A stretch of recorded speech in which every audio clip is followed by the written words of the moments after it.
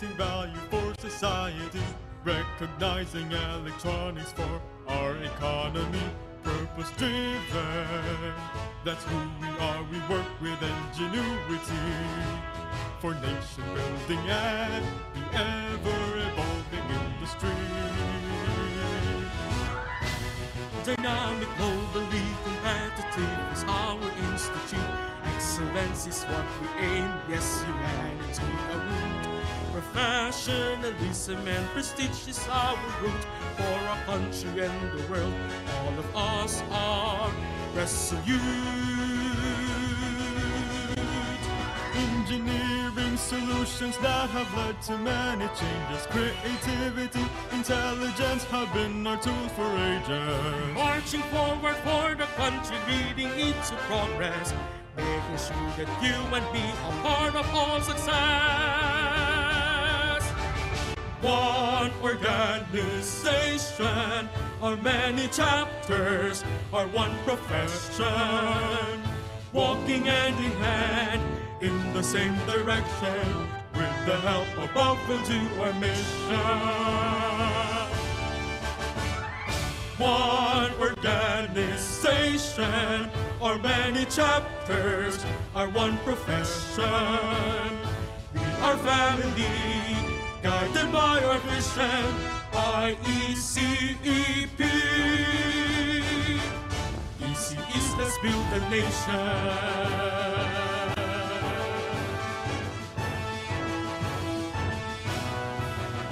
Leadership and unity and progress and development, camaraderie and ethics and meaningful engagements. Members have the chance for growth and involvement, new opportunities, inspiring lives moment.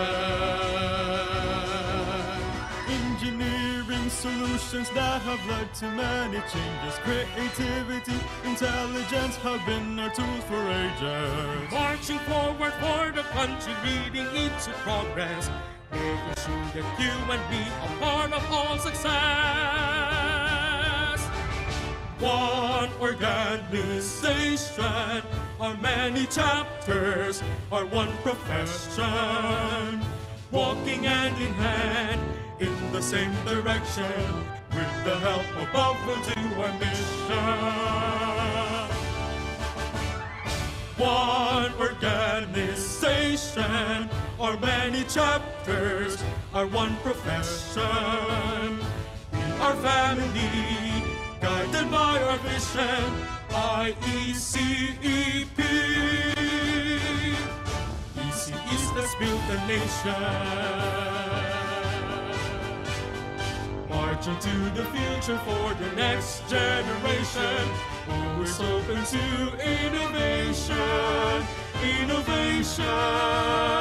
One organization, our many chapters, our one profession, walking hand in hand in the same direction. With the help above, we'll do our mission. One organization, our many chapters, our one profession. We are family, guided by our vision, IECEP. Easy is, let's build a nation.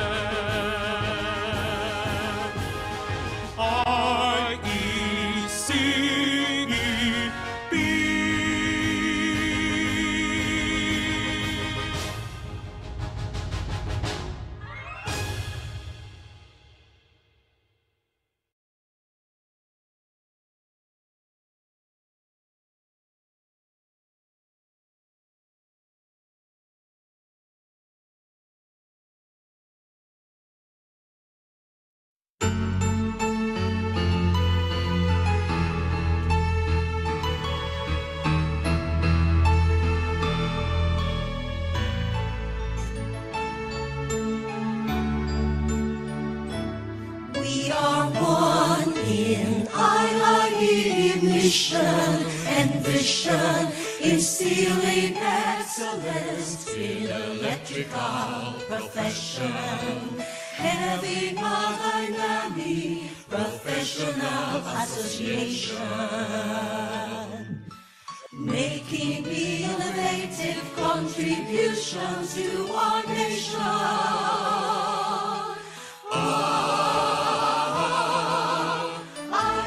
IE members were stronger than chain and bolt, rising to any challenge, involving what's comes and bolts.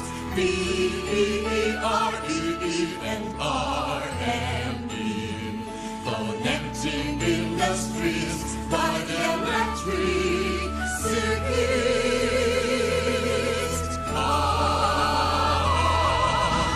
Bind us together, IIE. Bind us forever, IIE. With power cords cannot be broken. Bind us together, IIE. Bind us together, IIE. Bind us forever, IIE. Synchronize our hearts to reach greater heights.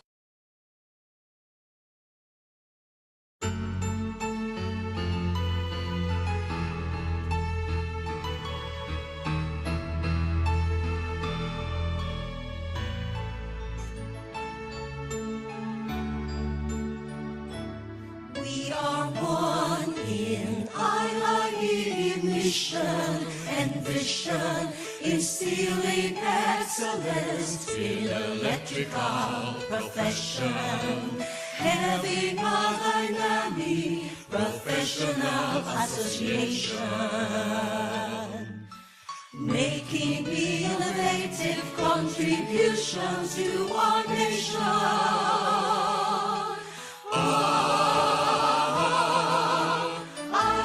IE members were stronger than chain and bolt, rising to any challenge, involving what's comes and bolts. BEREE and RME, connecting industries by the electric circuits.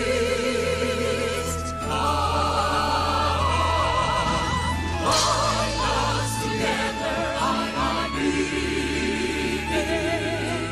Bind us forever, IIE. With power cords cannot be broken. Bind us together, IIE. Bind us together, IIE. Bind us forever, IIE. Synchronize our hearts to reach greater heights and brighter lights. We serve humanity with the power of electricity, making rigid transmission, grid for reliability, ensuring little power loss and high efficiency. From shifting from one place, the use of all energy.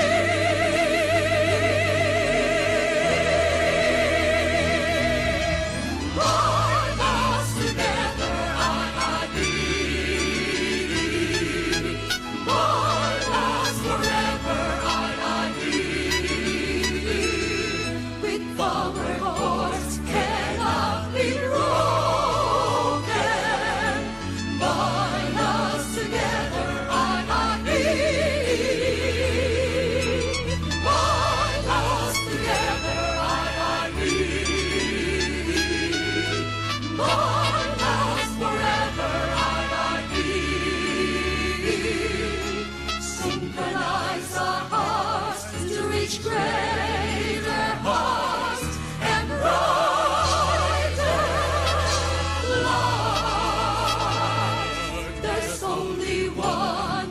attitude. No one else can substitute. There's only one IIE.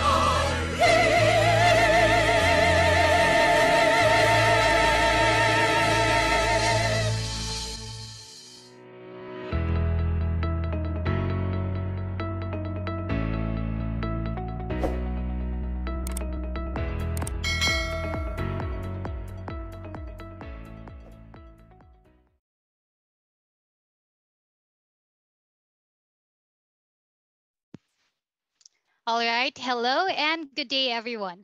This is Ira Lorraine Hizo, and I will be your host for today. We are hoping that everyone is full and energized to take part in this year's third Joint Technical Webinar 2022 Webinar and Technical Training Series, What's on Automation, proudly presented by the Institute of Electronics Engineers of the Philippines, United Arab Emirates chapter, in collaboration with the Institute of Integrated Electrical Engineers of the Philippines, IIEE Abu Dhabi chapter. Today is August 28th, 2022, and a Sunday we are attending at 2 p.m. in the Philippines. It's already 2:43, and of course we are greeting our UAE counterpart a good morning since it's 10:43 in Dubai. Good day to all our esteemed guests, especially to our engineers, organizers, and students present in this conference. Now, to formally start this event, may we call on the Governor of the ISEP UAE Chapter 2022. Please welcome Engineer Ruben James V. Sevillano, PECE. Thank you, Miss Ira. Can you hear me loud and clear? Yes, sir. Okay. To all our guests, students, members, national presidents of both IIE and ISEP, advisors, officers, and board of directors, or trustees for both professions, ladies and gentlemen, good day.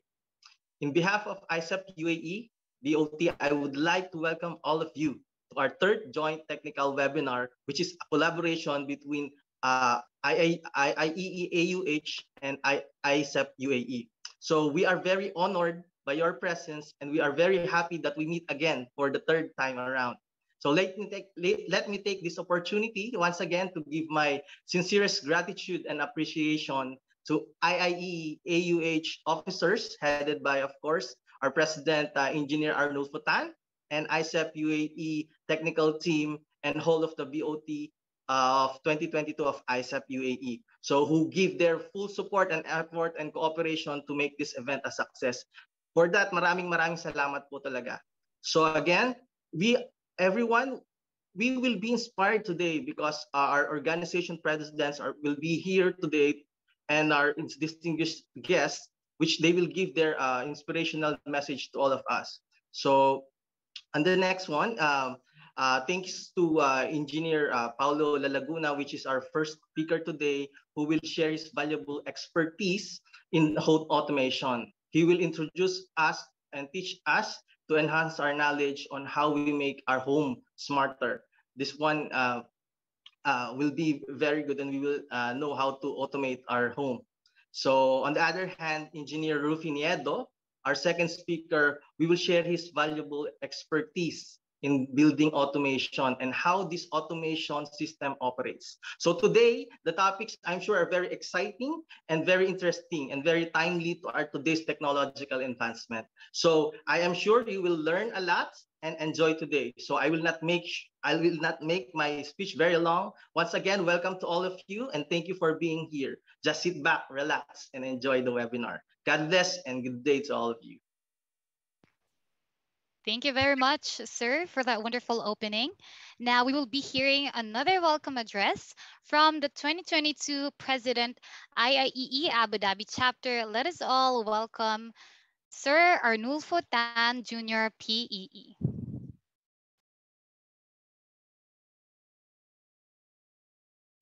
Thank you, moderator, Ma'am Ira. So good morning to the ones in the UAE or in the Middle East, and good afternoon in the Philippines. So again, on behalf of IEE Abu Dhabi chapter, we would like to welcome you once again in this joint technical webinar And this is already our third, just as mentioned by Governor Ruben James. And to grace our event, let's listen to the inspirational messages from the heads of our organization. To start with, 2022 IECEP National President, Dr. Michelle D. Lawas, as well as from our IIE Abu Dhabi, our IIE National President, Feliciano Padua III, and also our 2022 Foreign Region Governor for IIEE, that is Engineer Jerin B. Talam. So again, let me mention that IECEP, UAE, and IIE Abu Dhabi endeavor to accomplish its pursuit of enhancing the competencies of electronics and electrical practitioners through technical webinars, just as what we will be having today. So having said that, we are going to have a technical presentations regarding home and building automation, which will be discussed by our seasoned technical speakers. So the topics for today may help us deepen and broaden our technical knowledge in the field of automation. So thank you, and may we benefit from the course of our program today. Thank you. Thank you very much, Sir Arnul Futan. Junior, now we will be having an inspirational message from none other than the 2022 ICEP National President, Dr. Michelle D. Lawas. Dr. Michelle D. Lawas is the National President of the Institute of Electronics Engineers of the Philippines Incorporated, ICEP 2021 and 2022. She is also the National Vice President for Education and Students Affairs, Institute of Electronics of the Philippines Incorporated, ICEP 2019 to 2020. To 2020. She is also the governor of ICEP Soc Sargent chapter on 2014 to 2017 and a continuing professional development CPD resource speaker of ICEP Incorporated. She is also the director of AACOP Accrediting Agency of Chartered Colleges and Universities in the Philippines, also a proprietor of Sapphire Technitronics and Engineering Services. She is also the Vice Chancellor for Academic Affairs, Mindanao State University, Gensan, and is a Master's in Engineering, major in Electronics Engineering, and University of Southeastern Philippines. She is also a Doctor of Engineering, MSU Iligan Institute of Technology, and also a professional electronics engineer. Ladies and gentlemen, please give a round of applause to Dr. Michelle D. Lawas, PECE. Thank you. Thank you so much, Ms. Ira, for that very generous introduction.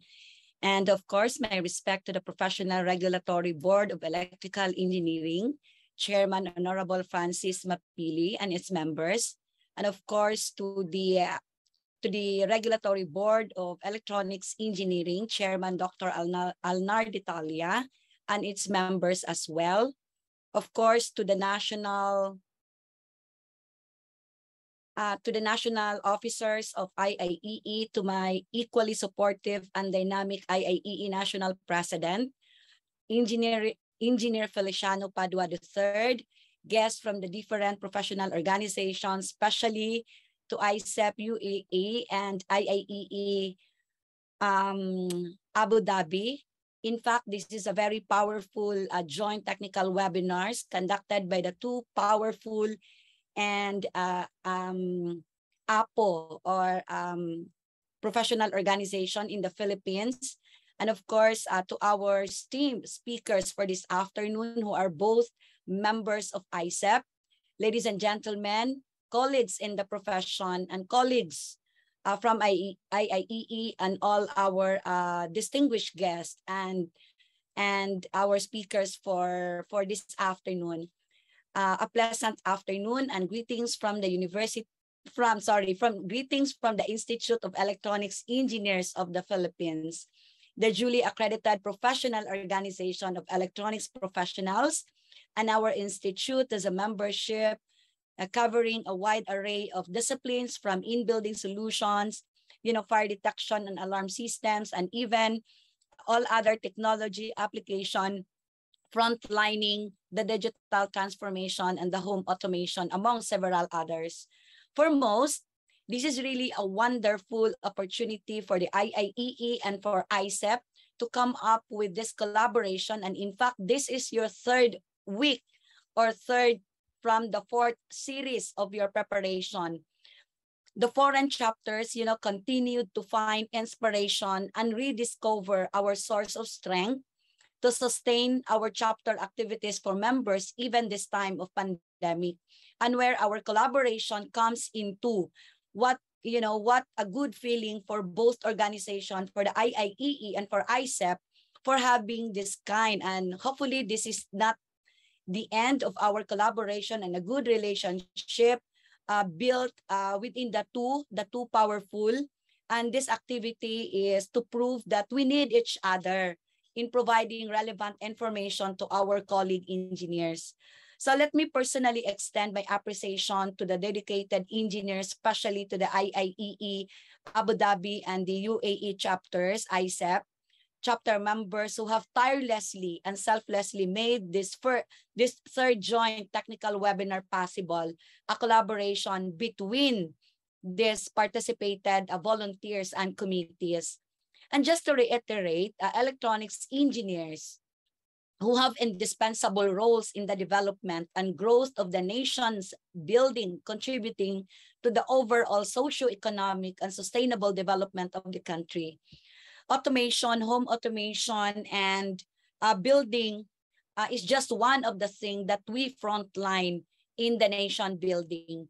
And our contributions perhaps to shaping the industry of the nation towards development is very essential, especially that the country in this time of migration to digital. My deep appreciation as well to all who solidify the gains realized under a truly dynamic organization through effective and efficient means of processing and transferring information to the members. It is noteworthy as well that the IECEP and the IIEE constantly endeavors to connect with our members through events, activities such as this. And IECEP, we as an organization, we are highly compelled to assist our members and of course to the immediate community where our chapters are present. And it is notable that the presence of everyone this afternoon, especially that this is our third series, is really a testament that our profession is a major driver in the digital transformation. And this, especially in this time that we are bridging resilient community, resilient connections, and transcending stable digital transformation amidst the pandemic the world is still currently facing. So again, it is really a good manifestation that the two strong organization is able to address this very important audience, our students, our future engineers, our practitioners, and express our take on the significance of a multidisciplinary approach and a collaborative approach to building. It could be a construction, it could be a home automation, it could be in the nation building. Indeed, convergence has tuned into a byword, into the norm being defined as the interaction of the members of an ecosystem. Simply put, the convergence of operationalizes the interfaces brought about by the common fields of practice for various disciplines and profession. And we understand that we have the common intersection between the IIEE and between the IECEP because we have more than 50% common subjects in the field of electronics and in electrical.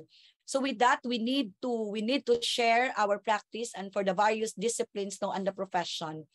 And mind you also that indispensable nowadays is the introduction of electronic system and information and communications technology application in construction, in any management, for planning and execution, and many other challenges brought about for the building automation, for the smart home solutions and the like.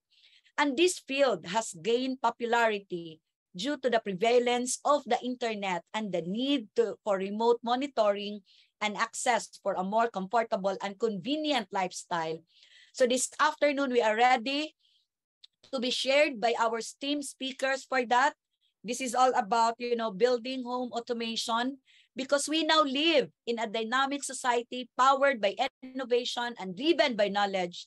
And as we begin to embrace the game-changing nature of electronics and ICT, coupled with digital transformation, our collective consciousness also manifests the critical role of ICT infrastructure in the integrated supply chain in many businesses, enterprises, and individuals, accelerating the economic momentum across vertical industries and the government.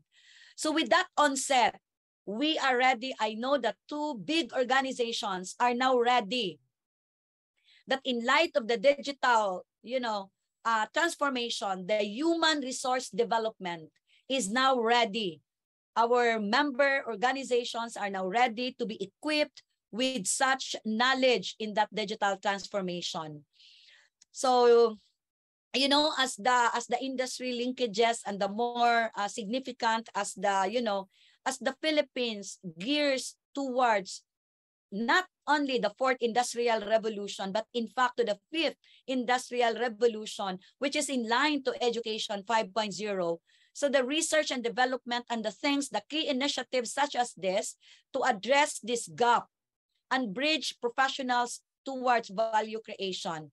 So with that, we are poised to transition to the many exporting electronics, design-oriented industry and focus on a multidisciplinary collaboration that finds itself higher in the value chain in the coming generation and in the coming years. So the role of our respective organizations, the IIEE and the IECEP, in building convergent electronics and ICT capacity for the construction industry, and to provide platforms, for socializing innovative ideas. Conferences, activities such as today are really platform the technology acceptance and soliciting professional insights as we become more aware and we are enabled to make connections in ways that, resonate and have relevance in all of us. So before I end,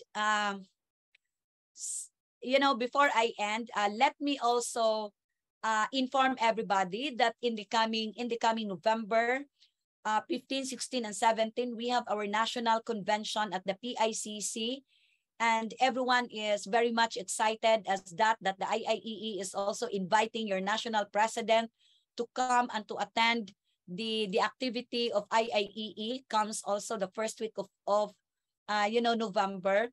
So with that, hopefully that, again, this is not a start with a good relationship and a good collaboration between the two chapters, the two organizations, but in fact, yung darating pa yung mga activities natin that we are going to intersect with our principles and intersect with the mandates of the organization, wherein we frontline and wherein our expertise and capabilities are needed for the national building, for the nation building. So with that, congratulations, everyone. And on behalf of the Institute of Electronics Engineers of the Philippines, being your national president, on behalf also of the board of directors and officers of the National IECEP, I would like to commend this joint technical series conducted and initiated by, of course, by the two outstanding organizations, foreign organization. And thank you very much to the organizers, and may everyone remain safe amid still COVID is there. So amidst this crisis na we are facing. So maraming salamat po and congratulations po sa lahat.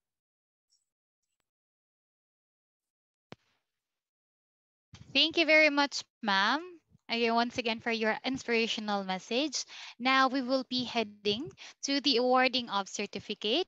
The citation reads, Institute of Electronics Engineers of the Philippines Incorporated, United Arab Emirates Chapter, in collaboration with the Institute of Integrated Electrical Engineers of the Philippines Incorporated, Abu Dhabi Chapter, with the theme Enabling the Digital Transformation into the New Normal, proudly presents this certificate of appreciation to Dr. Michelle D. Lawas. Sir? The 2022 ICEP National president in grateful recognition for her generous support on the various chapter program and for the inspiring message to the participants during the third joint technical webinar and technical training series What's on Automation given this 28th day of August and the year of our Lord 2022 at Dubai, United Arab Emirates, signed by our president of the IIE Abu Dhabi and the president of ICEP UAE. Maraming Everyone, salamat thank po. you, Thank ma'am. you very much. Again, please give ma'am a round of applause.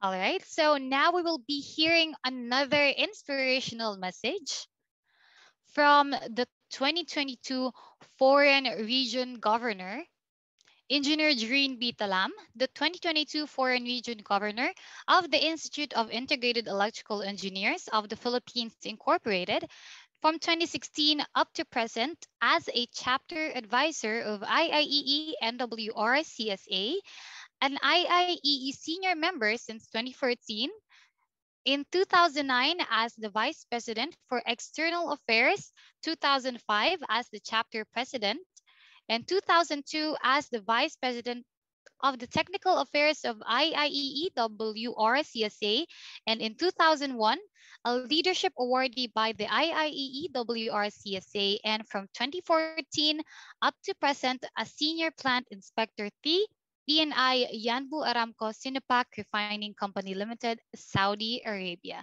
Now, please give a warm applause to Engineer Doreen B. Talam. Thank you, Ma'am Ira. I am audible. Am I Yes, sir. audible? Yes, po. Thank you. Good afternoon and good morning, Middle East.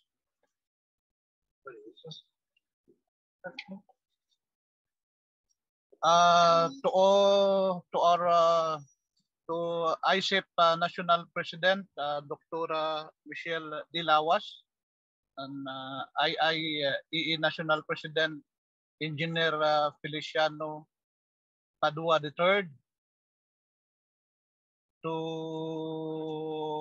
all past governor of ICEP United Arab Emirates and all former president of IIE Abu Dhabi chapters, all current chapter officers of ICEP and IIE Abu Dhabi, all foreign chapter presidents and chapter officers of foreign region, members of ICEP UAE chapters and IIE Abu Dhabi chapters, guests, attendees, students for today's events around the globe who are present. Good morning, Philippines and good morning, Middle East, and good afternoon, Philippines. It is my great gratitude and appreciation to be part of today's event, and my sincere congratulations to both officers, committee, and members of the ICEP, UAE, and IIE Abu Dhabi chapters on your third joint technical webinar and technical training series, What's on Automation. This will not happen without proper planning and collaboration with your current leaders of both organizations, the ICEP and IIE. Your chapter's commitment to serve its member is not an easy task, as we still encountered a lot of challenges as we embrace the new normal. However, this only shows that ICEP UAE chapters and IIE Abu Dhabi chapters is in the high spirit and momentum to serve its members and practitioners by providing knowledge through this technical webinar. To all the attendees and participants, I would like to encourage everyone to focus and captivate on what you learn in today's technical webinar that you may use and adapt in your field of practice. It's also view life as a continuous learning.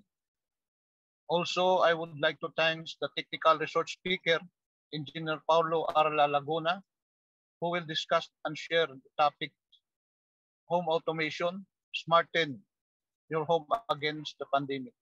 The subject matter experts on this field, and Engineer Rofe Niedo, who will discuss and share the subject matter expert of this field, building automation.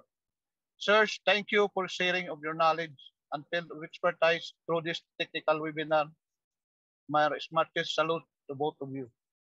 Once again, congratulations to all committee officers and members of IECEP UAE chapters and IIE Abu Dhabi chapters on your third joint technical webinar, What's on Automation. Once again, congratulations everyone. May God bless us all in every endeavors that we do in our beloved organizations, the IECEP and IIE. Stay safe everyone. Mabuhay ang IECEP and IIE. Thank you and God bless.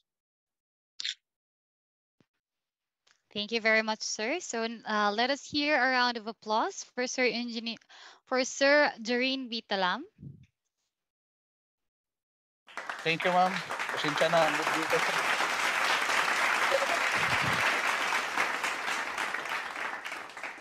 Again, thank you so much, sir. Now we will be awarding the certificate of appreciation, of course, to our 2022 IIE Foreign Regional Governor, Engineer Doreen Bitalam, in grateful recognition of his generous support on the various chapter program and for the inspiring message and wisdom to all the participants during the third joint technical webinar and technical training series, What's on Automation, given this 28th day of August in the year of the Lord 2022 at Dubai, United Arab Emirates. Signed by Engineer Arnold Tan, ACPE, AERPE, the President of the IIE Abu Dhabi, and Engineer Ruben James B. Civiliano, PECE, the Governor and Chairman of the Board, ICEP UAE. Once again, thank you very much, Sir Talam.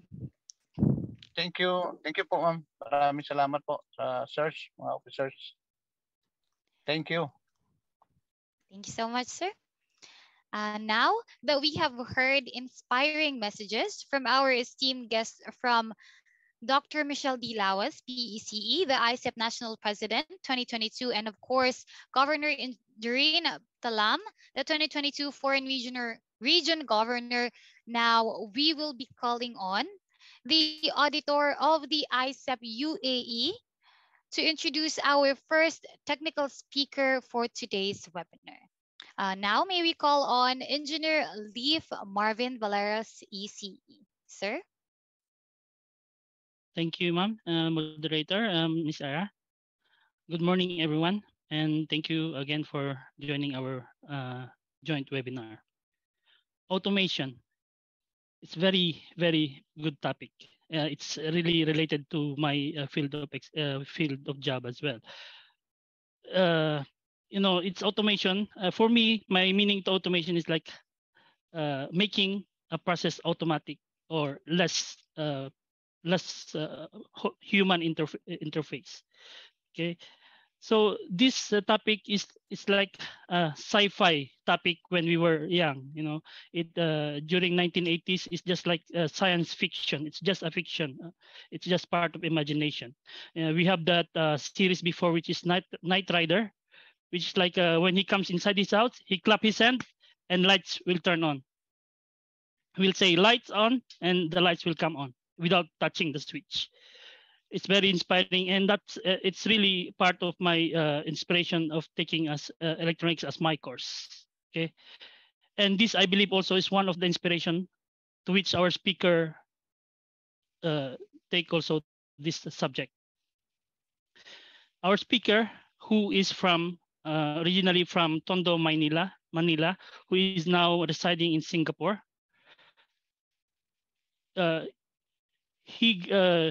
he is now sharing to us his knowledge, his secret, to his expertise. When the knowledge that pamantasan ng lungsod ng Maynila saw to him when they said, yes, you can now graduate as electronics and communications engineer. Go and make us proud. Go and multiply. Humayo ka at magparami. Which is now what he is doing now. Because now he's sharing to us his knowledge, and he wants us to become part of his army, to distribute also that knowledge to other people and to the companies that we will be working on.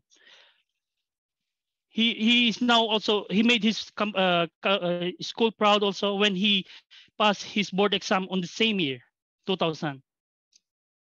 He is now also one of the most electronics engineer when he became a professional electronics and communications engineer, and he is now also an ASEAN registered engineer. He is also part now of the part and senior systems engineer of NEC Asia Pacific PTE Ltd in Singapore. He have many projects, and one of them, and many of them are very very known. And one of them is that Youth Olympic Games. Then also we have this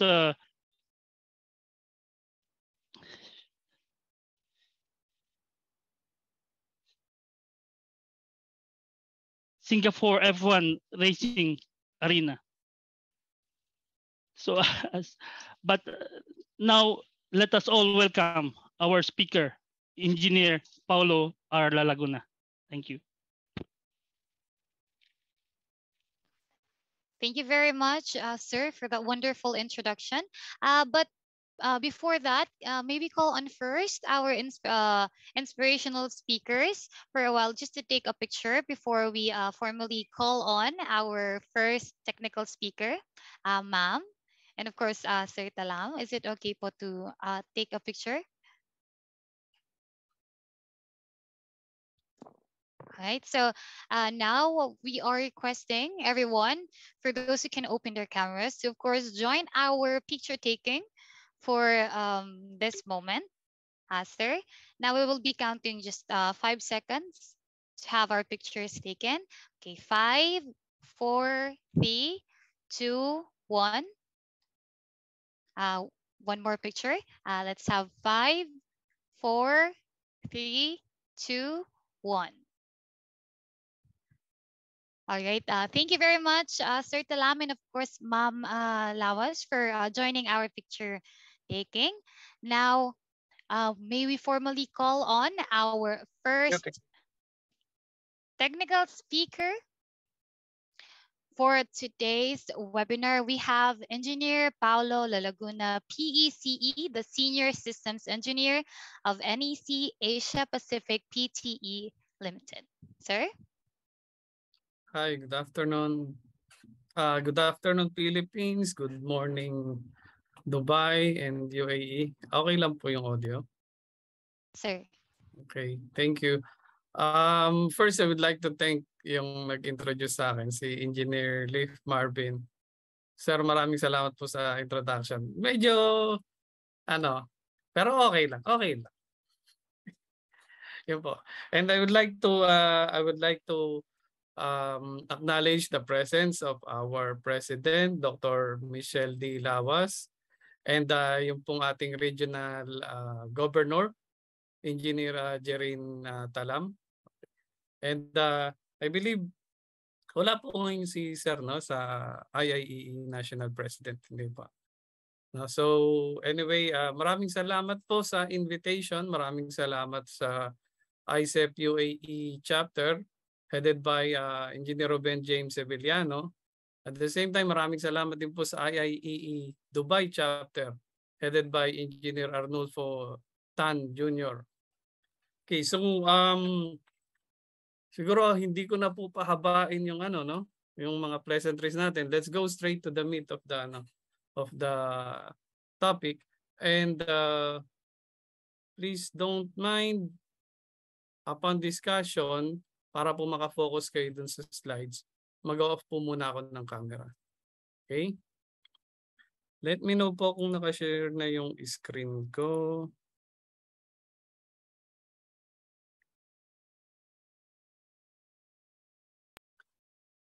Okay na po?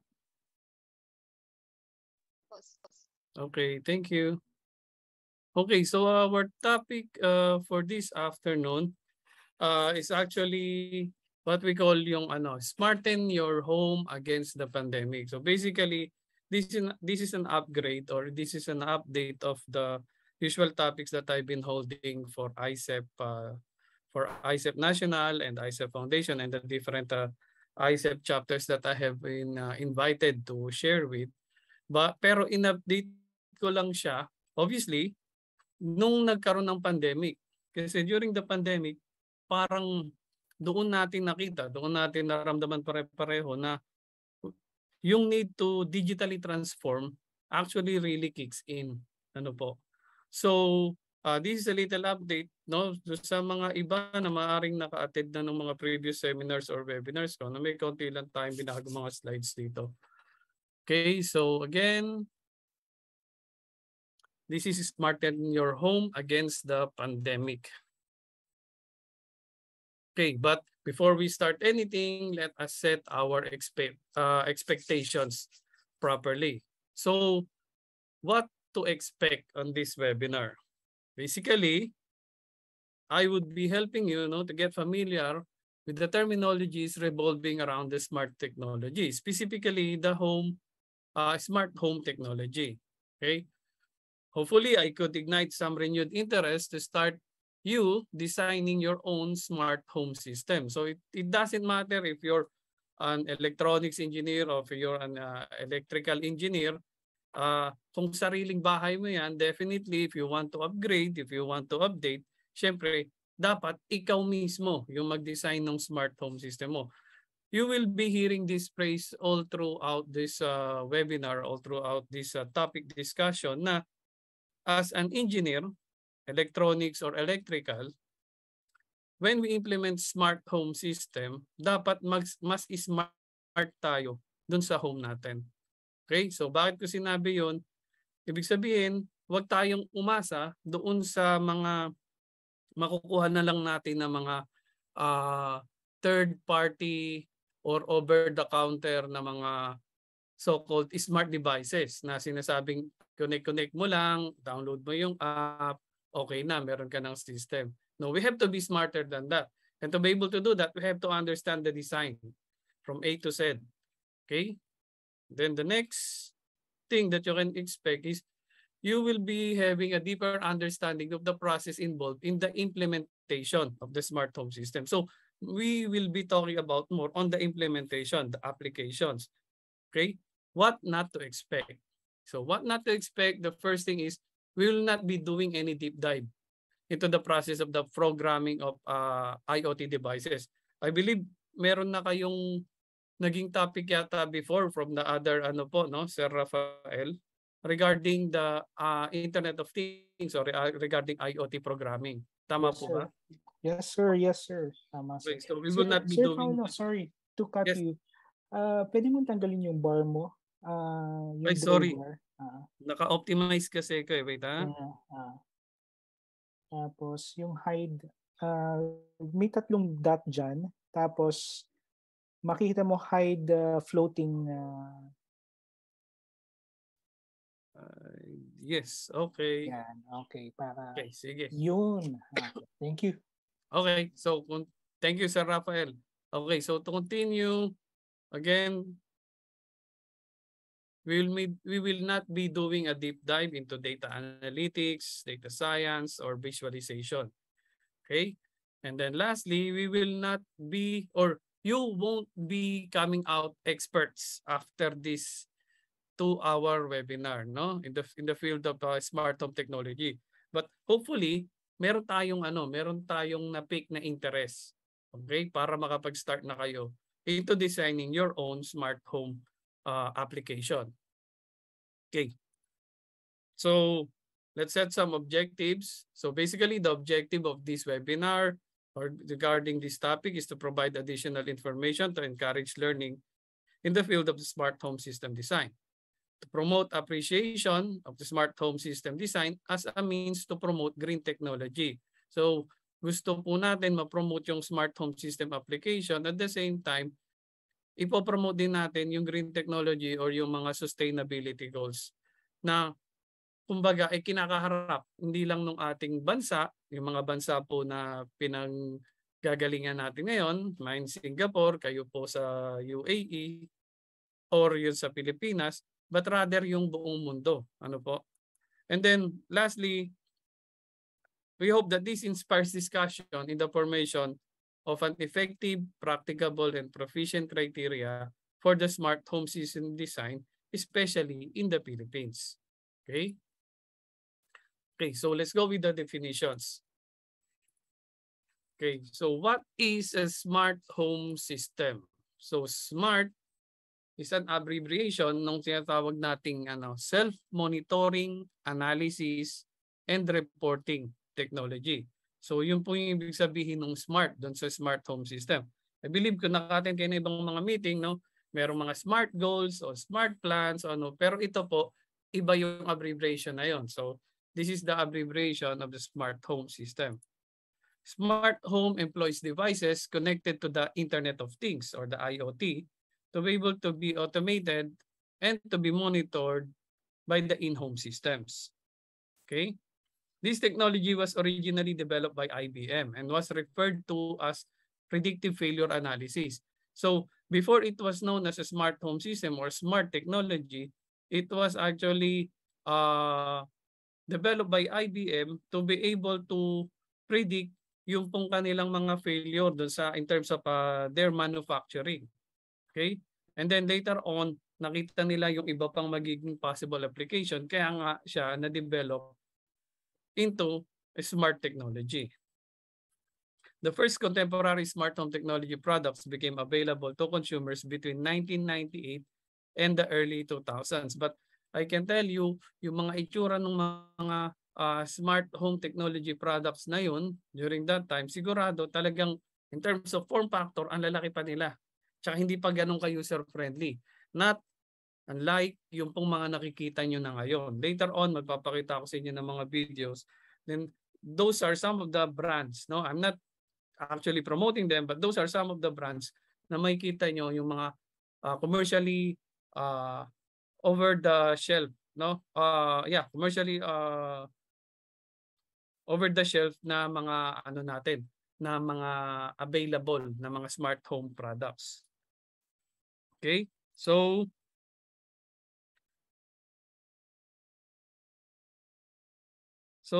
let's start to define these things. These words that you are seeing now are actually some of the basic components that eventually form yung smart home technology natin. No? So you can see Internet of Things, artificial intelligence, machine learning, data analytics, cybersecurity. Okay? So let's start with Internet of Things. So I believe nagkaroon na nga kayo ng topic na to, so let's just breeze through. No? So Internet of Things, we are actually pertaining to the extension of the internet connectivity into physical devices and everyday objects. Basically, lahat ng mga devices o physical objects na before, hindi mo pwedeng makonect sa internet, through Internet of Things, naging possible na siya. Okay? Embedded with electronics, internet connectivity, and other forms of hardware such as sensors and actuators, no, these devices can communicate and interact with others over the internet. And they can be remotely monitored and controlled. So, ito yung mga keywords para masabi mo na IoT yung product mo. Basically, meron siyang electronics, may internet connectivity, okay? And then, depending on the purpose of that particular product, meron siyang mga sensors or actuators, no, na yun yung kumbaga isa dun sa mga main component kung bakit kailangan mo siyang i-connect doon sa iyong doon sa iyong network or sa iyong smart home system.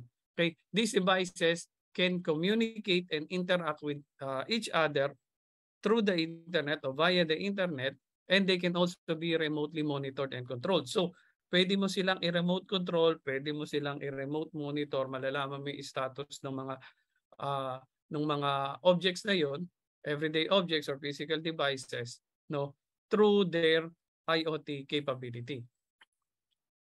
Okay, artificial intelligence. Artificial intelligence is the intelligence demonstrated by machines. Okay, unlike the natural intelligence displayed by humans and animals. So, when we talk about artificial intelligence, ito nga daw po yung pinapakita o yung minimimic ng mga machine ng mga responses, no? As opposed dun sa natural intelligence ng mga humans and animals. Animals also have some sort of intelligence, no? Mas mataas lang yung level ng human. Okay. This is often used to describe machines or computers that mimic cognitive function. So anong klaseng mga cognitive function ng humans yung minimimic ng machines? Those are learning tsaka yung problem solving. So when the machine is learning, it actually possesses what we call an artificial intelligence. And at the same time, upon learning through the use of different or multiple sensors, no, magkakaroon ngayon siya ng additional task or additional algorithm to be able to perform problem solving. And that in itself is basically yung tinatawag nating artificial intelligence. Okay? So machine learning naman is an application of artificial intelligence. This provides systems the ability to automatically learn and improve from the experience without being explicitly programmed. So ito yung nabanggit kanina ni Sir Leaf. No, though I would like to comment na yung reference si Sir Leaf kanina sa Knight Rider, medyo na-reveal yung mga age natin doon, sir, ano po. Kasi hindi ko alam kung ilan dito sa atin yung makaka-relate doon sa Knight Rider, pero definitely kilala ko po si Kit. Okay? So this machine learning focuses on the development of computer programs that can access data and use it to learn from them for themselves. So again, nagle-learn yung machine mo automatically kapag ka na pre-program mo na siya to perform whatever task na gusto mong i-perform sa kanya, and it actually takes us kumbaga after the pre-programming, wala nang magkakaroon na additional programming or wala nang magkakaroon na additional human intervention dun sa machine na yun to be able to relearn and re-improve yung kanyang mga functions or responses. Okay? Okay, so data analytics. Kasi nabanggit kanina dun sa artificial intelligence and then nabanggit din sa machine learning, no? Kailangan ng data ng mga machine to be able to perform or to be able to learn and improve and eventually perform problem solving. So this actually talks about in different branch of science that what we call data analytics. So data analytics is the systematic computational analysis of data or statistics. It is used for the discovery, interpretation, and communication of meaningful patterns in data. So I don't know if you have a topic on data science or data analytics, but the thing is, yung big pile of raw data to be able to make those as a important or usable pieces of information, you have to perform data analytics. So maraming processes po yun. Okay? But as you can see from here, no, sinasabi niya, it is used for discovery, later on interpretation, and then communication. So once you understand this data, sinabi nga kapag data-driven na yung iyong machine o data-driven na yung iyong algorithm, no, mas mabilis nag-a-adjust at mas madaming data na na-analyze ang machine, mas maraming data na tatanggap ang machine, mas dumadami yung kanyang natututunan at mas nagiging specific yung kanyang response. Okay? So it also entails applying data pattern towards effective decision making. Okay, so again, yung nabanggit ko kanina, no? So if you have more data, you would be able to perform yung tinatawag nating informed decision making. And in terms of the machine, no, the more they know, the more they could actually provide the most appropriate response. Okay? And then last one is yung cybersecurity. So obviously you connected all of your devices sa internet. You are learning, your machine is learning, nagpe-perform ka na artificial intelligence, and you are bouncing data back and forth doon sa mga sensors, sa mga machine mo, doon sa mga servers mo, whatever. The last thing that you would be needing to be able to close the loop or to complete yung system mo is yung cybersecurity. Because again, we all know in this day and age, no, data is king, information is king, no. So kapag yun nanakaw, kapag yun na-hack, or kapag na-insertan yun ng mga malicious na mga information, doon tayo magkakaroon ng problema doon sa operation ng ating smart home o smart technology. Okay? And dito pumapasok yung need for cybersecurity. And cybersecurity is defined as the protection of computer system and networks from the theft or damage to their hardware, software, or electronic data, as well as from the disruption or misdirection of the services they provide. Later on, papakita ko sa inyo yung example ng mga cybersecurity breach na nangyari. I would just like to preempt na medyo dated na yung ibang mga videos kasi again, I've run this a couple of years before, pre-pandemic pa lang na-run ko na siya, and yung mga videos, fortunately, hindi ko pa na-update. Okay? Okay, so how does a smart home system actually look like? No, ito yung most common design structure ng smart home system or smart home technology system. So you have your hardware layer, yun yung home space mo, okay? And then sa home space mo, nandoon nakakonect yung iyong mga IoT devices. No, you've got your locks, lamp, camera, siguro radio or microwave, no? And then meron kang hub. Yung communication between your devices is either through Z-Wave, Zigbee, or Wi-Fi. And then, meron ka ngayong router palabas doon sa iyong cloud platform. Okay? So, this is actually now the control layer. So, yung cloud platform mo, basically, nandito yung pinaka-server ng iyong mga smart home devices. Okay? So sa cloud platform, nandiyan yung access control mechanism, nandiyan yung interface sa mga smart devices. Okay? And then lastly, you'll have your processing layer. So sa processing layer mo, nandiyan naman yung smart applications or smart app. So for Android and iOS users, no, yan yung may icon lang, may isang app icon lang doon sa inyong phone, at makikita nyo, mabubi nyo, makokontrol, mamomonitor nyo yung iyong mga smart home devices. So, and then you also have some external systems such as IECEP, Zapier, tsaka MS Flow, para naman sa mas malalim na control o mas madami pang, what do you call this, siguro little bit complicated na data analysis. Okay? So, ito yung basic. So, may bahay, andun yung devices, you've got your router, nilabas mo siya sa cloud para ma-access mo anywhere. Okay?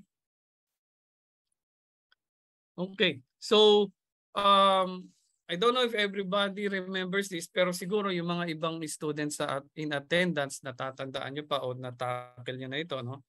This is a block diagram of a closed loop control system. So you've got your input, you've got your controller, process or plant, then you've got your output. Then the thing that makes this a closed loop control system is yung feedback, na kung saan makakaapekto rin, no, doon sa kung paano yung pagko-control ng mga next set of inputs or next sets of data. Okay? So kung i-compare natin yung smart home system, ganito yung itsura niya with the other components that we've talked about. Okay? So sa smart home system, yung input mo are actually your sensors. So whatever kind of sensor that is, no, sila yung bumubuo ng iyong mga input devices. And then yung iyong controller is yung ML mo or yung machine learning. So basically, siya yung nag-learn kung ano yung mga gustong ibato ng mga sensors na yon. And then from ML, ibabato niya sa AI to be able to perform yung process. Okay? And then AI will throw it to actuators. And yung mga actuators, sila yung magpe-perform ng mga tasks or ng mga responses na kino-command ng mga na-detect ng mga sensors. And then, yung iyong feedback o closed loop mo is yung data analytics mo at yung iyong cybersecurity. So, ganyan kasimple lang yung smart home system. Though, pag bin-breakdown mo yung mga boxes, hindi siya ganun kasimple, no? Mas ano siya, mas what do you call this? Mas magiging complicated na siya or mas magiging complex na siya. Okay? Hindi pala complicated, complex. Okay. So again, yung hardware layer mo nandito sa sensors. Okay? Actually, pati yung actuators, hardware layer yan. Yun yung pinakita natin. Yun yung in relation dun sa pinakita ko kanina. And then, yung control layer, andito yan. Yung ML, yung machine learning, tsaka yung AI mo. Yan yung control layer. And then lastly, yung processing layer is nandito sa data analytics on sa cyber security. Okay? Kasi nandito yung mga apps mo. Okay? So yan yung yan yung complete smart home system in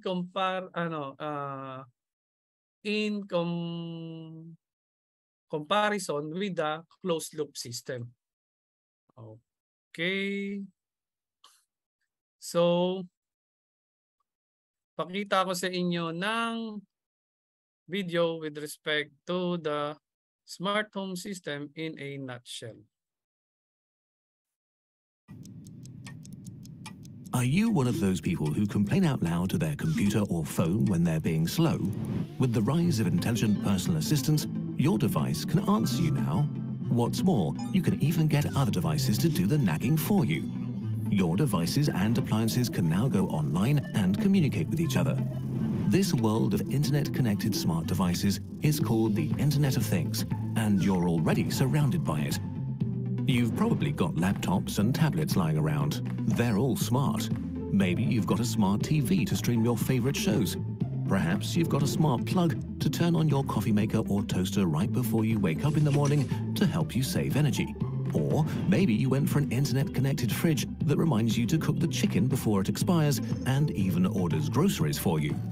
You might not think of it as such, but you're living in a smart home right now. And smart devices are here to stay. There will be 28 billion connected devices in the world by 2021, and half of them will talk to each other. For you, that means you'll be able to automate and assign domestic tasks with a simple tap on your smartphone. Okay, so I believe mas madami pa yung maging smart home devices, connected devices natin as of 2021, especially with the nangyari nga ng global pandemic na ito. Okay? So, let's go to the application. Okay? So, ano ba yung mga characteristic ng smart home system natin para masabi natin na talagang yung smart home system natin is true to the true to the definition ng kanyang application. Okay? So, I've come up with a simple what they call this mnemonics, no, para dun sa characteristics niya. So it's very basic, no, yung mga vowels natin, A, E, I, O, U. So first, it has to be automated. Okay? So smart home system provides automatic control for the connected devices and functioning completely with self-monitoring autonomy. So again, through the use of artificial intelligence, through the use of machine learning, through the use of various sensors and actuators, no, you should be able to receive automatic control ng mga connected devices mo if you employ your smart home system. Okay? The next one is, it has to be efficient.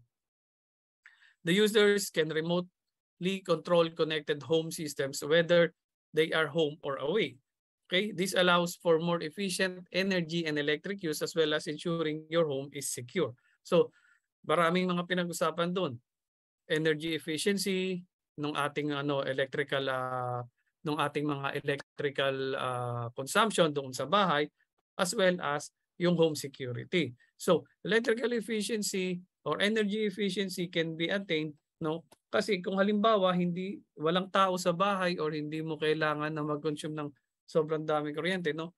From away from home, makokontrol mo kung ano yung mga dapat nakabukas lang, ano yung mga dapat nagfo-function lang, no? Kung may mga naiwanan ka mga devices na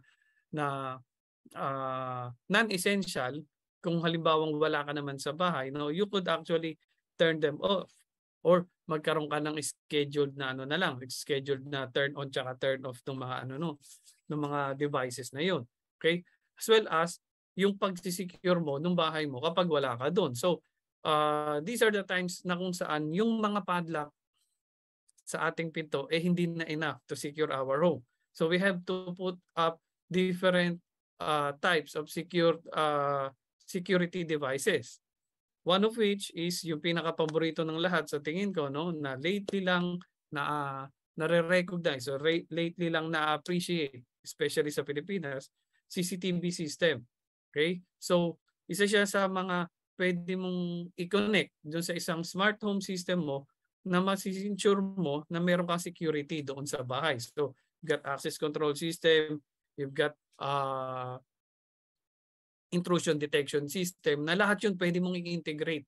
No, para kami maliit na planta, para kami maliit na building, para kami maliit na facility na kung saan yung devices na nakakonect doon would give you a semblance of kumbaga parang security na rin na kahit nasan ka, hindi mapapasok yung bahay mo. The next one is, it has to be intelligent. Yung intelligence na pinag-uusapan nga natin dito is yung artificial intelligence. Through the application of various sensors combined with pre-programmed tasks and routines, smart home system exhibits AI-like intuitive response triggered by the user's action. So again, AI-like, hindi pa siya talaga fully AI kasi I don't think na kailangan mo talaga yun at this point in time doon sa pagdidesign mo ng smart home system. Pero again, once you started and then later on pwede kang mag-update and upgrade, no? Pwede mong ma-achieve yung full AI. But at the moment, yung mga available sa market and those that you can also design yourself, they would be having some AI-like capabilities. Okay? It has to be online. So kailangan nakakonect sa internet. Obviously, you have your employing IoT devices, no? So kailangan available siya. So employing IoT connectivity, smart home systems are able to be configured, controlled, and monitored over the internet or intranet. Okay, so later on, pag-usapan natin ng konti what's the difference between those two. Okay, and then lastly, it has to be user-friendly. Again, sobrang smart ng smart home mo, hindi naman magamit. Okay? So, kung ikaw lang yung engineer sa bahay nyo, definitely dapat alam mo yung A to Z ng design. Pero dun sa mga non-technical persons na nagagamit ng system mo, kailangan user-friendly siya. No? Kailangan may tinatawag tayo. Actually, hindi na nga user-friendly ang term ngayon. Kailangan may user experience. Okay? Na factor yung iyong smart home system. So, the smart home technology allows users to control and monitor their connected home devices from smart home apps, smartphones, and other network devices. And tsaka with ease, no? Hindi yung talagang nalilito, nai-stress pa yung gumagamit. Okay? So smart home technology contributes to the health and well-being enhancement by accommodating people with special needs, especially older people. So we have a project here in Singapore wherein pinilot namin yun, nag-proof of concept kami. Kasi dito sa Singapore, mabilis ang kwento lang, meron silang mga home para dun sa kanilang mga elderly. But at the same time, may mga elderly na ayaw kasing ina-assist. Ayaw nilang, parang feeling nila nakakulong sila. So, Singapore devised a plan na kung saan binigyan pa rin nila ng mga units, sariling units yung mga older people. And they call it yung single occupancy na mga units. And doon sa mga single occupancy units, dinadalaw lang ng mga volunteers, yung mga matatanda, just to check on them once in a while. So, naging problema lang before, again, all of this happened before the pandemic. Naging problema lang before is, na wawala na pala or pumapanaw na pala yung mga elderly since they are living alone, hindi pa nalalaman, no, nung mga volunteers. So our company, my company before then, work with those volunteers to be able to provide a monitoring system doon sa movements ng mga elderly within their single occupancy units. So naglagay kami ng madaming mga PIR sensor within the units to be able to first learn paano sila kumikilos, paano sila nagpo-function. Anong oras sila usually gumigising, tapos na lang gumising, saan sila pupunta. So that would create the unique routines for individual elderly people. So pagkatapos noon, once na-learn namin yon, kapag merong araw na out of routine siya, yung matanda, magsisend na kagad ng alert yung system namin doon sa mga volunteers, sa mga handful ng mga volunteers para puntahan, para katukin, para i-check. Okay? So yung system actually namin na yon not only provides yung pag-monitor ng mga matatanda, meron din kaming mga yung system na yun nag-employ din ng mga fall detection, no, especially kapag nasa loob ng toilet. Nag-detect din kami ng kapag minsan merong nag-aano doon sa mga matatanda, anong tawag dito, nagdi-disturb, no, kasi may mga sensors kami sa mga pinto, lahat ganun. So this actually is a portion of the smart home technology na kung saan is specifically catered to be able to help yung mga elderly people. And this is just one of the application ng smart home technology. Okay?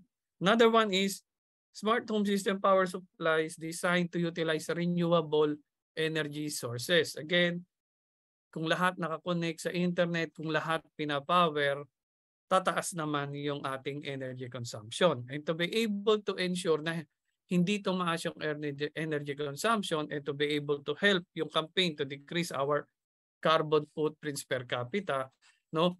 Ang pinopromote din natin is if you are going to employ a smart home system, be sure na yung power supply niya ay sustainable or as much as possible, it will be utilizing renewable energy sources. So ano yung mga renewable energy sources? Again, sa atin, ngayon pa lang din na-recognize, ngayon pa lang din na-appreciate yung mga solar panels, no? Kung saan, pwede na pala tayo, no?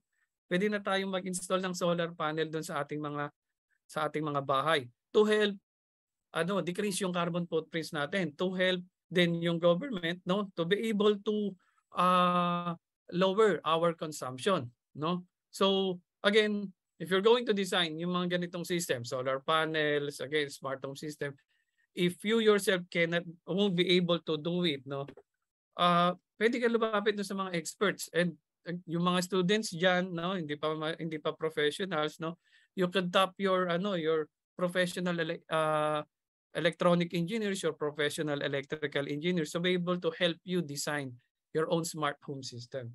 Okay? Smart home technology in times of the unprecedented pandemic like this COVID-19 can help promote contactless transactions and contact tracing efforts.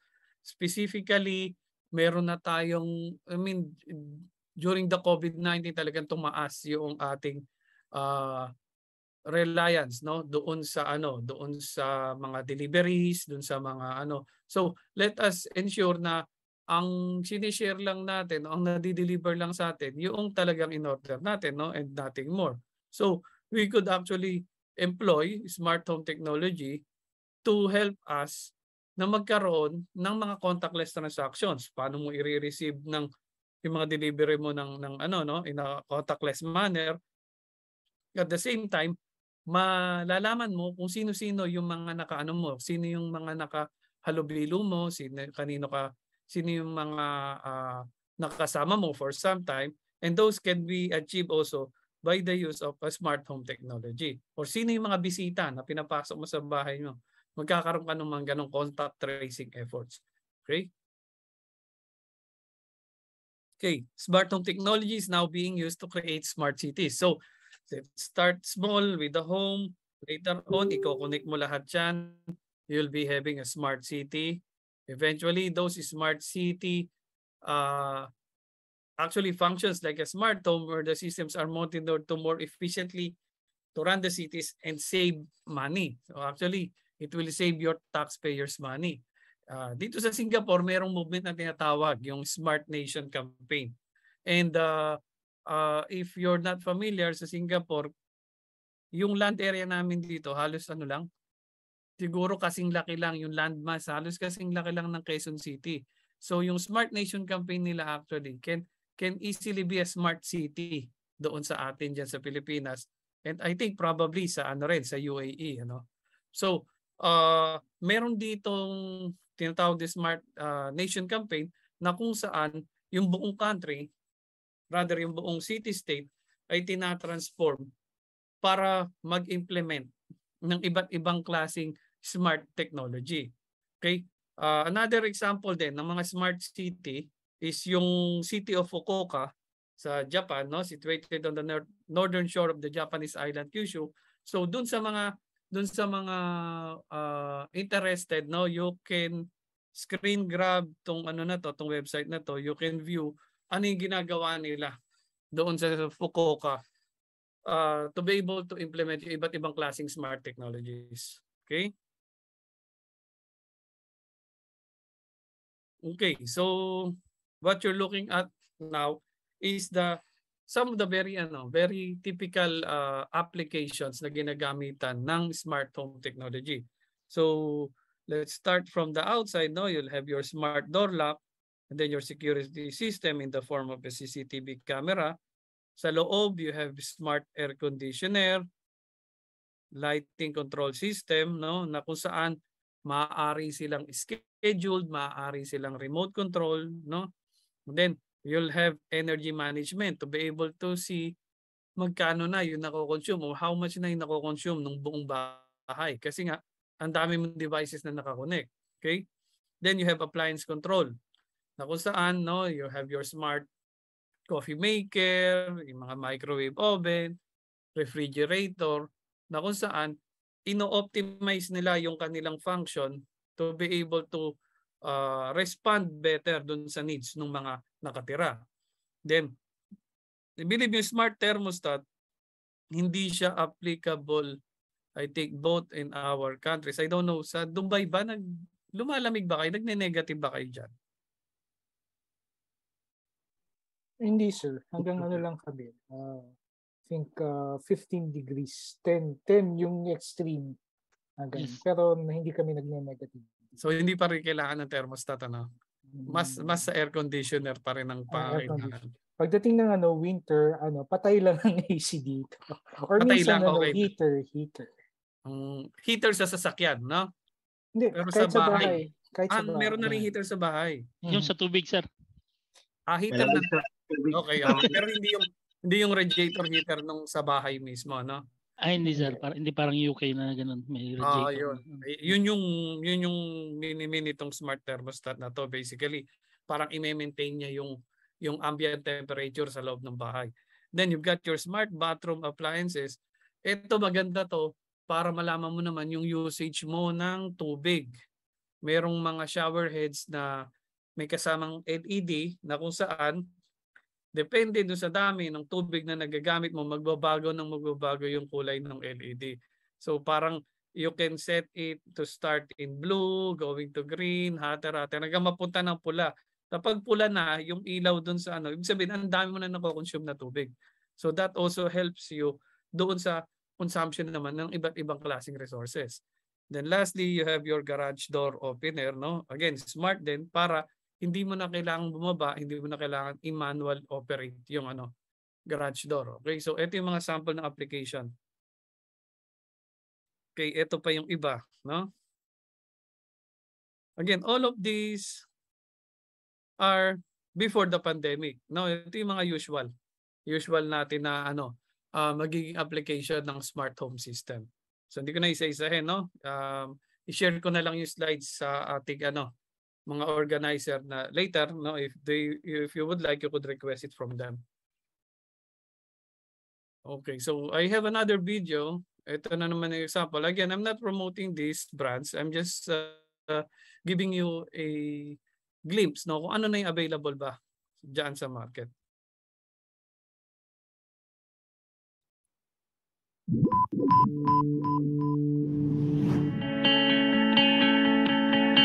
LifeSmart provides you and your family with a safe, comfortable, and colorful home environment.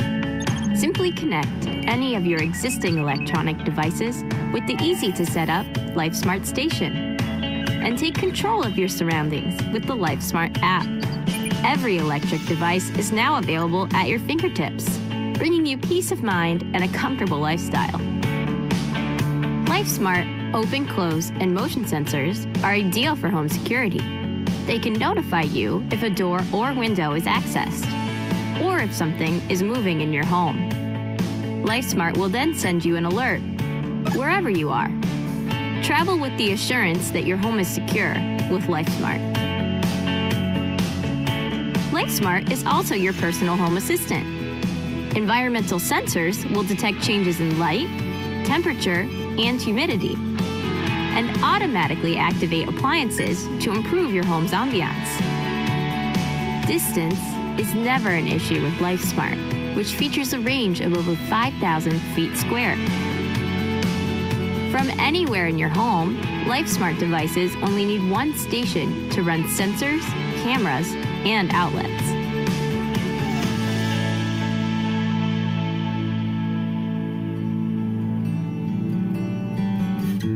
Let LifeSmart help set the mood and fill your home with vibrant colors and vivid displays.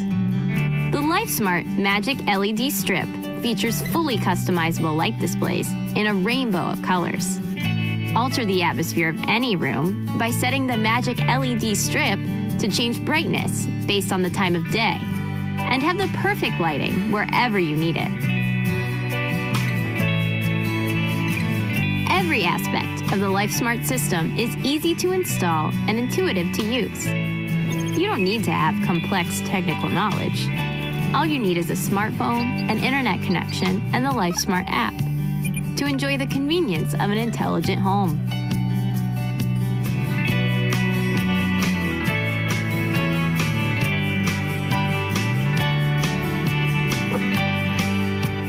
LifeSmart, the home of the future, available today.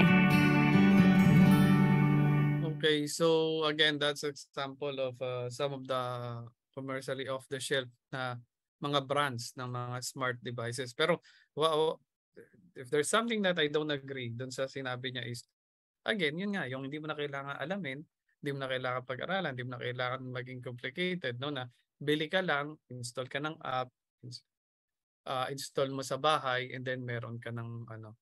Pero again, you have to wonder saan napupunta yung data na binabato ng mga devices mo. Saan napupunta, sino nagko-control, sino nakakakita ng mga data na yun. Though nakaka-control ka, but definitely may iba ring nakakakita at maaaring mag-control, no? So you have to sometimes err on the side of caution also, especially engineers tayo, kaya naman natin gawin to, kaya natin aralin to, no? We have to be smarter than our smart home systems. Okay? So let's talk about the components ng smart home system. Okay, so let's see the system architecture. So kanina naipakita ko sa inyo, ito yung hardware layer, no? Doon sa smart home system natin. And you can see there is a host of different devices, different sensors, different actuators na maaari mong gamitin sa iyong smart home system. And these could be connected to each other or connected in a network inside your home via Wi-Fi, Zigbee, or Z-Wave. Yun yung mga available ngayon sa market. So may mga sample dito, yung mga tuldok-tuldok na yan, yung mga kulay na yan, yun yung mga kung anong klaseng connectivity ang meron siya. No? Anong klaseng connectivity yung available sa kanya.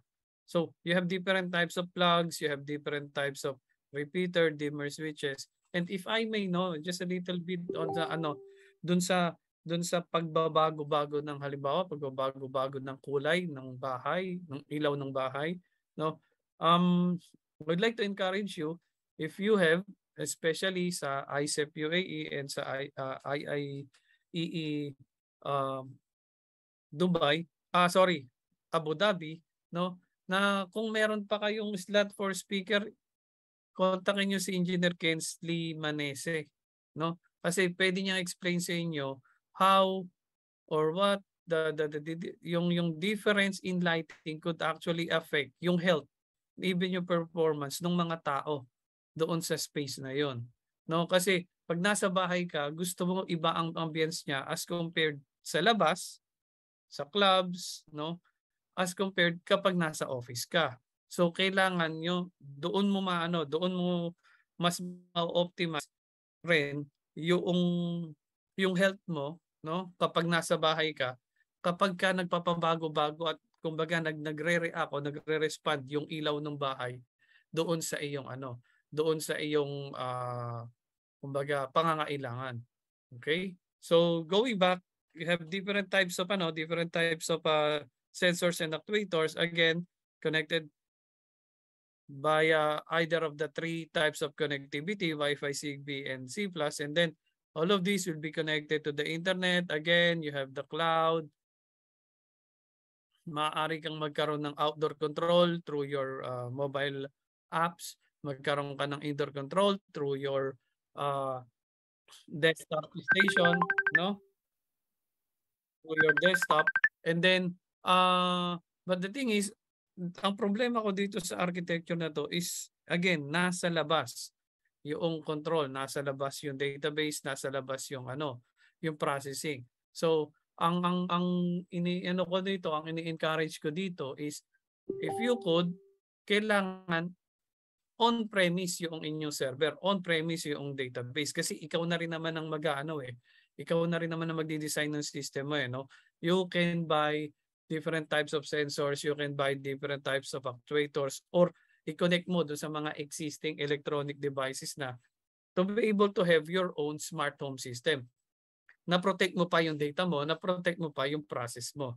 Okay? And there are different mga crash courses na maaari mong enrollan para makapag-come up ka ng sarili mo smart home system, no? Yung mga training sa Python, training sa MATLAB, 'di ba?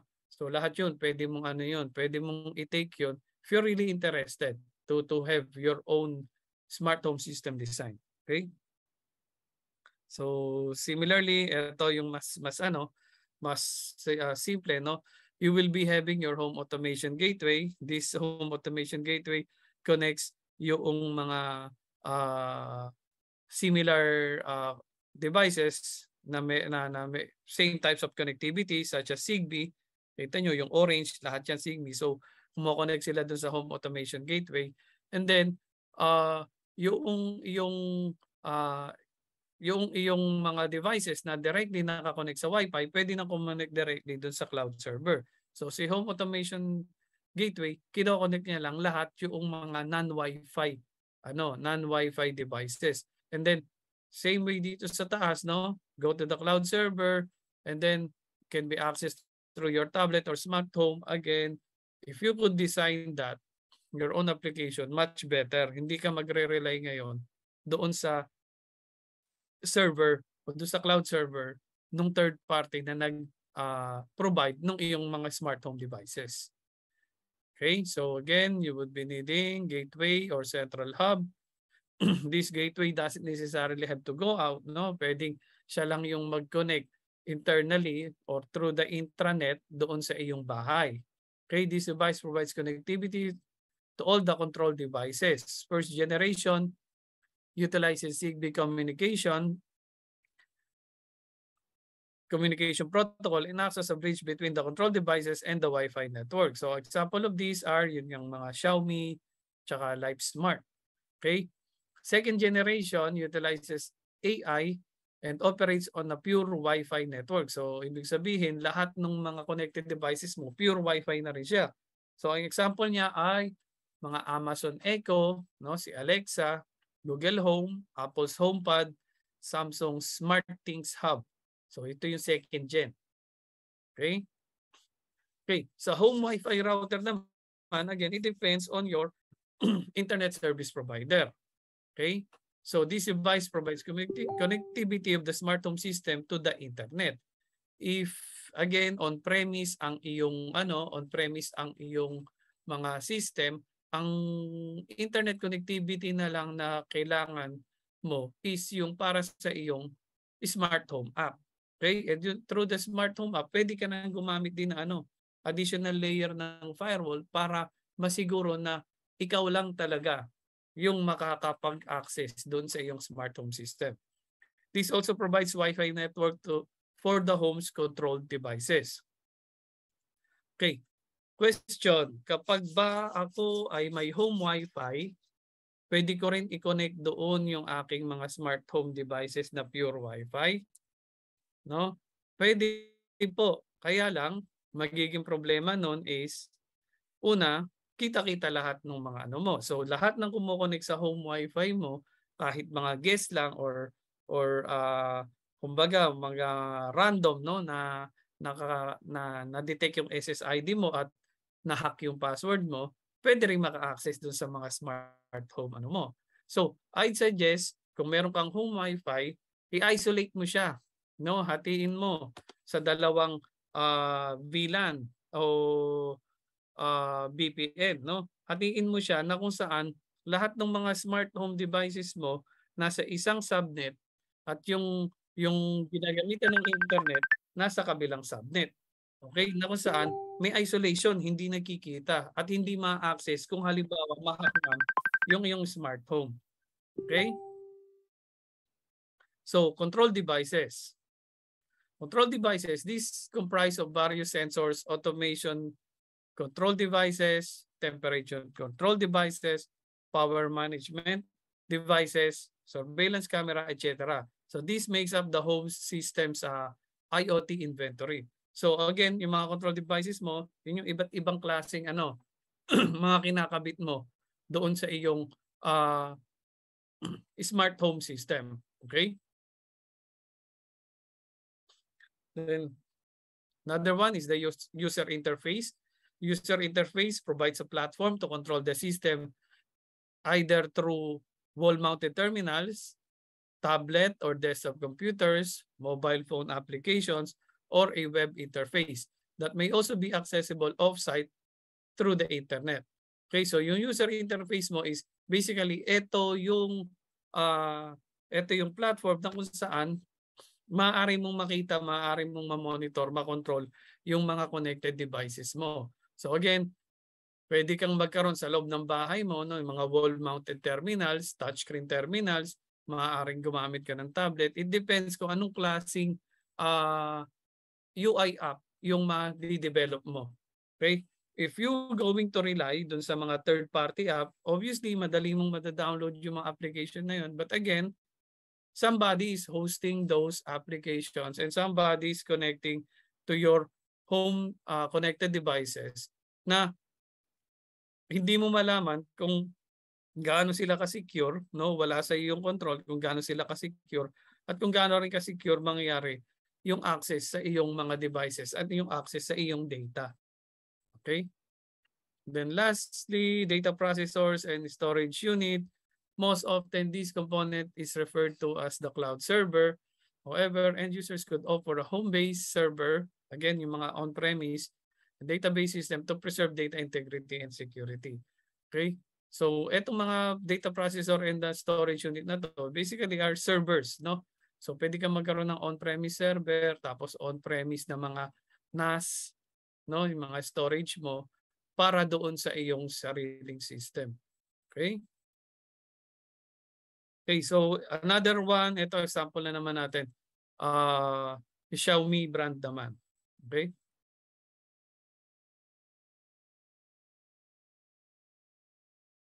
I started off buying the Xiaomi air purifier earlier this summer. This connects over Wi-Fi so you can control it with a mobile app, which is great so you can turn it on when you're in the taxi back home, for example. The Xiaomi Home app also contains their mobile store, so I was quickly ordering product after product after product. You can kind of call it Xiaomi's smart home invasion. By now, my coffee machine is turned on the moment I get out of bed in the morning.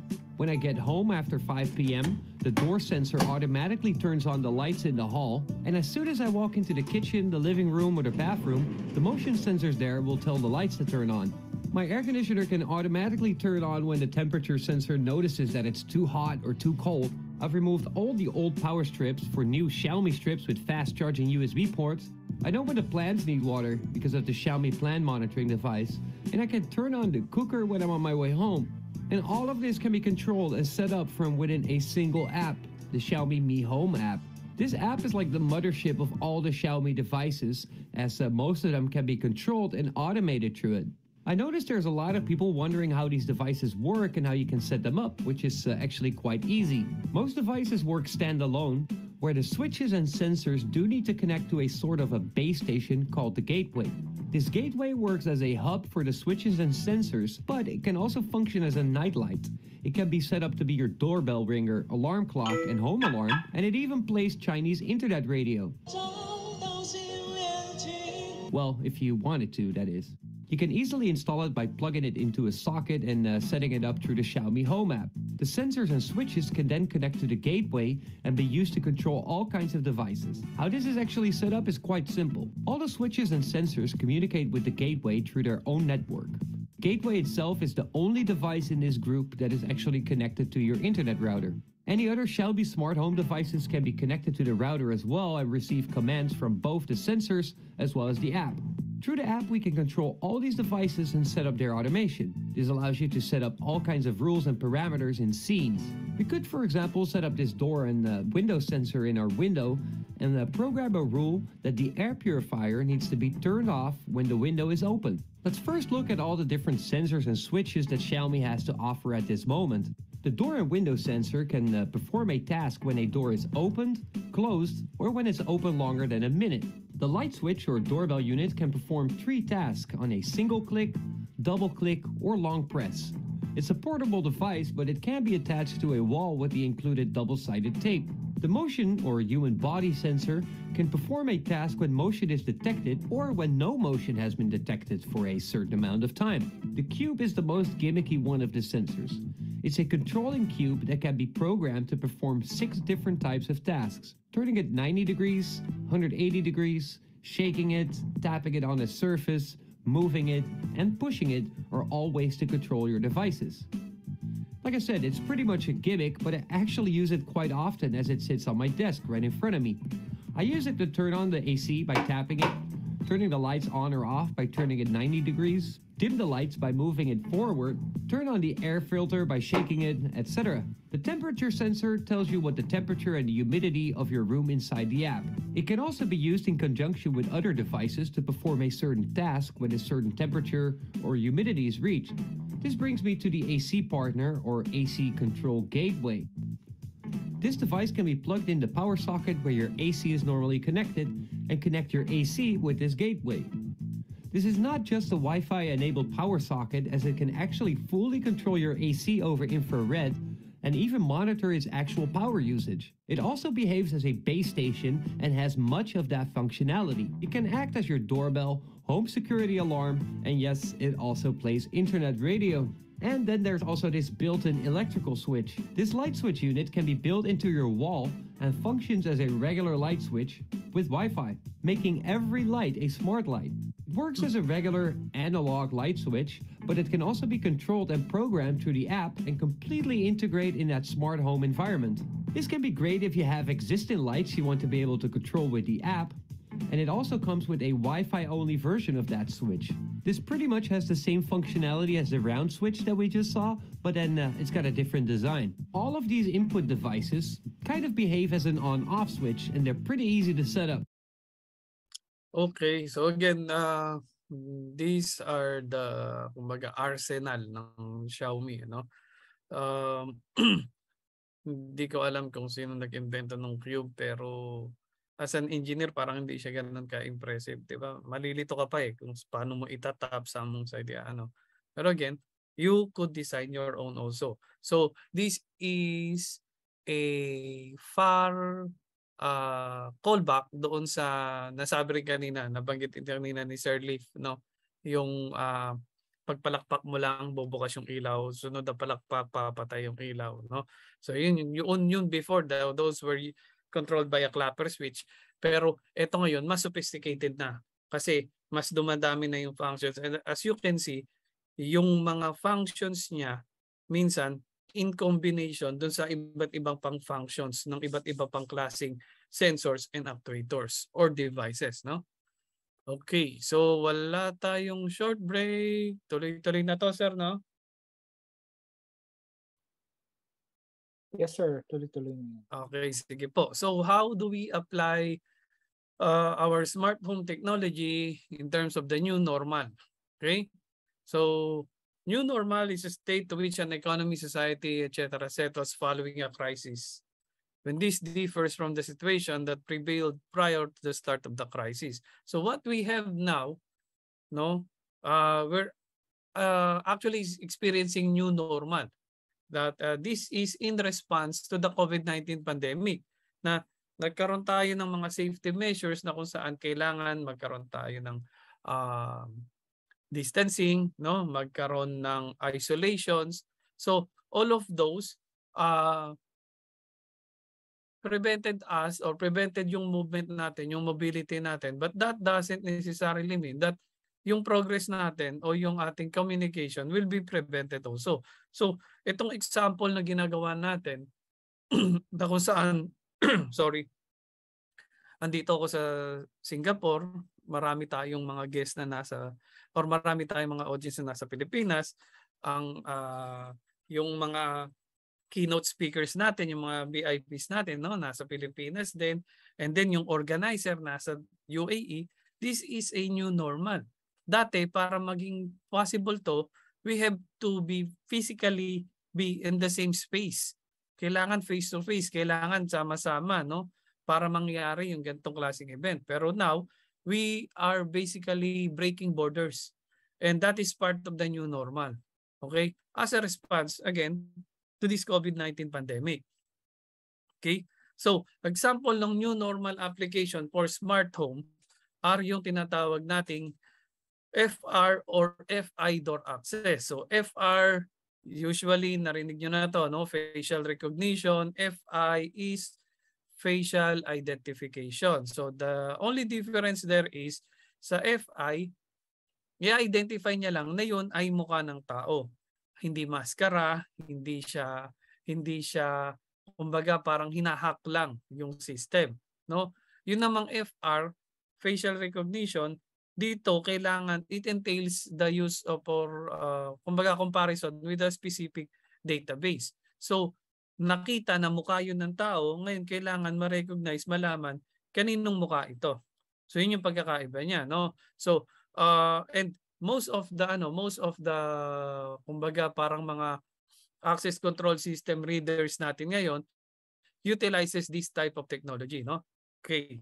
Next is again yung doorbell. So they don't have to touch anything. Once na na-detect na may mukha sila, magkakaroon ng doorbell o magdo-doorbell doon sa loob ng bahay. Okay? Temperature screening. For some time this was a big deal, no, na kung saan kahit saan tayo pumunta kailangan ma-check yung ating temperature.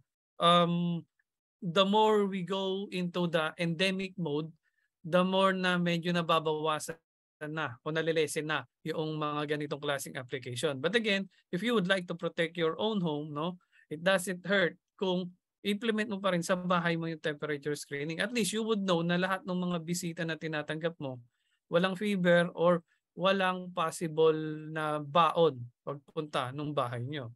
Okay? Automated parcel disinfection. Ito actually automated people disinfection to, no? Automated visitor disinfection, automated vehicle disinfection, and lastly yung contact tracing. Again, contact tracing, ito yung back-end application na kung saan lahat ng pumunta sa bahay mo magkakaroon ngayon, kumaga parang matatag na sila na they were at this location during this time and with this duration. Okay? Okay, so digital transformation, again, this is the response to the new normal.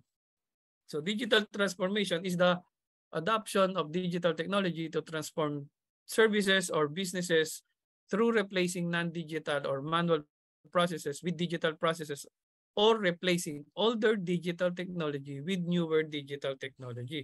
So, yung napapansin natin ngayon na lahat nagiging online na, again, yung mga meetings, seminars, webinars, pwede na siyang gawing online, no? Yung salitang work from home, yung term na work from home, naging prevalent na siya, no? Na dati luxury, ngayon parte na siya ng normal. Yung sa mga nag-aaral, no, na nakakapag-aral kayo through online means.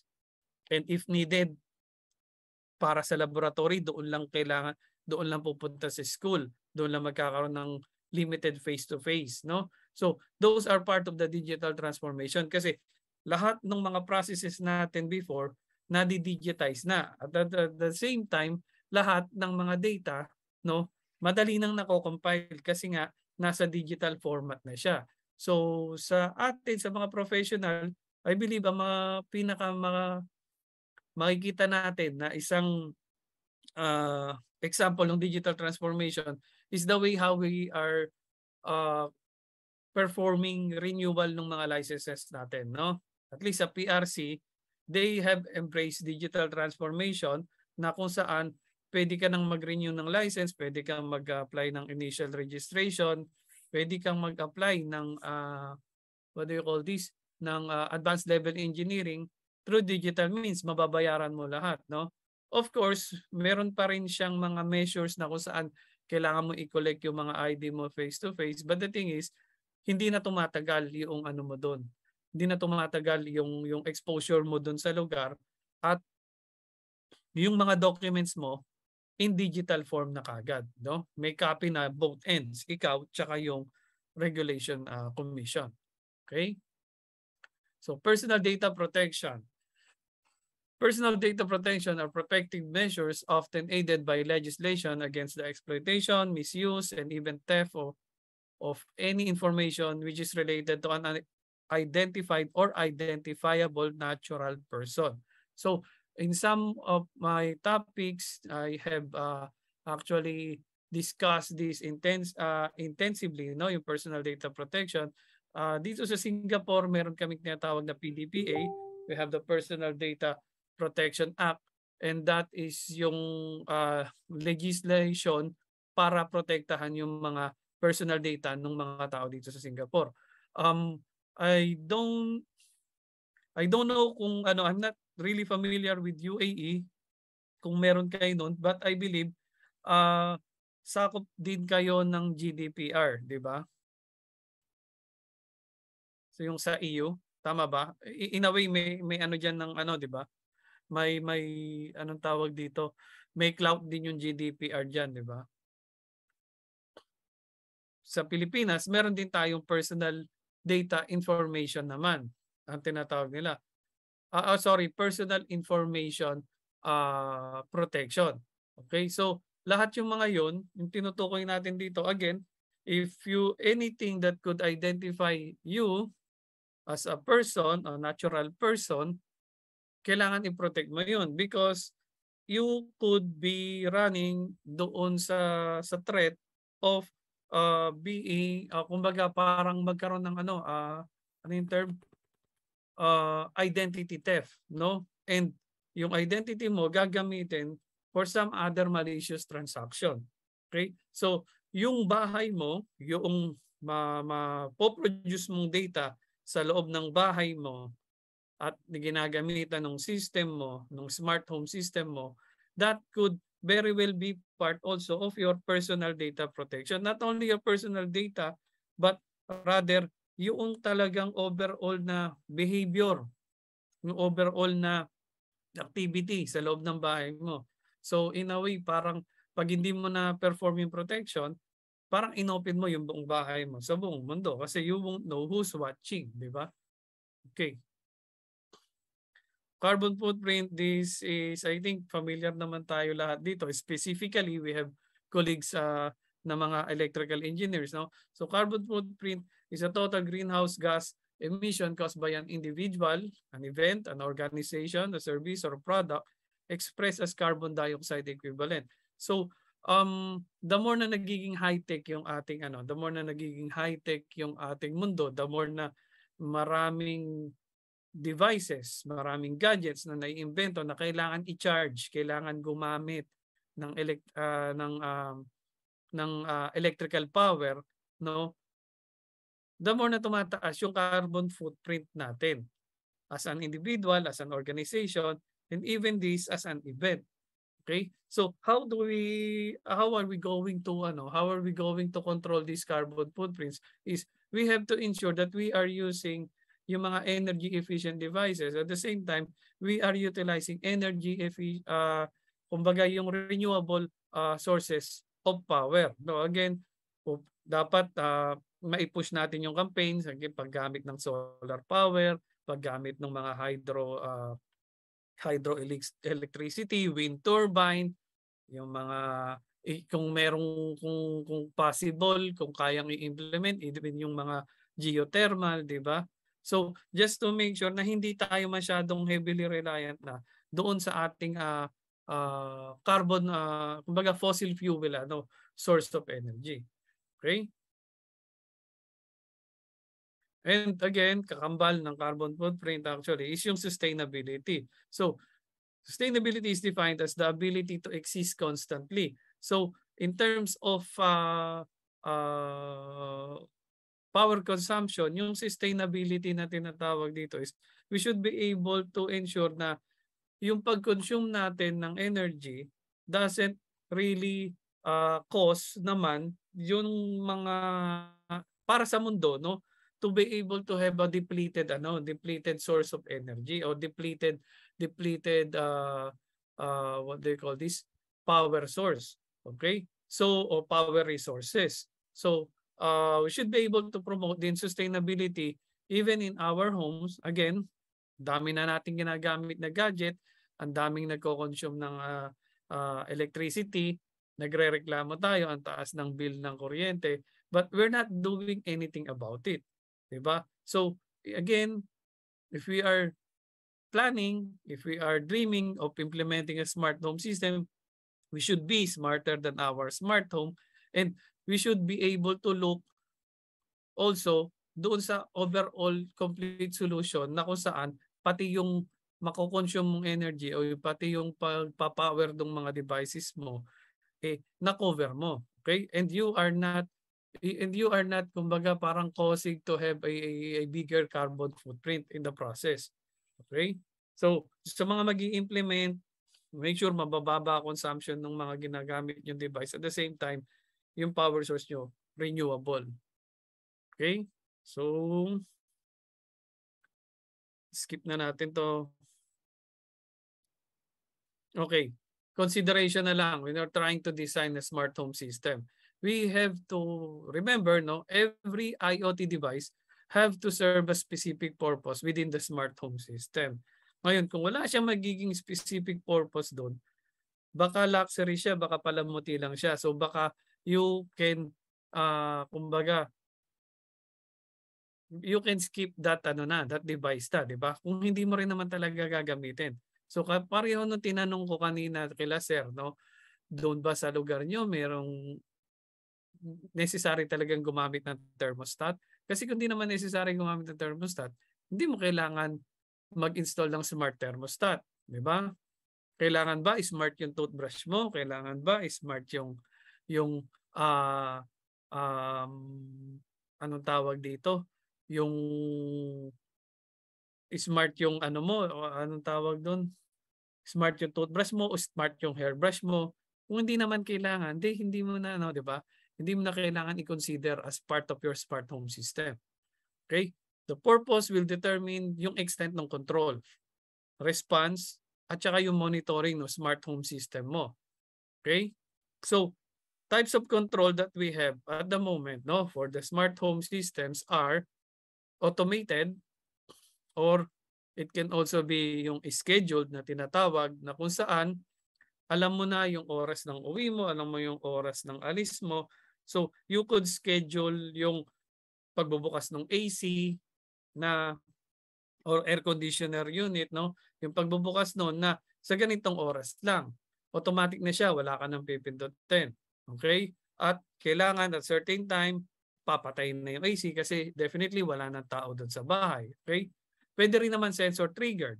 Specifically yung mga security systems mo. So yung mga security system mo, pwede siyang sensor triggered na kung saan, let's say, pagka yung camera mo may na-detect, automatically, pwede kang magkaroon ng response na bukas yung floodlights o bukas ka ng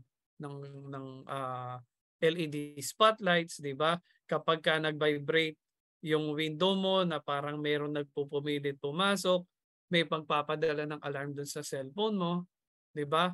Or automatically magpapan yung camera towards the direction of the window. So yung mga ganong klase. Then lastly, remote manual control through apps or the UI. Okay, so again, pwede mo rin siyang ma-remote control using your application or using your user interface. Okay, yun yung mga types of control natin. Types of response naman, either instantaneous, meaning kapag kinontrol, automatic, gagawin niya o ipe-perform niya yung response. Pwede rin naman gradual, pwedeng delayed. Okay? So, itong mga gradual tsaka delayed response, this usually dun sa mga, again, air conditioner unit, pwede dun sa mga, kung meron kang mga AHU, kung meron kang mga ventilation sa bahay, kung meron kang mga, let's say, yung iba kasi, let's say, lalo na halimbawa sa Japan o sa ano, meron din automatic na rin yung pagdidilig ng mga halaman nila, yung mga ganon. So, kasama rin yun doon sa mga gradual types of response. Tapos meron din naman continuous until reset. Okay? So meaning kailangan mo ng manual reset, otherwise continuous lang yung response niya. So scan ng scan or whatever, no? Tapos take ng take lahat ng data. Okay? And then yung types naman ng monitoring mo, pwede siyang heartbeat, meaning lahat ng connected devices nagpapadala ng heartbeat on a predetermined time doon sa iyong backend o doon sa iyong cloud server. Pwede ring polling na kung saan isa-isa umiikot, lahat nagpapadala ng status, or pwede ring request triggered na meaning kapag chinek mo, pag gusto mong i-monitor yung status, you will be able to do that though using again your app or your UI. Okay? Okay, so to be able to perform all of this, to be able to what do you call this? To make all of those controls, to be able to make all of those monitoring and the responses possible, kailangan natin ng isang special component doon sa ating mga IoT devices. And this is what we call yung application programming interface or the APIs. Simply known as API, it is a set of subroutine definitions, communication protocols, and tools for building the software. Okay? In general terms, it is a set of clearly defined methods of communication among various components. So, kung paano magre-react yung isang component papunta doon sa kabilang component, okay, at paano ipaprocess yung input from one component to the next component, dito yung ito yung dinidefine ng mga specific APIs ng mga devices na yun. A good API makes it easier to develop a computer program by providing all the building blocks which are then put together by the programmer. So kapag ka meron kang kumbaga sabi dito, pag maganda yung API ng ng mga devices mo, no, mas madali siyang ma-come up into one algorithm, mas madali siyang gamitin through one specific program para malaman natin yung tamang response, tamang control, at tamang monitoring noong iyong mga devices. Okay? So, an API may be for a web-based system, an operating system, a database system, computer hardware, or software library. The API specification can take many forms, but often includes specifications for routines, data structures, object classes, variables, or remote controls. So, hindi siya necessarily yung magko-control o magko-command doon sa mga connected devices mo. But these are actually parang ano to, parang literature siya, paano mo ngayon mapapag-respond o paano mo mamomonitor o paano mo makokontrol yung mga iba't ibang devices na yon, no? It is instructed through these APIs, Application Programming Interface. Documentation of the API usually is provided to facilitate usage and implementation. Okay? Okay, so we've talked about paano magiging itsura ng smart home system nyo, ano yung magpapa-function doon. Again, we're not going to do a deep dive, no? But we also talk about a while ago yung tungkol sa cybersecurity, which is an important component ng iyong smart home system.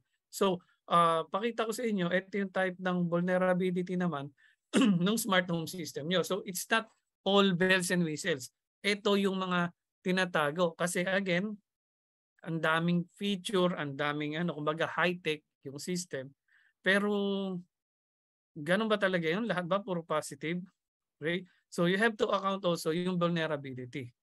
Okay? Smart home technology systems were exploited in order to carry out a directed denial of service attack, often called as DDoS, no, in October 2016. Again, medyo dated na to, no? Pero this is some of those kumbaga malalaking naging attacks using smart home technology systems. These devices, which are connected by the Internet of Things, have inherent risk of security breaches. So hackers targeted at unsecured devices that includes smart home technology and infected them with malicious code to form a botnet and carry out the attack. So again, DDoS or DDoS yung type ng attack na ginamit niya. And study estimates that at least 15% of home routers are unsecured with weak or default passwords. So again, as engineers, electronics, electrical, kung meron tayong mga home Wi-Fi system, no, I would recommend kung kilala nyo rin naman at alam nyo kung ano mga devices yung kukonect sa home Wi-Fi nyo, might as well hide your SSID. Tapos siguraduhin nyo na yung password nyo ay talagang strong password, no? Combination of, again, sinasabi nila minimum of 8, capitalize, alphanumeric, tapos mayroong characters. So dapat ganun yung maging format para pahirapan natin ng konti yung mga hackers. Okay? Okay, this is an example nung DDoS attack noong October 2016. No? Pakita ko na lang sa inyo yung video.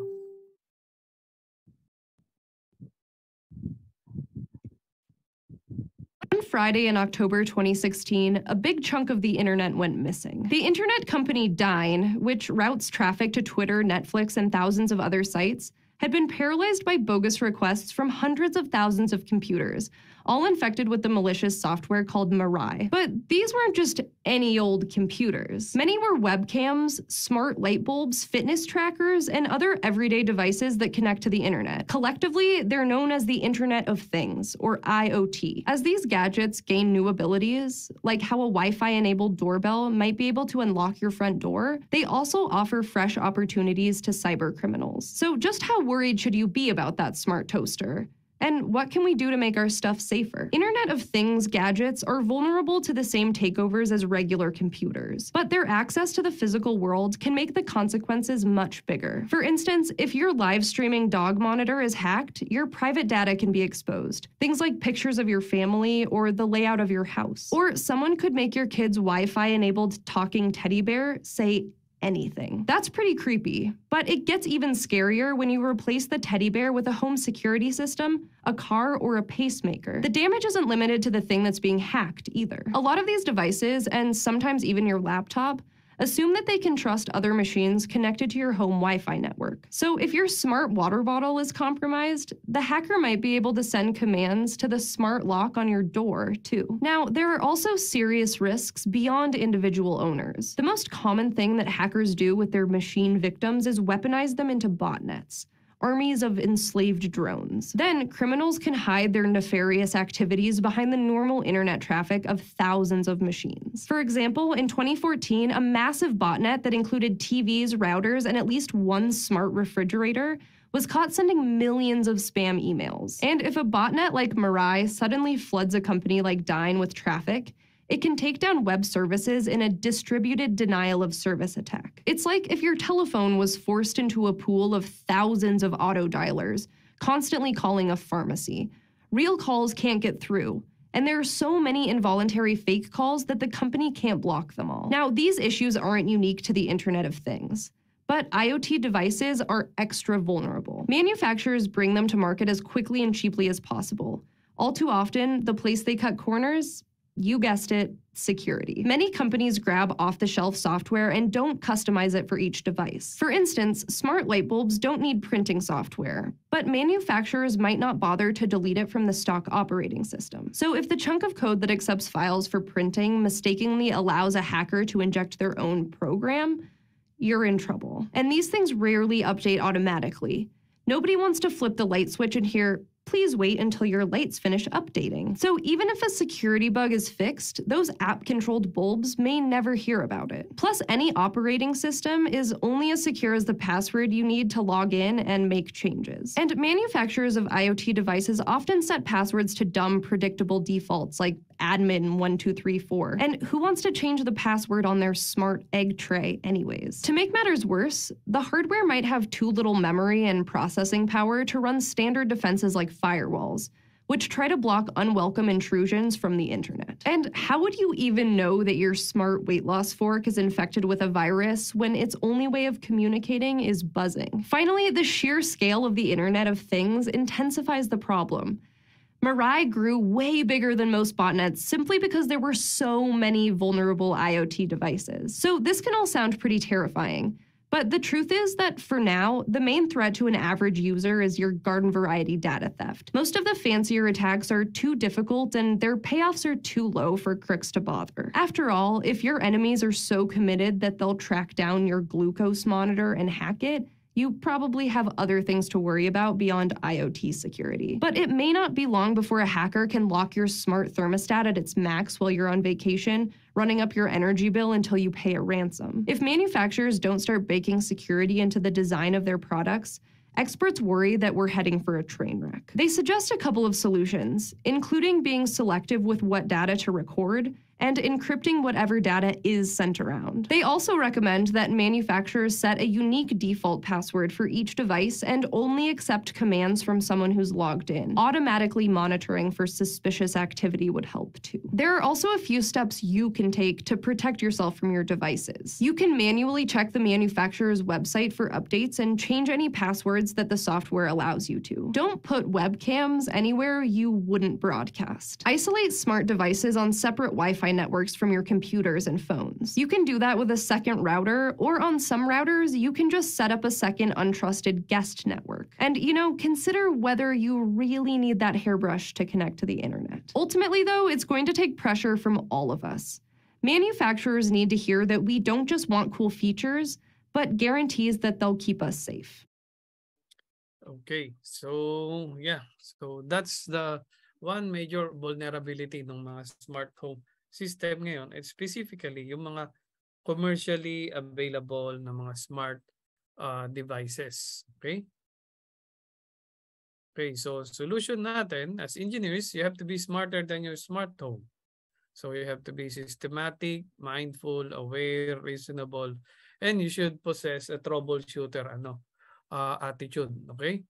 So experience and responsible. Okay, so yung exposure plus informed decision making plus lessons learned equals experience. So yun, kailangan maging experience tayo. So yung mga students dyan, you need exposure, you need informed decision making, kailangan yung magkamali once in a while para maka-earn kayo ng or kayo ng lessons learned, no? Makapag-acquire kayo ng mga lessons learned, and that would sum up yung experience nyo. Okay, so deployment, complete smart home system. Again, mga control devices natin, you have to engineer your own IoT devices by using specifically designed sensors and actuators controlled by small single board computers such as Raspberry Pi, Arduino, Microbit, or SparkFun ESP8266 system. Okay? So ito yung mga sample ng mga control devices na yun.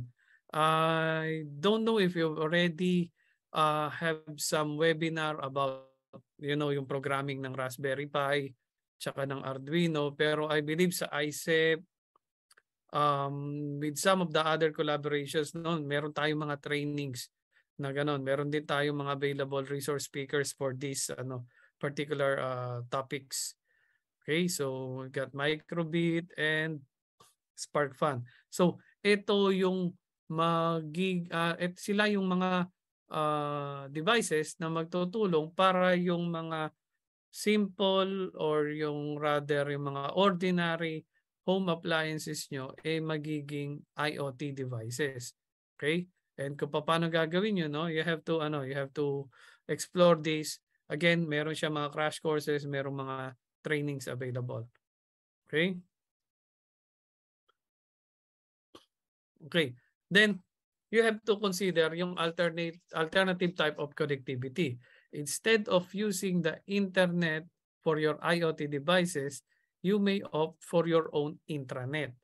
Okay? Ensure that your wireless intranet is isolated from your home Wi-Fi internet via different subnet. Or rather, kung kaya mo, different router na rin talaga.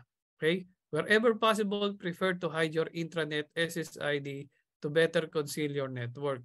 Since ikaw naman nag-program lahat ng devices, hindi mo kailangan i-broadcast yung SSID ng ng intranet mo. Okay? Wherever applicable, prefer to have your security devices like cameras, no, to be connected via wired transmission. Yung mga camera, kasi ako po nagdi-design din ng mga CCTV systems. At the moment, medyo paranoid ako when it comes to those cameras. So the best way to secure yung mga video footages mo, yung mga images mo, i-wire transmission mo muna siya. No? As much as possible, veer away doon sa mga high-tech o yung sa mga andadaling i-install na camera tapos wireless, tapos later on, hindi lang ikaw yung nag-view. Okay? Connectivity via a LoRaWAN network can also be explored. Ito yung pagka medyo mas malalaki na yung mas malalaki na yung spaces na pinag-uusapan natin. It goes beyond your home na. Siguro parang isang buong block na or even a facility or a building. Okay? So this is an example of a data breach, no? Ito yung sample na kung saan na-feature siya dito sa local newspaper namin sa Singapore, sa Straits Times, na meron daw website nagbebenta ng mga CCTV footages. Sometimes to the point na yung mga CCTV footages ay live pa. Okay? So, ano ang mga lessons learned natin dito? Unang-una, huwag ka maglagay ng camera doon sa mga lugar ng bahay mo na hindi ka willing i-broadcast. Okay? Pangalawa, kung kaya mo siyang makita anywhere else, may ibang taong pwedeng makakita din nun. No? Pangatlo, kung magkakamera ka, magkakabit ka ng CCTV sa bahay, gawin mong on-premise yung recording, tsaka yung viewing, tsaka yung storage. Kung mabuview mo man siya, make sure na yung app na gagamitin mo talagang, kumbaga, matindi yung authentication bago maka-access. Okay? So ito, binibenta daw itong mga na to, itong mga footages na to, o yung access doon sa mga CCTV cameras na to. Okay? So this is the real thing, no? So, again, doon sa mga meron po sa inyo na may camera sa bahay, pag-isipan nyo, oo, nakakatuwa, nakikita nyo yung nangyayari sa bahay nyo, pero again, hindi kayo nag-iisa, no? You are not alone. Somebody out there is actually looking at your cameras also. Okay? So, it pays to be paranoid then. Okay, alternative visualization. Since you've already engineered your own IoT devices, you could also design your own GUI and mobile app. And how are you going to do that? No, there's an easy configurable platform available in the internet. It's the Cheyenne dashboard powered by My Devices. So ito yung pwede nyo puntahan na URL. Okay? So ito yung example nun. So pwede kayong mag-develop dyan. Pwede kayong mag-develop ng sarili nyong GUI. And then after that, pwede nyo siyang i-load doon sa ano nyo. Again, kung i-connect nyo to sa internet, make sure na properly authenticated, may mga firewall kayo, okay? Para talagang what do you call this? Secured yung inyong GUI o secured yung inyong access. Okay? You may also opt to a much advanced visualization tool called Tableau software. Okay, so sa Tableau, merong Tableau Desktop, Tableau Server, Tableau Online, Tableau Public. Ito yung free to use. Pero again, limited to, tsaka medyo vulnerable. No? Tableau Reader, lahat ng mga free to use, may mga ano yan, may mga as much as possible, may mga trade-off yan. No? So, magdi-design ka rin na rin lang ng system, bayad ka na rin. Diba? Pero at the same time, no, it can be done. No? Can all be done. Python is an interpreted high-level and general-purpose programming language. Python's design philosophy emphasizes code readability with its notable use of significant white space. So dito naman, if you will be designing yung... Actually, sa Python, pwede ka rin mag-design ng GUI mo, ng application mo. At the same time, dito pwede kang mag-test ng iba't ibang algorithm mo kung paano yung magiging responses, yung paano yung magiging control, tsaka yung monitoring mo ng iyong mga devices. Okay? The same way, pwede mong i-combine yung mga iba't ibang functions na yun, no, using this Python. Okay? So, Python is often used for automation, data analytics, can also be used as a database, develop a GUI, can be used for machine learning, no? Yung mga algorithms, pag-test ng mga algorithms. Lastly, it can also be used to develop your own mobile app. Okay, pero again, lahat yan may bayad po. Okay, and you could also employ antivirus or anti-malware softwares. IoT security is a major concern among home users. Luckily, antivirus developers have just the right solutions to keep your devices at bay from hackers. So, ito yung again, during 2021, top 5 IoT antivirus, anti-malware brands. So you've got IECEP, Smart Security. Okay, you've got Avast, Premium Security. Again, you have to, pag bumili kayo, you have to specify na gagamitin nyo siya for your IoT devices. Okay, you've got Avira, you've got Viper, and you've got Bullguard. Okay, yan yung top 5 down no 2021. I still have yet to check for 2022. Okay? So, eto mabilis lang pang pa-inspiration lang. Case study home of the future.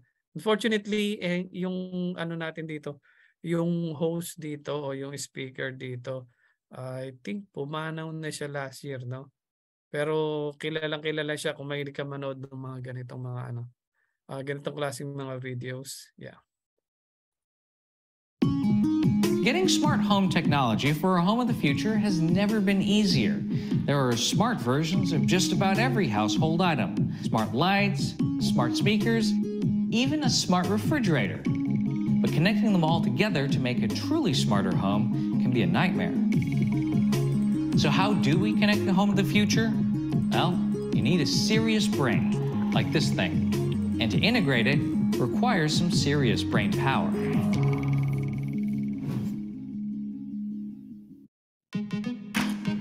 Sanford is the owner of Smarter Homes, a company that helps to customize and maintain home automation systems.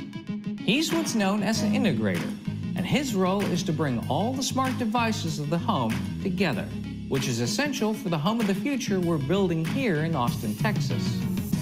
Because we got a truckload of cutting-edge technology to install. This is probably 25% of what's going to come and make the home of the future. You're kidding me. The home of the future has a lot of stuff in it. Yeah. It takes a lot of parts and pieces, and everything's got to speak the same language. Wow, that's a lot of languages. Oh, yeah. Someday, these devices might be fluent right out of the box, But for now, we need an integrator like Pete to give the different dialects a universal language. And even a tech-savvy guy like me, who's more than capable of installing his own smart devices, would have his hands full trying to unify everything. Over the next month or so, Pete and his team will work to wire the home to handle all the smart technology we're packing into it. Now maybe you're thinking, wires? Shouldn't our future be more wireless? While there are some promising developments in wireless power, we're still years away from having anything reliable enough to even consider installing in our home. So instead, for Pete and his team, their goal is to make these wires invisible. So, Peter, this is the moment of truth. I mean, last time I was here, this was just a hole in the wall with a bunch of wires coming out of it, and now we have the supercomputer brain of our house. I mean, when I think of a supercomputer, I think of war games and the Whopper computer, like whoa, whoa, whoa, whoa. But this is gorgeous. What's inside here? Everything. This is as good as it gets when we're talking smart home technology. So here we've got our 2 Sonos players for feeding the indoor and outdoor audio, our watt box, which is acting as a cutoff for power to each individual piece of equipment. We've got our Luxel switch, which is feeding network to all of the individual pieces of components. We've also got our AT&T modem that's feeding the internet from the street into our system here and then out throughout the house. Our Denon surround sound receiver, which is handling all of the surround sound in this room and the video and audio in the next room. We've got our Lutron communicator, which is wirelessly communicating with all of the light switches. Our 2 Roku players for both this room and the bedroom. Our amplifier here, which is powering all of the landscape speakers and subterranean subwoofer. We've got our PlayStation 4 for gaming. And finally, probably the most important part in here is the brain, which is the RTI XP8 processor. And this really helps us bring all of these individual items together and integrate them onto one easy-to-use interface. So you don't have a million remotes. Yeah, or a million apps. That RTI system that Pete mentioned, you can think of it as the operating system for the entire house. And it's highly customizable based on the user's needs. So this is the whole interface for everything that's in that rack. Yep, this is Remote Technologies, Inc. Sitting with us is Matt. He is our wizard or RTI programmer, and he's the one who makes the system easy to use and function organically with a family. So through this interface, you're controlling everything in the house of the future? Pretty much everything. Some devices don't connect into automation systems. They might have a closed or a partially closed API. API, or Application Programming Interface, is the key part of how you integrate products into the home. Devices with very open APIs allow us to integrate their controls in a deep way with the home system, whereas devices with closed APIs block our ability to link their features with the rest of the home. For example, our Nest security camera on the front door has a closed API, so we couldn't get that camera feed into the RTI system. In contrast, the IP cameras around the home are completely able to be integrated with RTI, which allows us to pull up a feed of what's going on around the home directly from the RTI system. So this is the dashboard for the entire home. Got our controls and activities for the living room, our patio audio, our Nest climate control for the whole house. Normally, in most systems, you'll just see it'll say Apple TV. Here, we've dialed it into specific apps. So I know I watch Netflix, I watch Hulu. Everything that needs to happen to watch Netflix then happens at the push of that one button without navigating anything. Okay, so let's say I got a new gaming system. So you got a PS4, what if I got an Xbox? We could just grab an Xbox icon and then program it to where it'll switch to that gaming input for the Xbox just at the single push of a button. RTI is also able to plug into Alexa, which opens up the entire system to voice control. However, it introduces an extra step. Instead of saying, Alexa, turn on Netflix, I'll have to say, Alexa, tell a home butler to turn on Netflix. It's a little more awkward and frustrating if you forget, but soon we're told that the system will be upgraded to avoid having to do this additional step. But that's kind of the easy side of the programming. Matt gets into more of the advanced side where you'll have shortcuts, for things that you do every day. So like good morning or good night or welcome home or away. So show me what welcome home does. So we come in here, open up that function. You'll see right now we've got that program to set the living room to Netflix, playing some music in the landscape. We're altering the thermostat temperature to 70. And then we turn on some lights in the kitchen, the living room, but only if it's dark. So if you're coming home in the day, the rest of the functions will still happen, but the lights will stay off to conserve energy. And that level of house-wide control of our devices is really the strength of a system like RTI. The ability to string together so many devices to function as one home is the goal of the home of the future. The downside to this smart integration? Well, besides the upfront fees, there's a $30 monthly service charge for tech support and a twice-a-year visit from a programmer to make any changes. So Matt, I'm looking at this. I'm getting really excited because I'm an engineer. Is this something that I could take this software and run with it myself? No, the end user doesn't actually typically program this system. We do that just for the sake that we can make sure we get everything in the right order. You're saying no to prevent me from being a danger to myself. Correct. Yes. And while it would take a lot of work to attempt this kind of high-level integration ourselves, a low-cost workaround is to use only smart devices that already speak the same language. For example, if you got Google Home, Chromecast, and Hue lights, you could probably get most of the features that we have in our home for under $200 bucks. But for the home of the future, having a bunch of smart devices alone isn't good enough. All this technology needs to function together seamlessly. My job as the integrator is to take all of these things and make them all communicate together on one system that's easy to use. We might not be all the way there yet, but we're closer than ever. For now,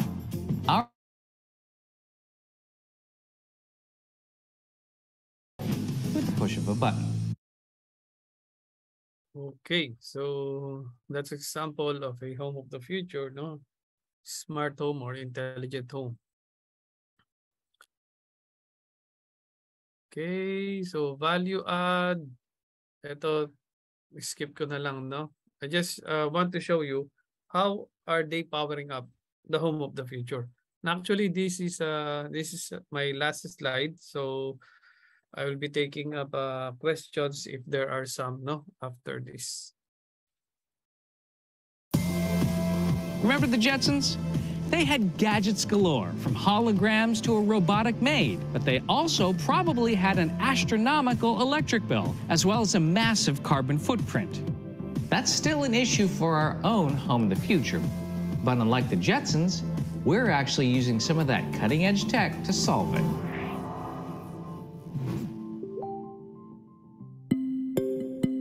As homeowners of the future, we'll have more ability to monitor our energy consumption.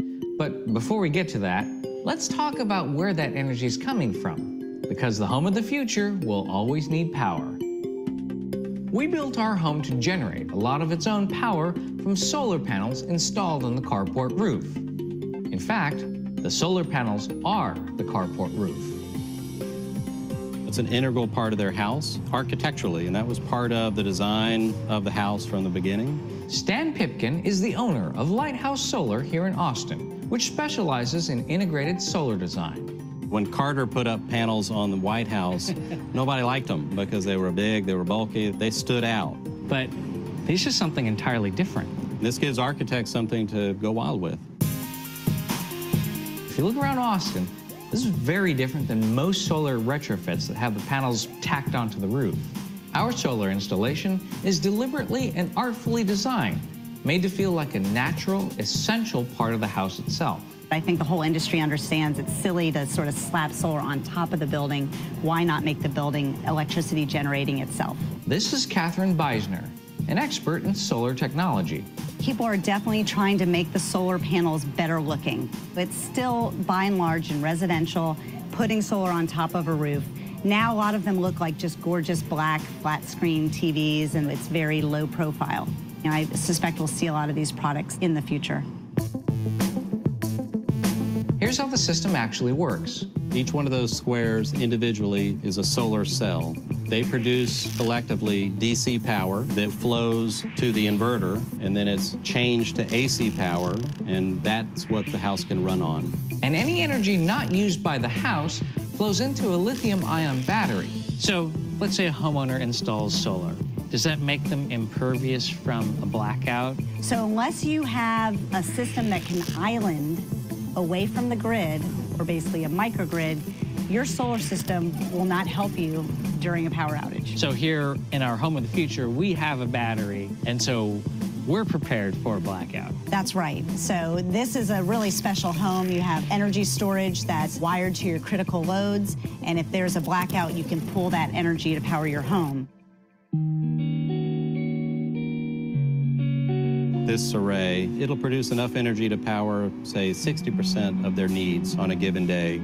It varies by clouds, season, shade. I think for the house of the future, we probably want that to be more like 100%. Is it possible to scale the array? Absolutely. The nice thing about solar, it's modular, so they can live in the house and then scale appropriately over the first year. Right. And so now we're empowering them with tools to actually manage their house. Which brings us to our energy monitoring.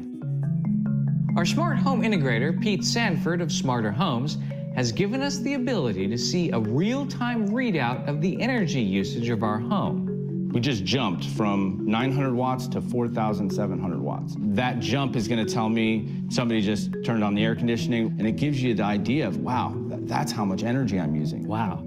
We've put a lot of effort into designing our solar array and our energy storage system into the house to meet the majority of our needs. On the other hand, all of our tech in this house is probably going to consume a lot of energy. You'd think so, but a lot of these devices are Energy Star rated and they're considered low voltage items. Your real energy hogs are going to be, you know, your non-LED lights, your air conditioners, it's the hot water. So here I've brought the control pad for my home. Does that say 875 watts? Yeah, when we started, we were between 14 and 16,000 watts. We worked really hard to get it that low. So let's go in and turn on some air conditioners, and then that way you can kind of get an idea of the spike as well. So what, downstairs, we'll go ahead and drop that down to 70, upstairs, and let's go back and see how that's going to affect our energy. Wow. This is pretty instantaneous as far as our reading goes. It's already jumped up to 7,241. So at our house, we loved what we did. We saw our new bill. So we contacted Austin Energy and we got this data from them. So this is before we automated. Okay. And then here's after. And it looks dramatic just as it is, but if you look at the scale, these spikes are during our laundry times and our shower times, and it really enabled us to program our air conditioners to where they weren't just kicking on all day. So this is what you would do with solar. So, you know, we hear a lot of solar companies say, oh, this is going to cover 60% of your usage, but how would they know? So having something like this, when you'd be able to have the data to support the value of having solar. You know, seeing this energy usage laid out right in front of you is a very eye-opening experience because normally you just use your appliances and you don't think how much it's costing you. But once you see this, the incentive is to gamify it, to see how much you can save. Everybody, the kids, likes to see that number low. It's almost like it turns into a mini obsession. One of them was like, we're down to 450 watts. And I was like, that's the lowest we've ever been. You win. It's like a new high score. Yeah, exactly. New low score. New low score. I think that becoming more aware of our energy usage is the first step. Not only will homes of the future be smarter about how they use energy, but they'll make us more aware of how our actions influence that usage. And even for those just passing by, the house acts as a billboard for a renewable future. Okay, so yeah, that ends my discussion. Yeah. Back to you, moderator. Yes, sir. Thank you very much for that discussion. Now, we are going to entertain some questions, sir, from our audience.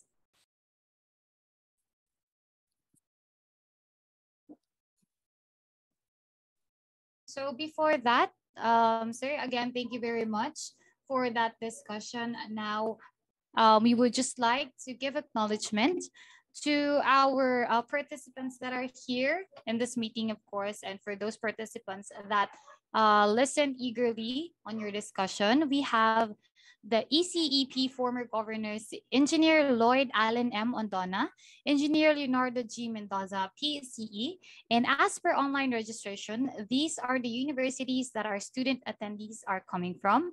We have Batangas State University, Polytechnic University of the Philippines, Santa Mesa. We have MAC Mondrian Aura College, Subic, Cagayan Valley. We have CITU, CPE, DWCL, Aldersgate College, JRU, MSCUF, St. Louis University, and TESTA. All right, so would everyone, sir, are we ready to entertain some questions?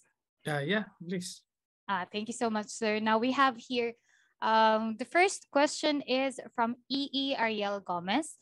For more discussions lang po, meron pong work na smart home security engineer or specialist. Pwede third party siya or part siya mismo ng main contractor. Possible po ba na maglagay siya ng functions or setup para meron siyang partial or full access sa smart home system? If yes po, ano po ang protection ng users or customers against this morally or ethically wrong practices po? Meron po bang ways para ma-detect ang mga bad practices na katulad nito or mahirap kasi talagang nakatago? Salamat po. From Ariel Gomez. Sir? Okay, so thank you, Mr. Gomez, for that 10 questions. Ang dami, parang ang daming question.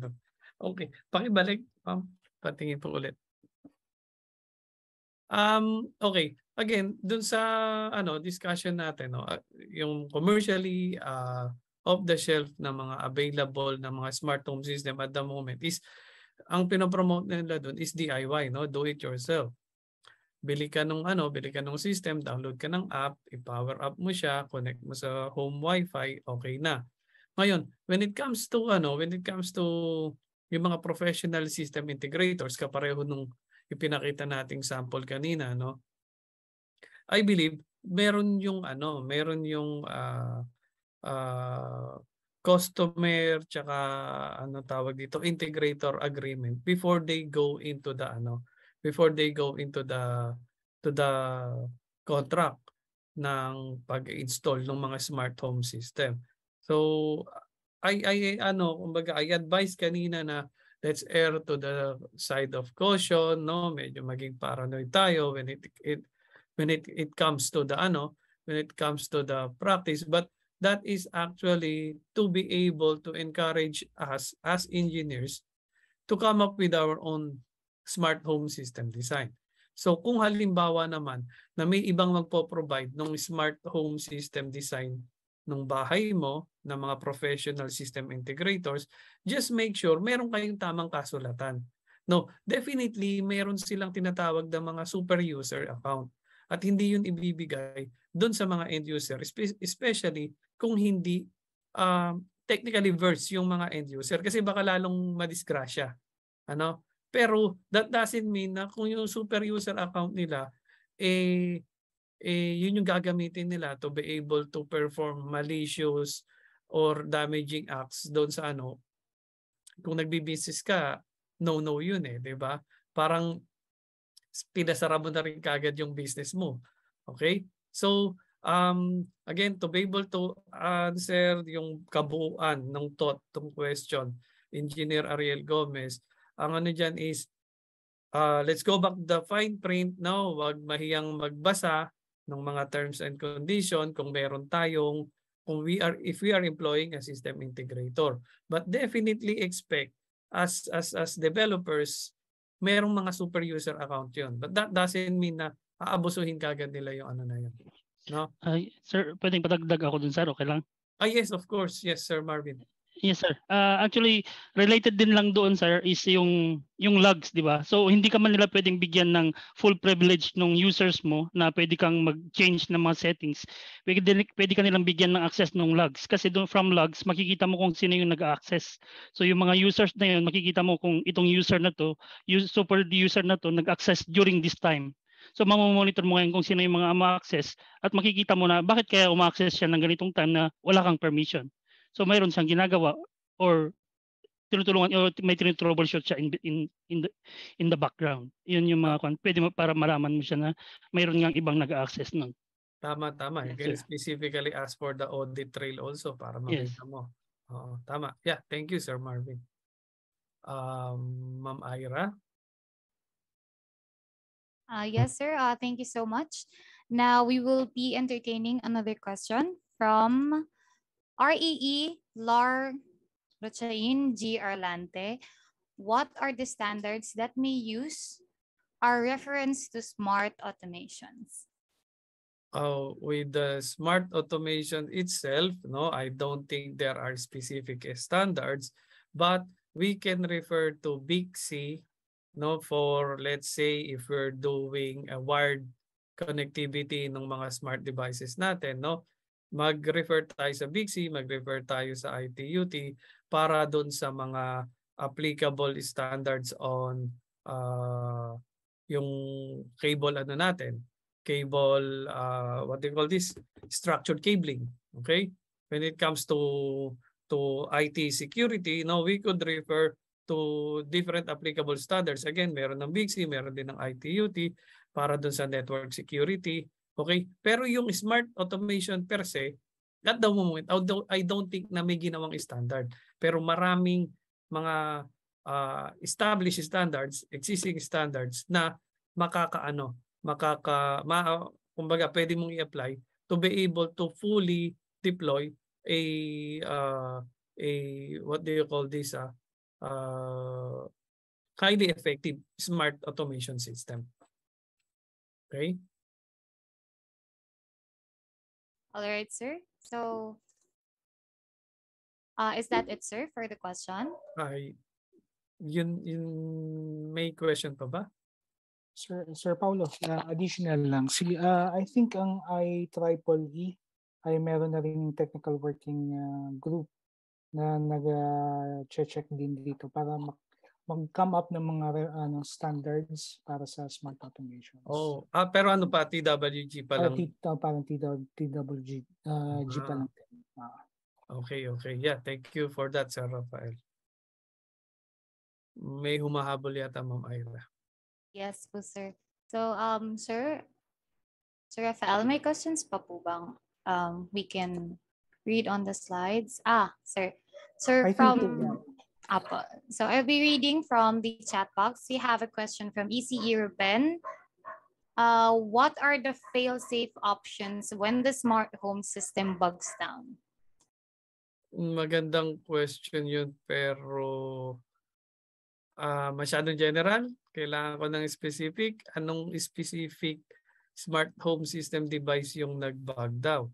Pero siguro sa general rule, no, rule of thumb, isolate mo kagad. Software corruption.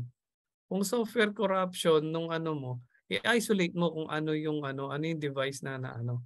And how do you isolate that? Disconnect from the network. Disconnect mo siya sa network para ma-troubleshoot mo yung specific lang na device na yon. And usually kung mga IoT devices, hindi mo na masyadong yan. Parang hindi mo na masyadong bobosisiin yan. Pinakamaganda dyan, restore default ka kagad. Para kung ano man yung naging corruption doon sa software niya, no? Parang magre-refresh. Fresh installation ka ng mga devices mo. Again, we have to look at two different scenarios, whether binili mo ba siya off the shelf o ikaw mismo yung nag-develop by using Raspberry Pi, Arduino, di ba, Python. Kasi kung ikaw ang nag-develop nun, mas madali mo, mas may control ka at alam mo kaagad kung paano mo ma-rectify yung software corruption.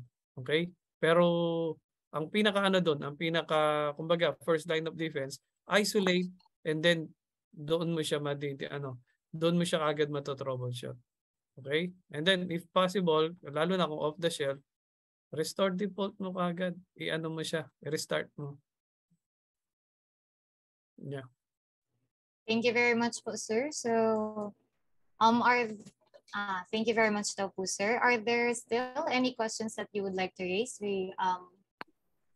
before we conclude? Sir, okay lang, dagdag ulit ako dun sa fail-safe no matter na yan. Yes, sir.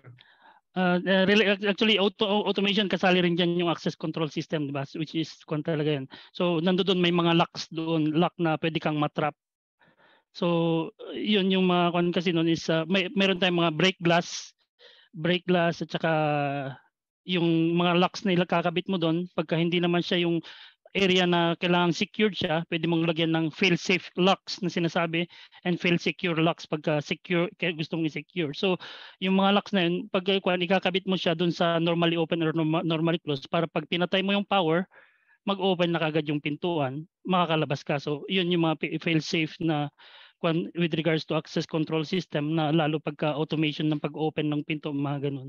So para safe yung mga tao na lumabas. So break glass and mga override switch na pwede mong gamitin na pero ilalagay mo siya dapat doon sa loob, hindi yung magagalaw ng mga tao sa labas. So dapat doon sa secure area mo siya ilalagay para safe sa inyo para lumabas. Yun yung mga pwede dinadagdag namin na part ng feel safe protocols. Konting promotion lang po, Sir Marvin, Sir Rafael. Actually, may topic din ako sa access control system, yung design mismo. So, kasama po yun. Actually, yun yan. If we're talking about yung trap, yung pagiging trap, yeah, it all boils down to the design. Kapareho ng sinabi ni Sir Marvin, no? You have to specify anong klaseng door yung magre-require ng fail secure, anong klaseng door yung magre-require ng fail safe. Okay, so yun. Thank you po. Thank you, sir. All right, so, sir, are there still questions?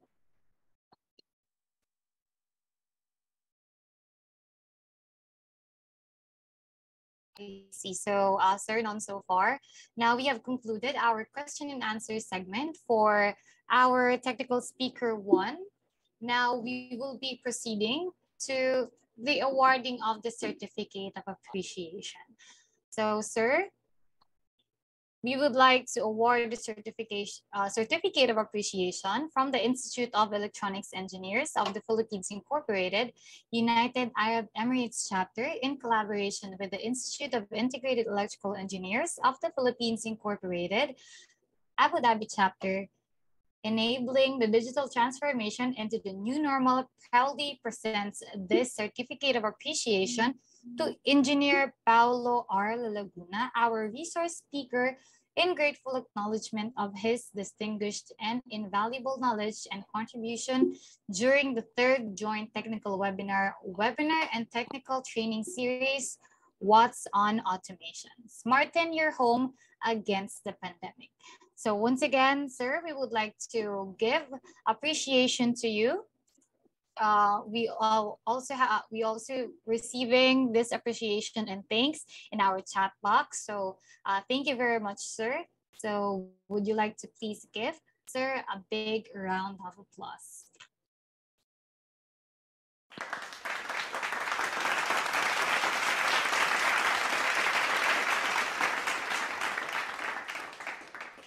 Thank you po, Ma'am Ira. By the way, shout out lang kay Sir Earl Odian. Andiyan pala si Sir Earl sa attendance. Dati rin namin siyang officer dito sa IECEP Singapore. Okay po. Maraming salamat po. Thank you, Sir Ralph. Thank you very much, sir, once again. So, sir, before we start or before we start the break, would you please grant us one picture here? Okay, so now we will be taking a picture with our first technical speaker. So we would like to request all the participants here to please open their cameras. All right, so let's just have 5 seconds to start. Okay, so let's have 5, 4, 3, 2, 1. Okay, so one more. 5, 4, 3, 2, 1. All right, so thank you very much for those who opened their cameras. And of course, thank you very much, Sir Paulo Lalaguna, for being our technical speaker for today's webinar.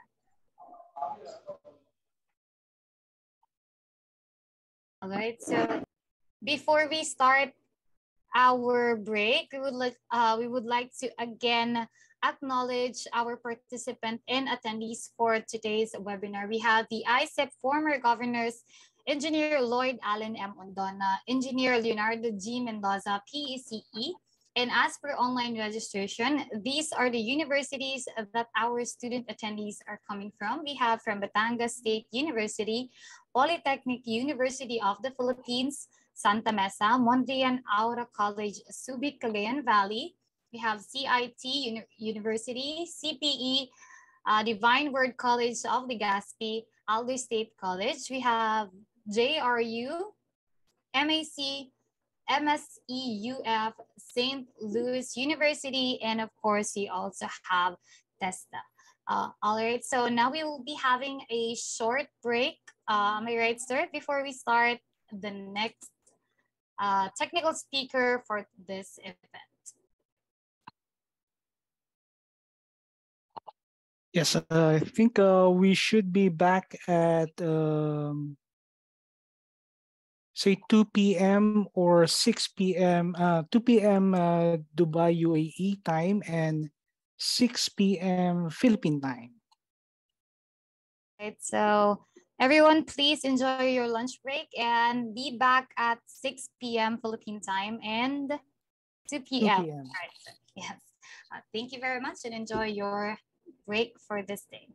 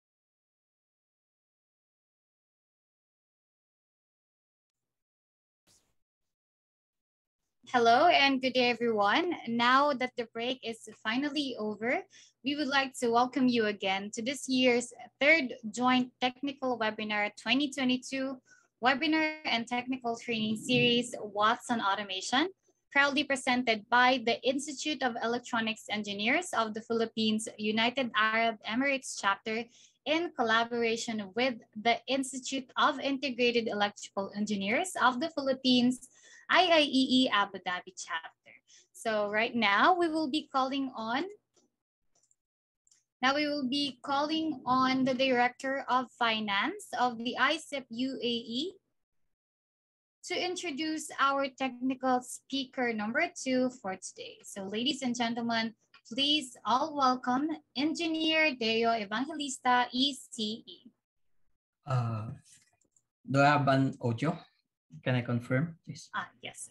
Okay. Good day to all attendees and fellow leaders. It is an honor to introduce our next speaker for our seminar today. Let me start with his educational background. He graduated BS ECE in TIP Cubao. So he's tambay ng Cubao.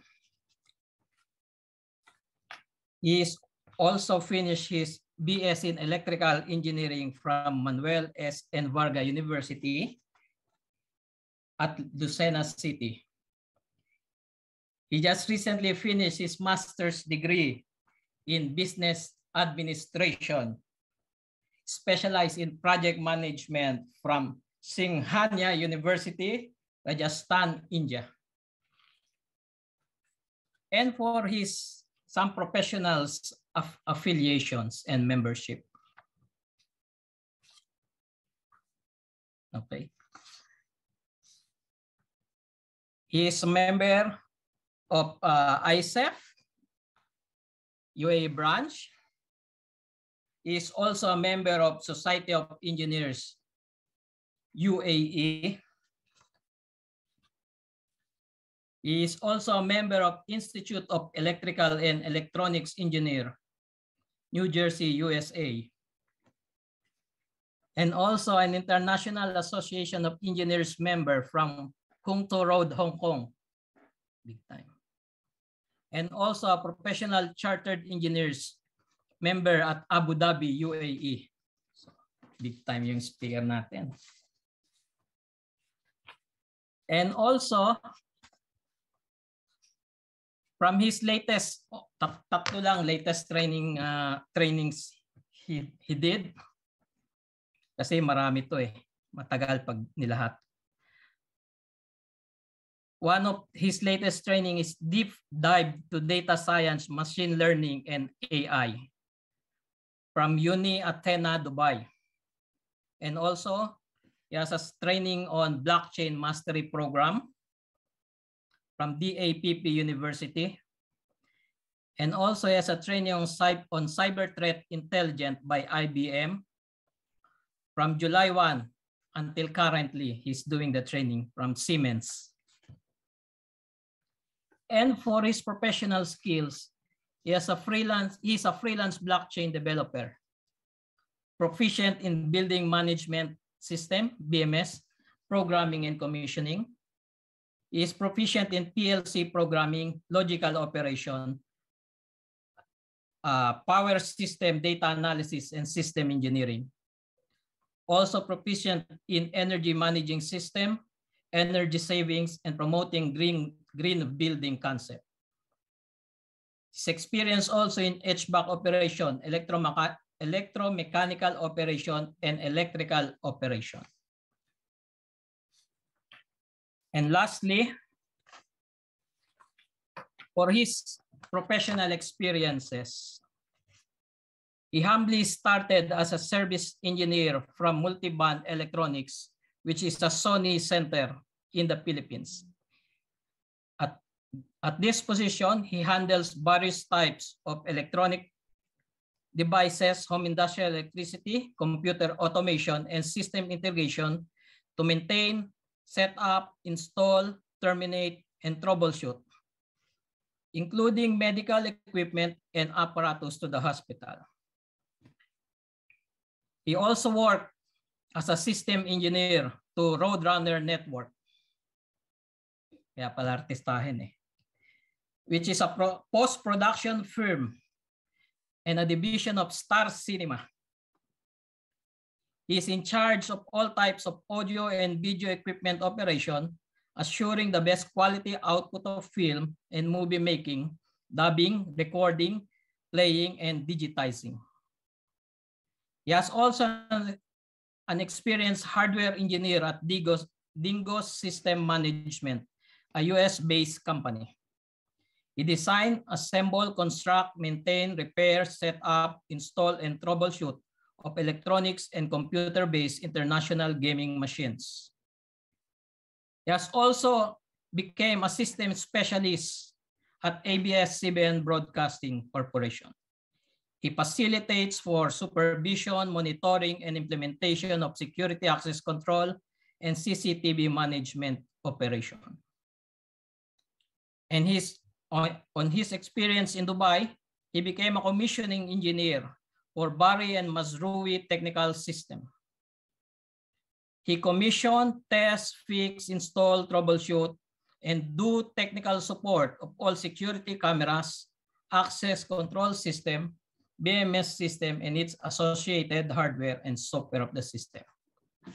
And for his current and main professional experience, right now he's working in Siemens Dubai since 2011. He is an electronic engineer that is in charge for BMS design, commissioning, and servicing in-site. He do project survey, implementation, planning, design, programming, and troubleshooting of BMS system or any other means of automation. BMS integration of other systems such as chiller, energy management, electrical system, and fire system. He coordinates the facility into local to global standard of the system. It is an honor and privilege to do a warm welcome of applause to our next speaker, Engineer Rufi Niedo, ECE. Back to you, Ira. Thank you very much, sir. Of course, once again, ladies and gentlemen, please welcome Engineer Rufi Niedo, ECE, Electronics Engineer, Siemens Dubai. Hello, good afternoon. So ayos okay, okay, Deo okay. So thank you, Deo, Engineer Deo. So you're welcome, sir. My batchmate in Dubai. An honor. Yari ka. So guys, thank you for having me here in our seminar for building automation, especially those in the Philippines. Currently we have a lot of students, right? So good, this is good opportunity for you. So I will convince you that your next frontier, your next specialization should be in automation. Guys, we need you. We need more automation at this current times. Napakadami nating kailangan ng mga automation personnel. Especially sana yung mga current na nag-aaral ngayon, ang yung next target nyo ay yung automation. I will try to give you insight what is happening to the building automation. Okay? So, if possible, I can share my PC.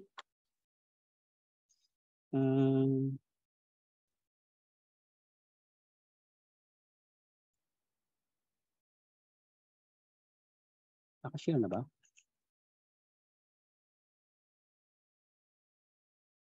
Okay.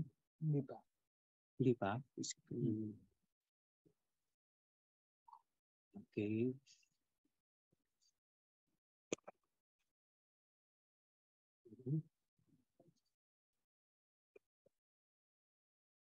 Okay.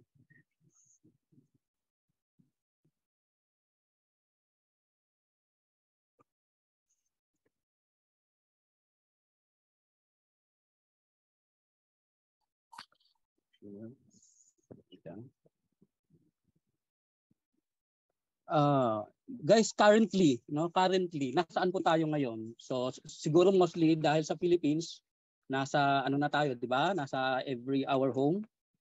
So siguro nagla-lunch, nagdi-dinner kayo ngayon, you are watching with TV, or of course you are listening to me, right? So I will see if you are in the NCR like that or the major city in the Philippines, you can see a lot outside, right? There is a lot of condominium, high-rise tower, commercial complex, commercial building, seaport, airport, like that, everything, right? So you can see. So it means this all, everything around you, surrounds you, that you can be your big opportunity, right? I will share you how it become big opportunity. This all, everything that surrounds you, this all building, because they told in next 50 years we have more than a building than a human. So let's see kung papaano natin iano yan, yung mga building na yan, i-materialize yung building na yan. Okay, so currently I will introduce myself. Of course, I am working in Siemens for the past 12 years. So I'm handling the PLC or the automation of this building, mostly in the BMS. We are doing the BMS, building automation or the building electronic system. So even in the all the commercial complex, of course, in the building electronics, of course, the commercial complex is included in the building electronics. Okay, in the building automation, this is included that one. So then Engineer Luffy, yung yes, ano siya,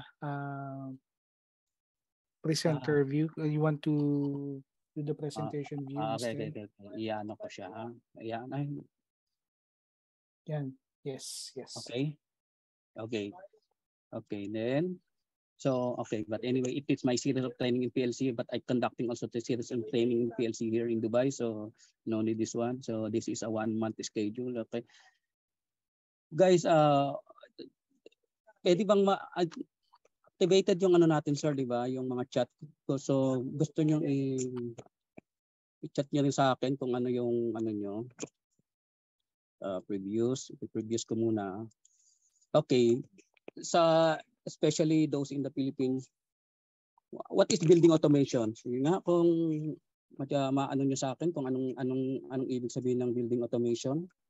So we can activate that one. The chat, in the chat, we can see in the chat. So, di ba? So, okay. So, lahat ng iniisip nyo, building automation, okay, building efficiency, saving energy, building management, everything is correct about building automation, to ease of doing work, to reduce the manpower. Siguro nga sabi nila, reduce manpower. Yung building automation daw, nagbabawas ng tao, yung tipong ganun, no? So, titingnan natin kung talaga bang nagre-reduce siya ng work o nagbabawas siya ng tao. So ano pa yung ano natin sa mga building automation? So example diyan sa atin sa mga condo unit natin. So may mga automatic handling ng mga machine. So of course, maraming control na kailangan natin. So bakit kailangan natin ng building automation? Ayun na nga, diniscuss natin. Una, nag-energy saving tayo. Paano ka makakapag-energy saving sa building automation? Actually, sabi nila, hindi, building automation, may control ka nga eh. May control ka, at the same time, yung control mo, nagko-consume daw ng power. Right? So, paano daw nag-energy management yon? So, okay. Kasi, ang kinokontrol nga, nagkumukuha ka nga ng power, but is minimum less, than the unit that you are handling, that the unit that you are running in automation. Example ba naman yung mga pumps? Sige nga, ilang kilovolts yan, ilang kilowatts yan. But the building automation controller is only consume a less than of milliwatts. If you stop the uses, if you stop the running of the machine, even in the 1 hour, it's a big thing. Napakalaki ng konsumo mo. So kasi in 1 hour, example, in the middle of the night, hindi naman kailangan ng occupants po ng more energy kung nag-reduce siya ng kilowatts hour. So, 'di ba? So very energy reduces talaga. Then may benefits, ayun nga yung mga benefit natin. Yung mga pros and cons, yung sinasabi nila, ayun, yung sir, kasi yung automation, pagka yung automation, nag-automation daw yung building, nagtatanggal ng tao, nagre-reduce ng people, nagre-reduce ng workers, nagre-reduce ng technician. So actually po, kaya siya naggaganon, pero kasi para itong tao na to, gumawa siya ng iba pang bagay na mas productive. See? Kasi hindi mo na kailangan ng mostly now our BMS here, our building automation here, our bus here, hindi mo na kailangan ng operator. Actually, we are trying to remove the operator. Hindi mo kailangan ng tao na technician sa automation.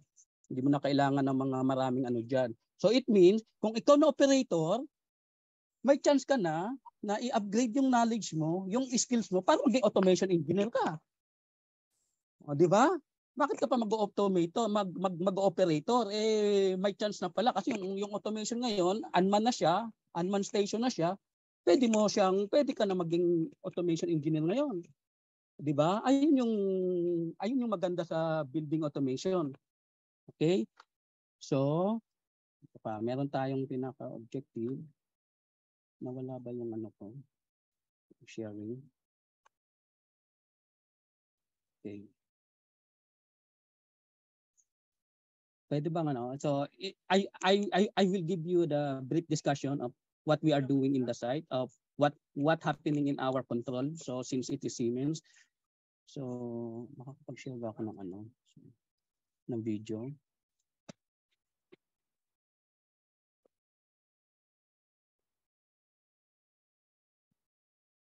Kita niyo, sir? May audio? Hello, sir. Wala po. Unshare mo muna yung iyong screen, then i-share mo yung iyong video presentation.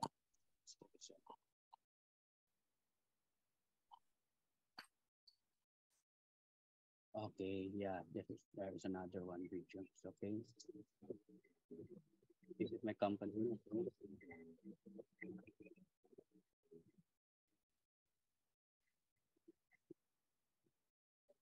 Sorry.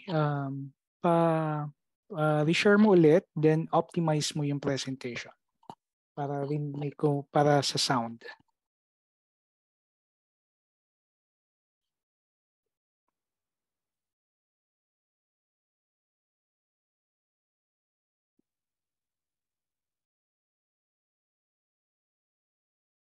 Then,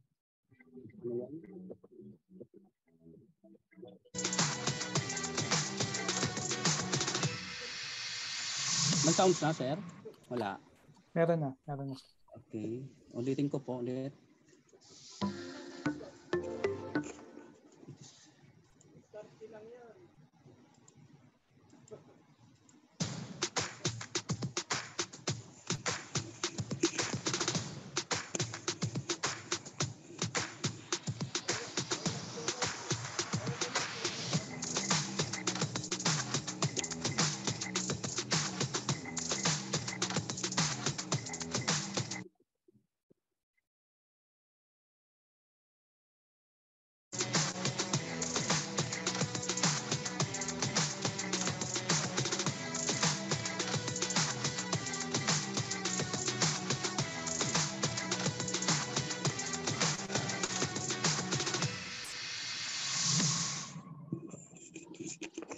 Is another one.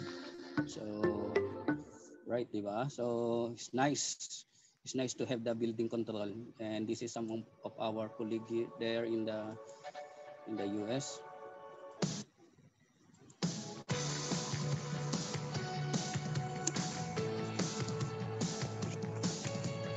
Patient comfort is 100% of what we do. If the patients are happy, we're happy here. The biggest thing that does keep me up at night when it does come to managing a property like a hospital is all of our equipment. Reliability is key. Every system we have needs to be reliable. Potentially, lives could depend upon it. We're 100% outside air, which is a huge challenge depending on the seasons. We had a huge problem with on-call and getting people here in time when equipment went down. The PXC4 has made our lives a lot easier. The PXC4 is controlling a 100% makeup air unit. We're providing comfort temperatures to common areas so that we can pressurize corridors and keep the patient areas at a negative pressure. That prevents the spread of disease and keeps the building in a healthy state. One of the challenges that they have in this facility is not all of their equipment is the same. The PXC4, with its onboard I/O and the ability to expand that I/O as we need to, was a great value. Adding additional points to a panel now becomes just adding a modular input-output module. The wire sheet programming is a game changer. You can watch the wire sheet live. So once the equipment is up and running, it never has to go all the way down again. I can save an entire piece of equipment and reuse it on another project. So now my engineering time went to literally 30 minutes or less, and I can have a piece of equipment running. We ended up with around a 40% reduction in cost for that air handler. We have become a lot more reliable with the PXC4. I can go on my phone or computer. It doesn't matter where I am, what I'm doing. I can get a call. I've got it up on my phone in a couple of minutes. I often find myself checking it before I go to bed, and it helps me sleep a lot better at night.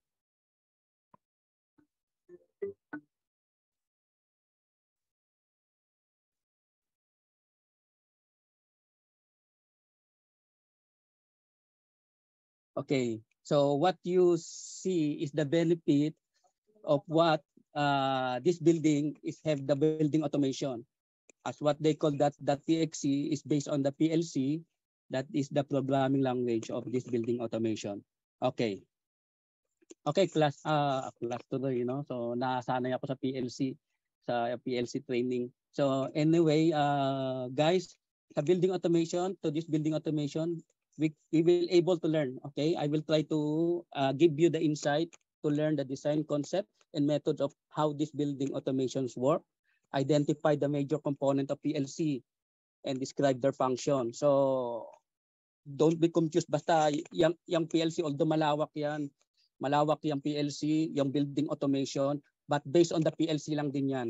So hihimay-himayin natin. I will try to give you kung paano natin yung PLC, okay? So kasi mostly yung kasi iba pagka-program, pagka sinabing PLC, parang yung katulad yung ibang mga technician na tinitraining ko dito. So parang natatakot sila sa program ng PLC. That's why sabi ko, simple lang yan. Parang program lang yan. Kapag natutunan mo, logic lang yan. Kaya nga programmable logic controller. Pagka natutunan mo yung logic control niyan, yung paglo-logic niyan, napakadali na lang sa atin mag-building automation. Okay? Napakadali na lang ng trabaho ng automation engineer. Napakadali na lang ng trabaho ng automation designer. Okay? Lalo na sa mga building na high-rise, 50 towers, yung mga ganyan. So, kayang-kaya natin yan. So, then identify typical discrete and analog inputs and outputs. Yan. Kasi diyan talaga, pagka PLC, building automation, you have a lot of analog input, analog output, yung mga tinatawag na signal. Yan, different signal. So actually, hindi lang basta ECE. Hindi lang basta ECE, guys, yung pag-building automation. Kahit anong course mo, like especially siguro na based on technical course na or ikaw ay isang electrical engineer, computer engineer, IT, ano pa. So pwede ka mag-building automation. It's very simplified. Madali lang to. So I will try to give you a hint, especially those students here na bigyan niyo ako ng time na i-explain sa inyo para later on, pag-graduate nyo, you have the new frontier to be automation engineer. Don't worry guys, malalaki sahod ng automation engineer. I will tell you, napakalaki ng mga ano nila kasi because now in current we are lack of skills of automation personnel, almost 500,000. Kailangan natin ng 500,000 ng mga automation engineer. Look, napakadami. Kalahin mo yun ha, tapos ang lalaki naman ang binibigay na salary, na sahod, bakit kayo nagsisiksikan doon sa bagay na maliit naman, wala naman kayong magdi-gain, 'di ba? Especially daw sana yung mga technician dito and electrician, ito na yung next frontier nyo. Ito na yung magandang na sana pag-aralan nyo. Dahil easy lang ito, yung pag-automation.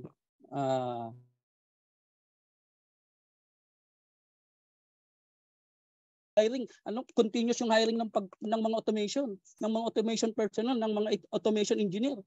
Continuous yung hiring, hindi nag-i-stop yan. GE, Honeywell, Schneider, too much.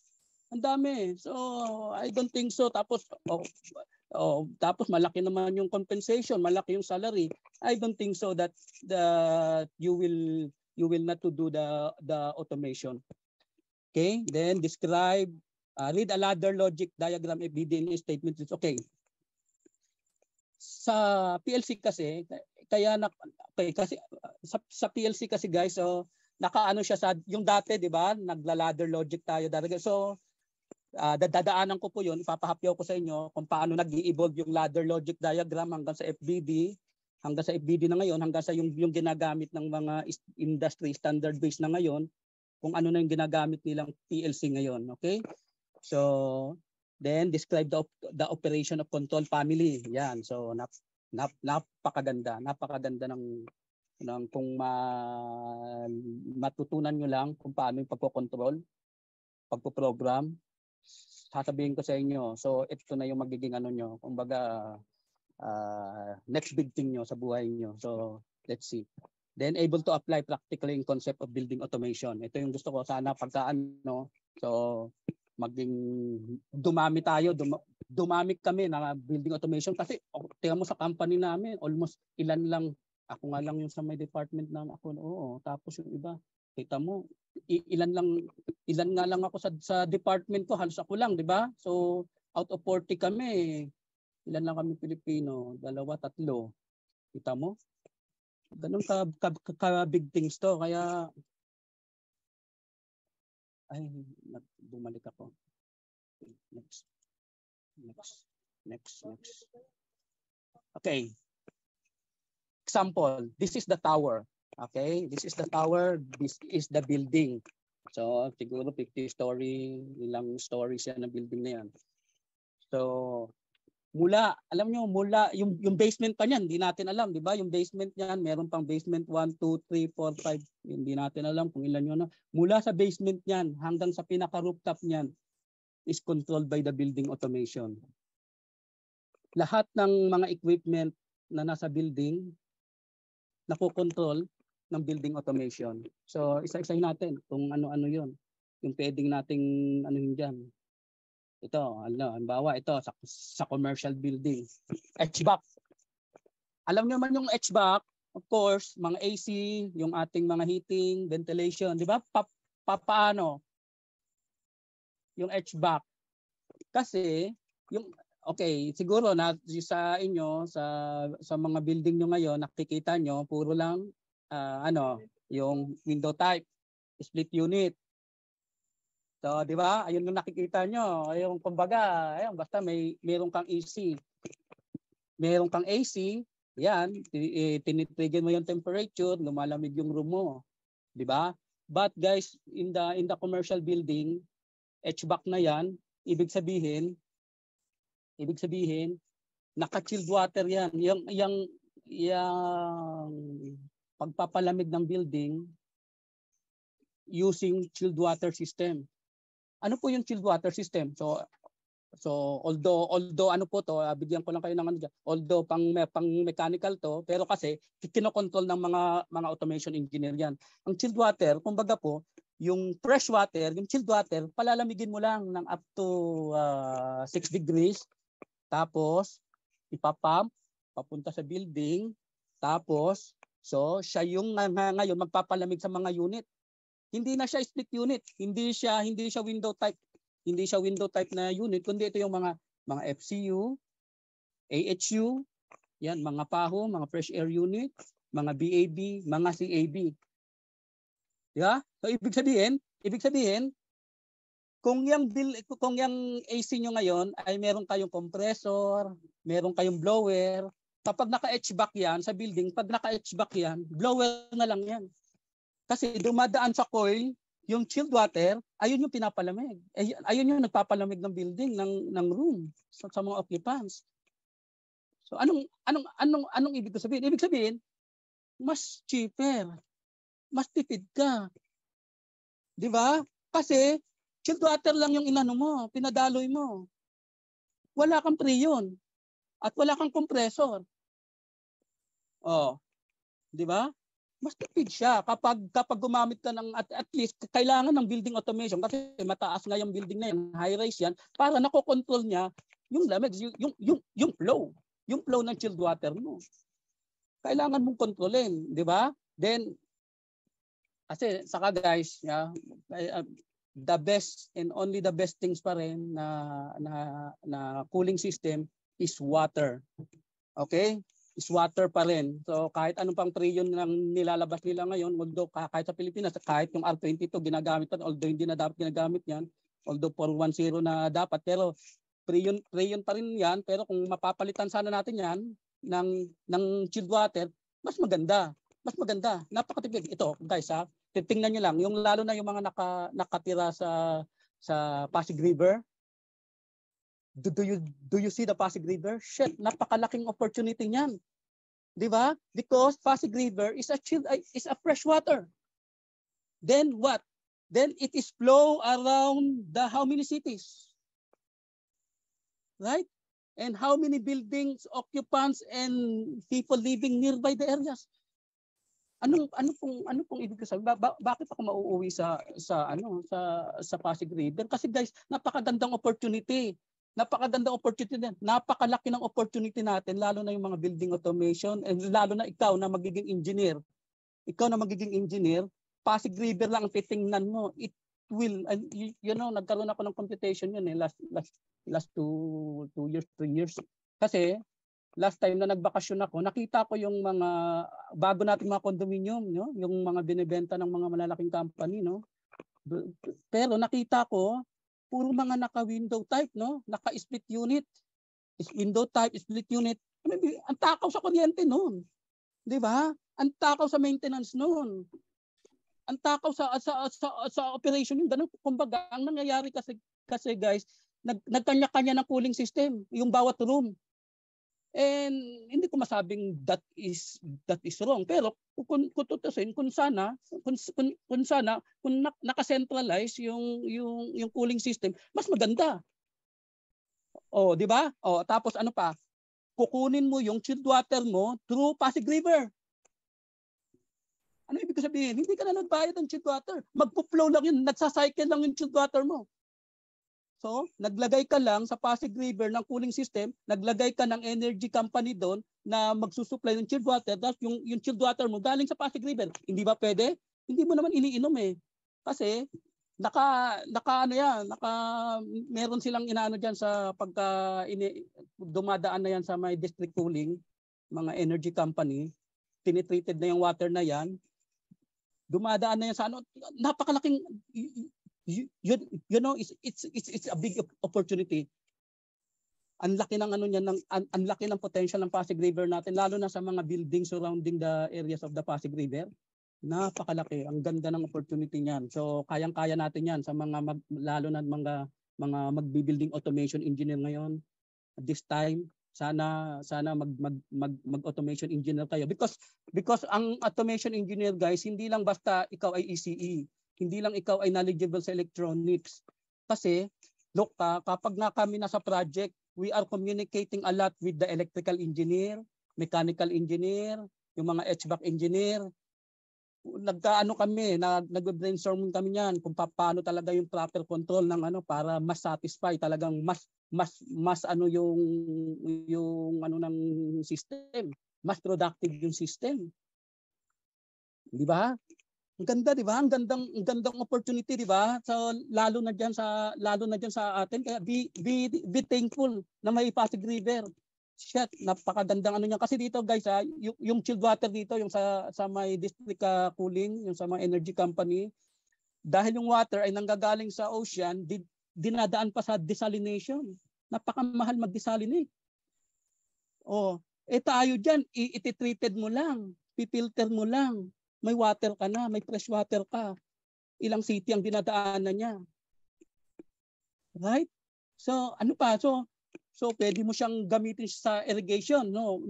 Sa building automation control, sa building automation ng application, yung sa irrigation niya. Kinokontrol natin yan sa mga building, yung irrigation niya. Kung ilan yung flow lang ng water, kung ilang cubic ng ano, tapos yung kung ano yung chemical na inano mo diyan, yung level ng chemical diyan na nasa irrigation. Ganon, kinokontrol natin yan. May especially yung timing sa morning, dapat ganito lang 30 minutes. So kusa yan namamatay, switch on, switch off yung mga irrigation system sa mga building. So sa afternoon din ganon, kung i-schedule mo yan, depende sa owner o doon sa program ng irrigation. Then ito nga yung chilled water cooling system. Ito kasing class tingnan mo may chilled water ka na. Ipinamp mo doon. Okay, pinamp mo sa river. Tipid ka na, di ba? Tipid ka na, wala kang binayaran doon, no? Pinamp mo. Yung cooling system kasi dadaan pa ulit kapag dumaan siya sa cooling system na sa mga unit ng mga AHU, FCU, ng mga FCU, ng mga BAB. So, halimbawa, 6 degrees, umikot siya ng 6 degrees, no? Pinalamig yung room mo. Meron siyang return. Yung water yan, hindi na waste yan. Meron siyang return. So, ang return na yan, nasa 10 degrees, 12 degrees, yung water. So, idadaan mo ulit yan sa cooling system mo. Yung kumbaga parang tower, like cooling tower, or like the heat exchanger. Iyaano siya ulit, no? Para siyang i-recycle ulit, no? Imimix siya ulit sa ano. So ganun. Walang nawe-waste na water. Walang nawe-waste na water. Kaya napakalaki ng save. Napakalaki lang save nila, especially sa water kasi lalo na dito per liter yung ng per cubic liter ang bayaran ng chilled water dito. Kasi nga ang mahal ng chilled water kasi nga desalinate pa nila, galing pa sa ocean 'yan. Oh, 'di ba? Sa atin napakadami natin na water. Next, ano pa yung pwede nating sa building automation, sa application? Meron tayong yan, yung mga pan and extract pan. Itong pan, guys, example na, so halimbawa sa mga parking system, no? Ayan, parking system sa application din ng building control. Papark ka, syempre. So, may mag-open ng mga barrier, ng mga gate, magpapark ka doon, pak. Meron ka ding designated na kung merong doon designated na parking area para sa iyo. 'Di ba? Monitor din natin diyan, no? Halimbawa, bawat parking system lalo na inside the building, monitor natin yung mga CO2, CO sensor, yung CO, especially yung carbon monoxide. Right? Kasi kailangan, bakit? Kasi syempre puro sasakyan 'yun, no? Masusuffocate ka doon pagka puro mataas na yung CO mo. Kaya meron lang particular level ng CO na pagka nag-reach yung CO ng example ng 50 ppm, actually dapat hindi ka magmo-more than ng 50 ppm diyan, yung part per million, kasi alam niyo naman yung CO very toxic, no? Kaya kung minsan kapag nasa close room ka, lalo na yung mga parking na yan at may mga kotse, so wag ka magtatagal, so kasi baka nakakalanghap pa ng CO kaya sumasakit ulo mo later, maybe like that, no? Pero halimbawa kapag nagmo-more than sa ganon yung CO, kaya yung sa building automation, kapag nag-more than ka ng 50 ppm, example, iraran niya na yung particular jet fan, yung extract fan na nandoon sa parking area na yun. I-blow out, i-exhaust niya na yung particular CO na nandoon hanggang sa mai-reach niya sa level ng comfort, yung sa proper level ng CO mo. So, that's it, no? So kaya napaka ng building automation. Meron nga akong isang story na yung last time lang, no? Sa may natin, sa may MRT, nakakalungkot. Yung sa may MRT merong isa yata na kinuha niya yung level ng CO saka yung CO2 tapos ipinost niya sa Facebook, 'di ba? Guys, nasa close room ka, no? Kahit ikaw lang pumasok doon, huminga ka, may contaminate na 'yon. Kontaminado na kagad yung ano mo, yung room mo. Mataas na kagad yung contamination 'yon. Ano pa kaya sa MRT? I don't think so because our government is doing well, no? So alam ng government natin 'yan. Nasa close room ka. Ang daming tao. So ang taas ng CO2 doon, ang taas ng contaminant ng ppm doon. Of course, tataas talaga 'yon. 'Di ba? Pero yung ipo-post mo, isisisi mo doon sa ano, yung sa mga ano doon, no, sa government natin siguro siyempre may mga engineer naman doon na ano, siguro it's not proper kasi lahat naman talaga ng closed room, no, may contaminant. Kaya nga mas mahalaga pa rin talagang ano ka sa labas, so, 'di ba? Dapat may mga proper ventilation. Kaya nga tayo sa mga building may mga extract fan.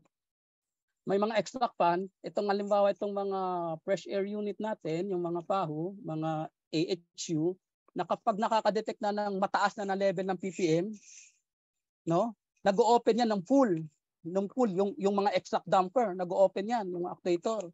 No, tapos pagka medyo ano na, kuminsan binababa nila yung ano para hindi ganong kasi kapag hinigop niya naman kasi lahat ng fresh air, maka medyo mainit, hindi kayanin ng mga cooling system.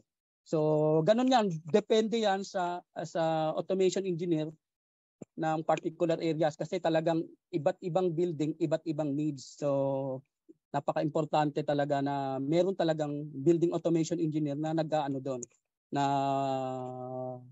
yung tipong magde-design kung anong proper ano kasi iba-iba yung ano halimbawa kung yung building mo ay nasa ano ka, nasa Dalampasigan o mostly dito no, nasa C, yun. So iba din yung level na ano doon kasi susukatin mo yung salinity ng ano noon yung pati yung air actually mataas yung ano niyan, yung humidity ng air ng nasa C.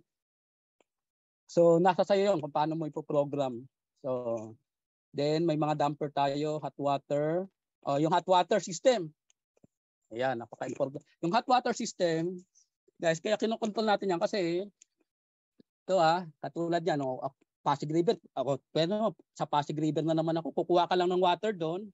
So kasi yung bawat building may mga ano yan, may mga boiler or calorifier. So ito yung hot water system. So ito yung ginagamit din sa halimbawa no, so masyado ng malamig, gusto mong ano kasi yung mga unit na yan meron ding mga hot water na pwede mong palamigin, painitin yung air ng occupants, no? Kung gusto niyang mainit-init, so pwede rin. So pero ito mostly halimbawa hot water yung sa 'di ba kapag nagto-toilet tayo or gumagamit tayo ng mga sink. So nakikita natin no, so meron doong blue and red na ano ng faucet, nagko-control. Doon yung mixing ano noon, yung mixing point ng hot water. Kaya kung gusto mong very hot lang, iaano mo siya, doon siya sa red button. Kung cold lang, doon mo siya sa blue. So nandoon yung mixing point niya no. So ng washing. Alam niyo guys, ano yan at least hindi bababa yung water mo ng 50 degrees. Hindi rin siya lalagpas ng 70 degrees, mini-maintain yan. For what? For Legionella. Para sa Legionella. Kasi ang Legionella virus kahit mainit, taga-ano yan Kaya mini-maintain talaga namin yan at least 70 degrees yung water. Kailangan yung pagka yung calorifer ng building pagka nagbe-below na siya ng 60, nag-heat siya ulit, yung calorifer. Ito yung calorifer, ito yung electrical component ng tangke ng hot water para uminit siya, no? So ayun yan, kinokontrol natin yan, kinokontrol ng automation yan, ng building automation para na maintain. Ito yung mga motor and pumps. Common siyempre. Kapag yung chilled water galing sa sa district cooling or galing doon sa pinapump mo, papasok sa building mo, kailangan mong kontrolin ng motor and pump mo. Kailangan mo ng mga flow niyan, yung flow, yung tamang temperature o yung speed, yung frequency niyan. So kaya kinukuha natin yan, yung mga details ng motor, yung mga details ng pump. So sa building automation, iaano mo yan, ika-calculate mo yan para kung ano yung gagamitin mong sensor, kung paano yung application niya, at saan siya, kasi nagra-ram down yan eh. So kinokontrol natin ng mga BFD yan. So based on you, so kung na-reach na ng occupants yung ano niya, so ira-ram down niya yan yung ano ng water ng mga motor ng pump. Naka-BFD yan mostly sa mga building. So para naman, of course, pagka hindi mo ni-ram down yan, hindi mo siyempre mag-overpressure yun doon. So baka sumabog yung pipe mo di mas malaki yung damage mo, di ba? So yan, kaya building automation yung nagko-control niyan. Okay, lighting and shading. Di ba? Kala mo yung mga building, no? So may mga glass, ang ganda-ganda. Behind that glass, may mga shading. May mga shading yan, yung parang mga kurti-kurtina. So nag-automatic din yon. Ito sa may building ko dito sa may Burj Al Arab, ito one of the 7 star na hotel dito sa Dubai. Ganyan yan. Para sa lighting niya rin o sa shading para sa araw, then yung sa lighting niya rin, yung sa light, no? Yung light, very importante yan, tingnan mo yung light, okay, nakasave ka na, gumamit ka ng LED. Yes, you are safe using LED. It's good. But what if kung kaya mo pa siyang i-dim? Di mas malaking save. What if kaya mo pa siyang i-timer, automatic time? Di mas malaking saving. Or kaya mo pa siyang i-sequence, i-sequence mo yung lighting mo. Di ba? So napakalaki ng savings mo. Kapag meron kang control ng building automation control, ang laki ng savings. Yung sa lighting lang, nag-LED ka na, nag-timing ka pa, nag-timer ka pa, it's using the PLC control, nag-timing ka pa, nag-sequence ka pa, di ba? So ang laki ng ano. Then, tank system. Di ba? Sa tank, ang dami din sa tank, di ba? Ano yung mga tank na? Water tank, gray, di ba? Ano sa water tank? May filter water tank, may cold water tank, may fresh water tank. So malalaking tanke yan. So kumbaga sa isang floor ng building sa 50 story o sa 100 story, there is one floor particular for the tank system sa mga tanke. Minomonitor natin yung level, yung building automation, minomonitor na yung level na yan. Pagkalimbawa, pagkabababa na siya ng 50%, magpa-pump na yung pump, magpifill siya ulit ng water. Then nakamonitor yung mga water leak niyan. May mga water leak system yan sa ibaba ng kaya hindi yan mag-overflood. May mga leak sensor sa ibaba sa floor. Then minomonitor din natin yung yung pH level, chlorine, kung may formalin, yes, minomonitor ng automation yan, ng building automation. So para for what? Kasi unman yan eh. So unman siya. So once this level is reached to the not acceptable not acceptable value, nag-a-alarm siya. So mag-a-alarm siya. So malalaman ng building owner yon. So mapupuntahan. Yung tipong ganun, kung mataas yung level ng chlorine niya, mataas ang level ng formaldehyde niya, mataas yung level ng sodium bicarbonate niya, di ba? So yun. So napakahalaga nun. At least na-maintain mo yung ng tank mo. So next, waste system. Yan, sa waste. Bakit minomonitor yung waste? Alam niyo yung waste, di ba? Sa mga building, sa mga hotel, may mga yung sabi nila parachute. Yun yung garbage chute yun, yung garbage chute, di ba? Sa may baba noon, parang may basurahan ka. Ayan. May garbage tank ka, may basurahan ka. Minomonitor natin level noon. Siyempre, kung tumaas yon, siyempre pagka hindi na mag-ano yon, mag-a-alarm muna doon sa mga bawat chute. na hindi siya a-accept ng ano kapag hindi pa nakukuha yung nasa ibaba. Siyempre mag-over ano yung sa baba. Monitor natin yung CO sensor noon, yung level ng ano noon ng CO2. So at least nasa acceptable ppm lang siya, di ba? So yung ano ng garbage chute, pati yung temperature noon monitor natin sa waste system. Kasi delikado ang waste system na pagka may chance kasi na pwede siyang alam niyo na, yun, di ba? Kasi ano yan eh. So pwede siyang mag-cause ng trouble. May sumasabog pa nga eh, explosive eh. So may nag-explode. Nag-explode siya the way na kasi masyado na siyang ano. So kumbaga, ano kasi yung room eh, ano siya kasi ecolab eh. So pagka mataas na yung CO niya, kung minsan nag-explode talaga. Oo. Pero kapag hindi na mo-monitor ng maayos. So next, meron tayong integration. Yung mga integration system, yung sa iba't ibang component like electrical, mga energy monitoring unit, mga EMU. Yan, minomonitor yung mga ano ng yung mga voltage, power, kilowatts hour. So kino-connect din natin sa building automation, sa automation control. Yung access control, ayan.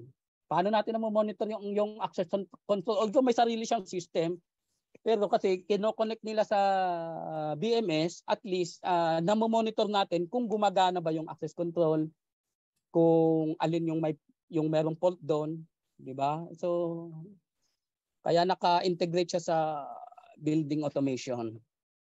Next, electrical energy, ayun yon sa mga electrical o yung room management. Yan, talagang building automation yan. Kasi sa room management, malalaman mo kung ano ba, yung room, occupado ba. Once na kasi may guest na nag-ano doon, na pumasok, meron siyang may card siya, automatic gagana yung occupant sensor mo, mamomonitor mo ngayon. Gagana yung unit niya, yung cooling system niya, di ba? Gagana yung mga sensor niya. So magla-lighting automatic 'yun. So ganoon, malalaman mo na mayroong tao sa loob. Kapag meron siyang inanong card, di ba? So pagka nag-card siya doon sa loob. So ayun yung sa room management. Then ayan yung parking system. Yung parking, so na-explain ko na kanina, no? Kung paano yan na-monitor. Yung pool. Guys, na dito sa itong sa pool. Meron lang kwento diyan eh. Okay, anong minomonitor natin sa pool? Yung level ng water. Anong pinaka-importanteng minomonitor sa pool? Yung temperature ng water. Yung sa may pool nyo guys, kaya halimbawa nasa building ka ngayon, sabi mo, although dito sa Dubai napakainit, no, supposed to be dapat mainit yan eh. Pero hindi kasi bago yan pumunta yung water diyan sa pool, meron yang mixture, minimix yan doon sa central plant. So merong mixing mixing tank na yung cold water at saka yung hot water, yung return water niya pa, yung hot water, minimix yan sa proper temperature niya, mga 35 degrees, 36 degrees yung kaya ng body natin, no? Yung acceptable level ng body natin. So actually meron akong meron akong kwento. Gusto niyo bang marinig yung kwento ko sa pool tungkol dito sa 7-star hotel last time 5 years ago that is happening. Kung gaano kahalaga guys gaano kahalaga yung building automation, kung gaano kahalaga yung data. Tingnan mo So we have one guest on that hotel na siya, well known. So well known siya. She is a princess. Kasi mahal talaga diyan sa 7-star sa may Bulsalaran. She is a princess, no? Isa sa mga country dito, some of the Europe. So naligo siya sa pool. Siyempre, princess 'yun, no? Naligo sa pool. So naka naka two-piece bikini. Naka two-piece bikini, okay? Naligo siya.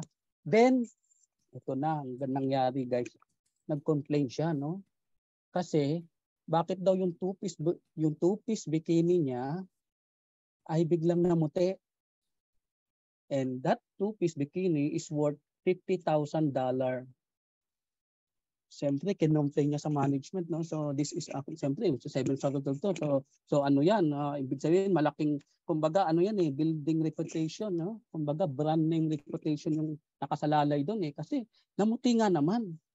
Alain mo, $50,000 yung worth ng price ng bikini. So hindi natin alam kung anong brand yan. Nagulat nga ako. Kaya nung una, sabi ko, I'm just laugh. Kasi sabi ko, anong gagawin ko sa bikini, sa ganun, no? So, kasi laki, napakamahal pala, meron palang ganun, I don't know. So talagang kasi princess naman siya. So 50,000, eto na. So nag-complain siya. So inano naman siya ng mga director ng director ng engineering saka director ng yung sa pool nga, yung mga matataas na official ng building ng tower. So kinumport naman siya pero hindi siya sabi niya, I want a concrete evidence na normal yung nang nangyari. Concrete. Gusto niya ng concrete evidence. Kumbaga, data. Gusto niya data. Pakitaan mo ang data, maniniwala. Parang ganun yung niya, no? So, kinabahan din ako kasi tinatawag ako. Ito na, no? Kasi naka-monitor kasi sa amin yung pool, yung mga level ng chlorine, ng bromine, ng formalin. Ayan. Naka yan. So siyempre ako naman, okay, sabi ko, kabado sila kasi hindi nila alam kung ano yung ilalabas kong data. Sabi ko kung ano yung nasa system, ayun yung ilalabas kong data. Siyempre ako naman, kinausap ko muna yung mga pool technician. Siyempre nakakaawa naman, no? Baka naman talaga meron tayo mo makakapagsinungaling sila sa mga boss nila pero sa akin hindi sila makakapagsinungaling.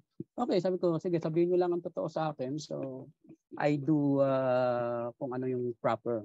Sabi ko ng ganun. So ayun na nga ang nangyari. So ayun nga, in-explain nila sa akin. So it means ako na lang nakakaalam ng totoo kung anong totoo. So eto na. Nag-report na ako ulit doon sa mga director. This is what is happening. I give the report.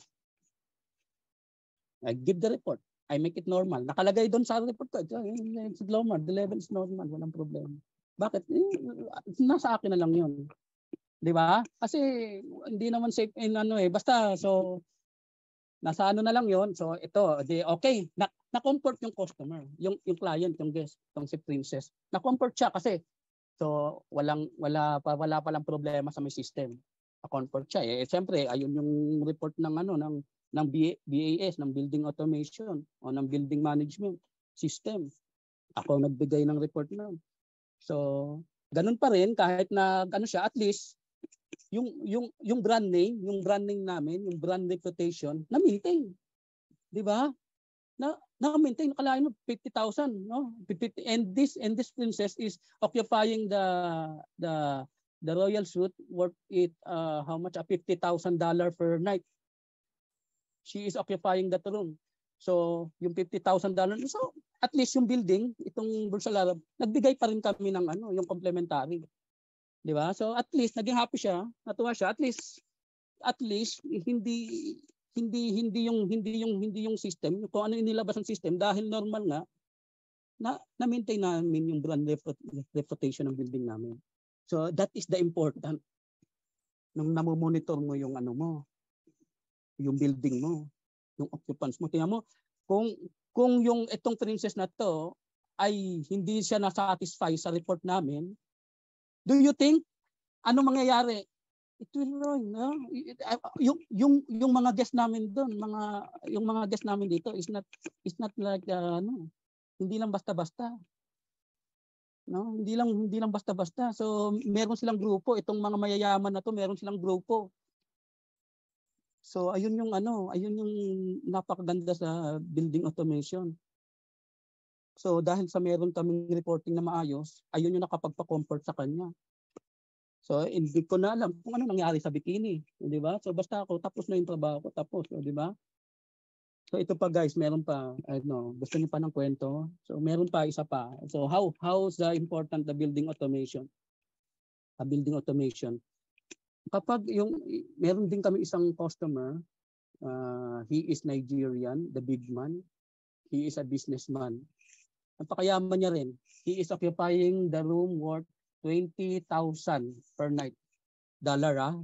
We are talking about the dollar. Ganyan kamahal yung mga ano dito sa ano na to, sa building na to. So $20,000. Alam mo ang ano noon, yung case niya, nag-occupy siya ng room in the morning. So tapos in the afternoon, nag-complain siya, no? So then okay. Then pinatawag ako kasi pagka ano, pinatawag na ako, sabihin hindi na kaya ng management yung magiging ano, nasa kumbaga kapag nasa building automation engineer na yung ano, building automation personnel yung magde-decide ng magiging ano na yung kahit yung pinaka-building owner, kahit yung pinaka-building director wala siyang magagawa. Example kapag hindi yung building automation personnel yung magke-carry ng complaint. Okay, ganito nangyari. Ang nangyari, yung room niya, so yung pagpasok niya daw, okay, nag-switch daw yung mga ano unit, no, nag-switch yung AC, ganon, so nag-comfort yung ano. After 1.5 hour or 2 hours, namamatay. Ayan daw, namamatay daw. Sabi niya, why? Because I am black, that's why the occupancy sensor is not detecting my presence. Sabi niya ng gano'n. No? Sabi niya, bakit daw namamatay daw every 2 hours? Dahil nandun na ako, kausap niya naman, sabi ko, okay, sabi ko, namamatay daw. So, siyempre, inisip ko, baka ano, so, i-check ko naman yung mga equipment. Wala akong nakitang problem. Okay, actually, so, but, para na lang sa kanya, sabi ko na lang, okay, sir, sabi ko, kinausap ko na lang, what you want temperature. So, ano bang gusto mong ano, yung ano, sabi niya, I want to maintain a cold temperature, sabi niya ng ganyan, at least 18 degrees, 20 degrees like that, sabi niya ng ganon. So sabi ko, even at night, yes, sabi niya ng ganon, ayaw niya daw namatay ng AC, ganon. Ang ano ko nun, suggestion ko, sabi ko sa management, we can transfer this guy to the other room, sabi ko ng ganon. Kasi hindi ko nga, ano, sabi ko, baka ano nga, merong problema yung system namin, yung cooling system, no? So sabi niya, no, I want this room because there is a panoramic view. Sabi ko nga, meron din ang panoramic view doon. Sabi ko, there is another panoramic view to the other floor. No, ayaw niya. So nag-isip ako, di ba? So no-opera ka na nga ng ano. So okay, sabi ko, okay. Okay, sir. So, there is no problem with this unit. Just like this, like that, like that. Okay, ganun, no? Nangyari. Ito na, overnight.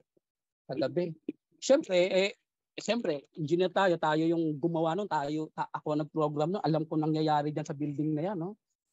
So, yung kanyang unit, inilagay ko sa trend, lahat ng mga possible na pwede ko ilagay sa trend. Kasi wala namang camera inside, okay? Hindi ko siya makikita kung anong behavior niya sa loob ng room. Okay? Wala akong access doon, no? Walang camera doon. Hindi mo malalaman 'yon. Pero inilagay ko lahat yung possible na mga sensor pati yung trend yung mga ano ng unit ng BMS doon sa room na yon into trend. Sabi ko para kung aalis ako sa gabi, kinabukasan ng umaga makikita ko kung ano ang naging behavior ng system ng unit ko. Okay, eto na, no? Umaga sabi ko magko-complain lang naman to kapag ano ulit kasi hindi natin alam bakit ano. Ang nangyari, nakita ko sa trend niya, yun maganda sa automation, no? Meron trend. Pwede mo siyang ilag. Ang nangyari, namamatay ng every 2 hours. Merong 1.5 hours, may 2 hours. Sabi ko, it's unusual. Di ba?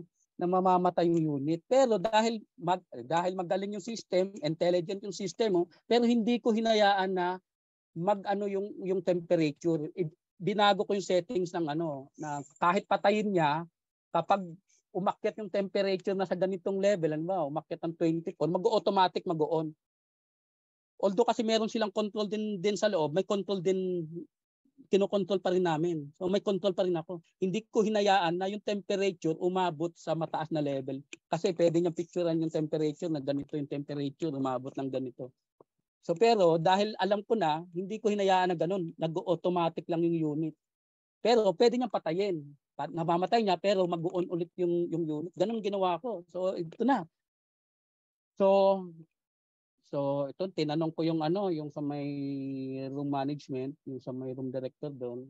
So nag-complain ba yung customer? What happened? Sabi ko, ano nang nangyari? Hindi na, hindi na nag-complain. So, ibig sabihin, hindi namatay yung unit. Ibig sabihin, hindi na-complain. Ngayon, pinag-usapan namin ng sabi nila, ano ba na findings mo? Bakit Hindi ko na lang sinabi yung no, pero kasi alam ko nangyari. Kasi alam mo, dito sa mga building dito, uso yung complementary, no? Para makalibre ka, gagawa ka ng eksena. So, hindi ko naman sinasabing because all our guests, we are treated as we are treated the best as possible as so ganun. So sa akin na lang yung nangyari na kasi nakita ko parang, di ba? Anong magiging conclude mo? Ang conclude ko, talagang may pumapatay sa unit every 2 hours. May pumapatay sa unit. Sabi ko, so hindi ko na lang pinag-usapan na lang namin personally nung director ng na is unusual behavior. Sabi ko siguro itong si Sir may lang siguro, no? Meron lang sleep disorder, nagigising sa gabi, pinapatay yung unit every 2 hours, baka ganun. I don't want to think na he want to do something. So ganun. So ito yung kahalagahan ng building automation. Yung control. May lag ka, may trend ka, then kapag hiningian ka ng report, hindi mo kailangan explain lang masyado. So you can whatever report, whatever they want. Ayun yung maganda sa automation. Then class? Meron pa, marami pa tayong kinokontrol sa unit. Okay. Ito, during emergency. Ano nangyayari sa building during emergency kung may fire? Anong yung nangyayari sa HVAC? During emergency, kapag yung building automation control mo, talaga nakaprogram to, pagka may emergency, ano yung possible na nagbibigay ng emergency? Either fire, yung fire system. Nag-detect yung fire, may fire. Ano na nangyayari sa HVAC mo? Automatic, it will off. Ganon din sa chilled water, sa cooling system mo. I-off niya yung mga pump. What happened to the extract fan? Yung mga smoke, okay, kung doon sa particular na areas na yon, doon siya trigger yung alarm, mag-open yung mga smoke extract fan mo, automatic. Ano mangyayari doon sa mga emergency lighting? Yes, it will on. It will on. Anong mangyayari doon sa stair pressurization fan mo? Mag-on. Kasi doon pupunta yung tao sa stair, sa emergency, kaya siya magbibigay siya ng air. Di ba? Sa stair pressurization fan, it will on automatically. Okay? Ano mangyayari sa mga extract fan mo? Okay, mag-go-off. Ano mangyayari sa lift? It will landing to the ground. Kung saan yung designated niya na evacuation floor. Magla-landing yung lift mo doon automatically. Kung data center yung building mo, ano mangyayari? Hindi siya magre-release ng water. Depende siguro kung ano naka-program, magre-release siya ng chemical. 'Di ba? Para to protect the data. I-close niya yung area, magre-release siya ng chemical para to protect the data, right? Then ano pa? So ano mangyayari sa mga sa mga waste system mo? Yan, magko-close yan. Sa tank system, naka-ready yan. Ito yan, no? Naka-ready yan. Yung sa tank, halimbawa, meron kasing fire water tank ang building. Right? So may fire tank yan. May fire tank. Once merong sunog, no? Okay, nasunog, talagang di natin maiwasan, talagang merong nasusunog. Then kukuha mo na siya ng water sa fire tank. Sa fire tank. Tapos pagka nauubos yan, actually pinoprogram namin niya mag-open yung valve ng filter water. So kung talagang hindi pa rin kaya, mag-o-open yung valve ng cold water, magsusupply. Eh sa tagal ba naman ng ano mo, dumating yung ano mo, halimbawa, yung iyong fire, yung mga bombero mo, halimbawa na traffic sa EDSA, no? Na traffic sa EDSA, tapos ang tagal dumating. So naubos na yung mga tangke mo, no, ng tubig. So meron ka pa ring option, no? Meron kasing iba, talagang pinoprogram nila, nakaano pa rin yung pool. Kasi yung pool water, isinasama nila yan, no? So talagang sa magagaling na mga ano, nakasama yan. Eh halimbawa, kung talaga napakagaling mo at malapit ka sa Pasig River, eh, hindi nila alam, meron ka pa rin palang naka-ready na ano doon, na pump na kumukuha sa Pasig River. Eh di ang galing mo, di ba? Oh, na-save mo yung building mo, $1 million, no? Ganon, no? Depende talaga sa ano ng automation engineer. Pwede mong gawin 'yun na mag-pump ka diretso sa ano, Pasig River in case of emergency. Kukuha ka ng water doon to blow the fire.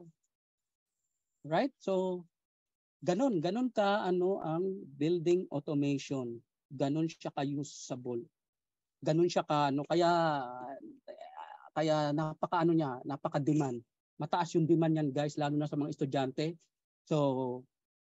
So it's time for you to frontier this type of specialization, the automation engineer.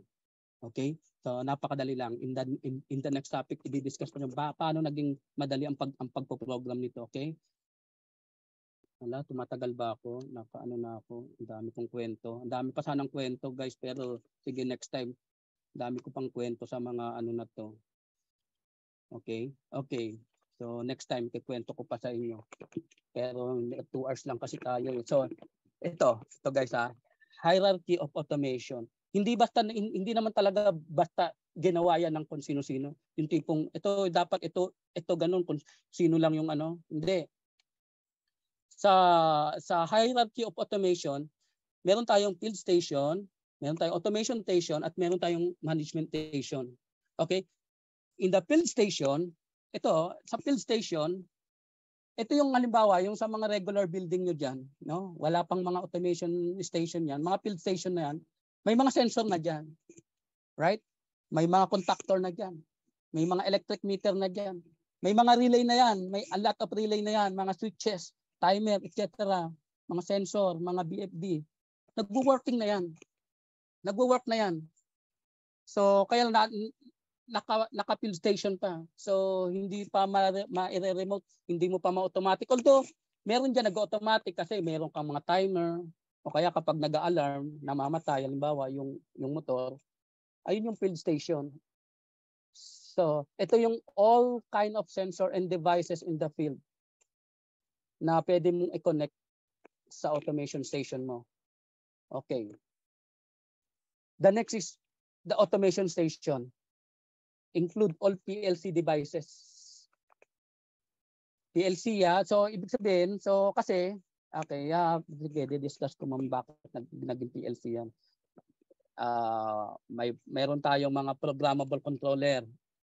So, iba-iba yan, iba-iba yung mga different. So kung i-google nyo yan, marami yan. May mga modular dyan, may mga PLC controller dyan, may mga input-output controller dyan, may mga MBUS, MADBUS module dyan. So, di-discuss natin yan kung kakayanin natin. Tapos, ito yung ano, ito class gumagana na yung field station. Nagwo-working na yung automation station. Ito yung program mo, yung automation station. Po-program yung automation station, depende sa field station. Then, kahit wala, after ng automation station mo, kung gusto mo siyang gagawaan ng GUI o yung management software na gusto mo i-control through computer, meron tayong management station. Ito na yung include yung mga management software. Ito na yung mga BMS, CMS, Chiller Management System, EMS, Energy Management System, SCADA, ayan, mga HMI, mga Human Machine Interface. Ayan, ito na yung nandito na pumapasok yung mga backnet router, mga gateway module, mga integrating device, mga workstation PC. Ayan, yung mga hubs, mga networking devices. Dito na pumapasok sa management station. Then, Ito, paano nagsimula yan, lahat yan? Paano nagkaroon ng PLC? Okay, paano nagsimula ang PLC? Ang PLC po dahil sa IEC. So lahat po ng bansa siguro member dyan. Pero Pilipinas member dyan sa International Electrotechnical Commission. Ito po yung worldwide organization para sa standardization ng mga electrotechnical o mga electrical devices na meron tayo. Worldwide po yan. So actually the Philippines belongs also. So yung government natin ang nakikipag-coordinate diyan sa IEC. Okay? Paano nagsimula ang PLC? Kasi sa dami niyan, since before 1950s, 60s, 70s, ang daming iba't ibang software na lumabas. Ang daming iba't ibang programming language na lumabas. Di ba? Ang dami yan. Ngayon, naglabas sila ng IEC 6113. Ito yung pag-i-standardize ng architectural ng programming ng PLC. Programmable Logic Controller na talagang pinangalan nilang PLC, Programmable Logic Controller, yung 6113 at kung paano yung system architecture niyan.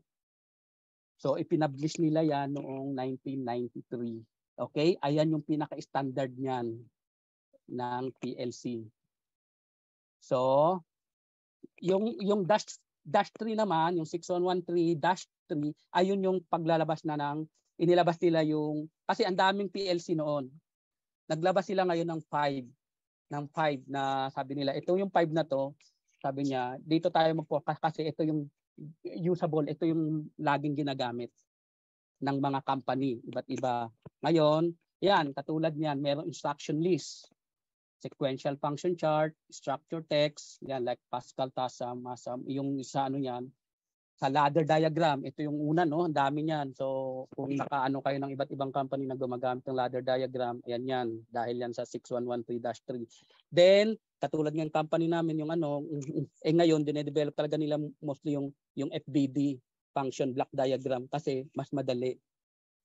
Kahit sino, kahit ikaw na estudyante, kayang-kaya mong mag-logic, gumawa ng logic ng PLC. No, hindi lang basta workable, working, no? So kaya pinadali nila yan, yung pag-aano ng function block diagram na yan, yung FBD na yan. So okay lang kung magla-ladder diagram, marami din gumagamit din ng ladder diagram, almost the same. Okay? Almost the same yan ng FBD, ng ladder diagram. Tapos itong structural text saka sequential function chart saka instruction list. Kasi ito kaya meron din gumagamit nito, pero ito yung parang nagpo-program ka kasi ayan yung parang yung sa may Pascal, parang yung sa assembly language, pag ganyan yung pagpo-program niyan. Okay, so mostly, ang pinaka-famous diyan yung FBD sa ngayon. Ang pinaka-famous diyan yung FBD, function block diagram. Ayan yung ginagamit natin ngayon. Ayan yung naka-industry-based standard ngayon, yung PLC S7, lalo na sa may Siemens, GE, Honeywell, ayan din yung ginagamit nila na ngayon. FBD. So at that time, no? So naglabas ng standard yung IEC. Naglabas din sila ng standard ng communication protocol. Siyempre kailangan ng kailangan ng communication protocol. 'Di ba? So, ano 'yon? Ito yung BACnet. BACnet is a data communication protocol for building automation and control network. Building automation control network talaga siya. Di ba? So, under the American Society of Heating, Refrigerating and Conditioning Engineer ng mga ASHRAE, yung BACnet, naging standard siya ng American National Standard. Pagdating sa building communication, we will discuss paano nagkakaiba yung BACnet sa Ethernet o sa ARPANET, kung paano nagkakaiba yan doon. So, ibang-ibang ng BACnet, although parehas din ng yan, parehas din silang mga network protocol. Okay? So, ang BACnet naging din siya, so naging European standard in more than 30 countries, and also it is an ISO global standard. Ayan na yung ginagamit ng ISO, no? Ayan yung 16484. Ayan yung pag-standardize ng BACnet, Building Automation Control. So, BACnet Ayan, 16484-5. Then, yan, dahil sa ASHRAE yan. Okay? Yon. Tapos, inano na ng mga iba't ibang country, kaya ngayon, BACnet na yung pinaka-standard based on the building automation control. So, iano natin kung anong pagkakaiba niyan dun sa ibang ano. Okay. Kaya pagka yung isang device, guys, ibang device, halimbawa, kahit sensor lang yan, may nakalagay diyan na BTL certified o kaya BACnet certified device.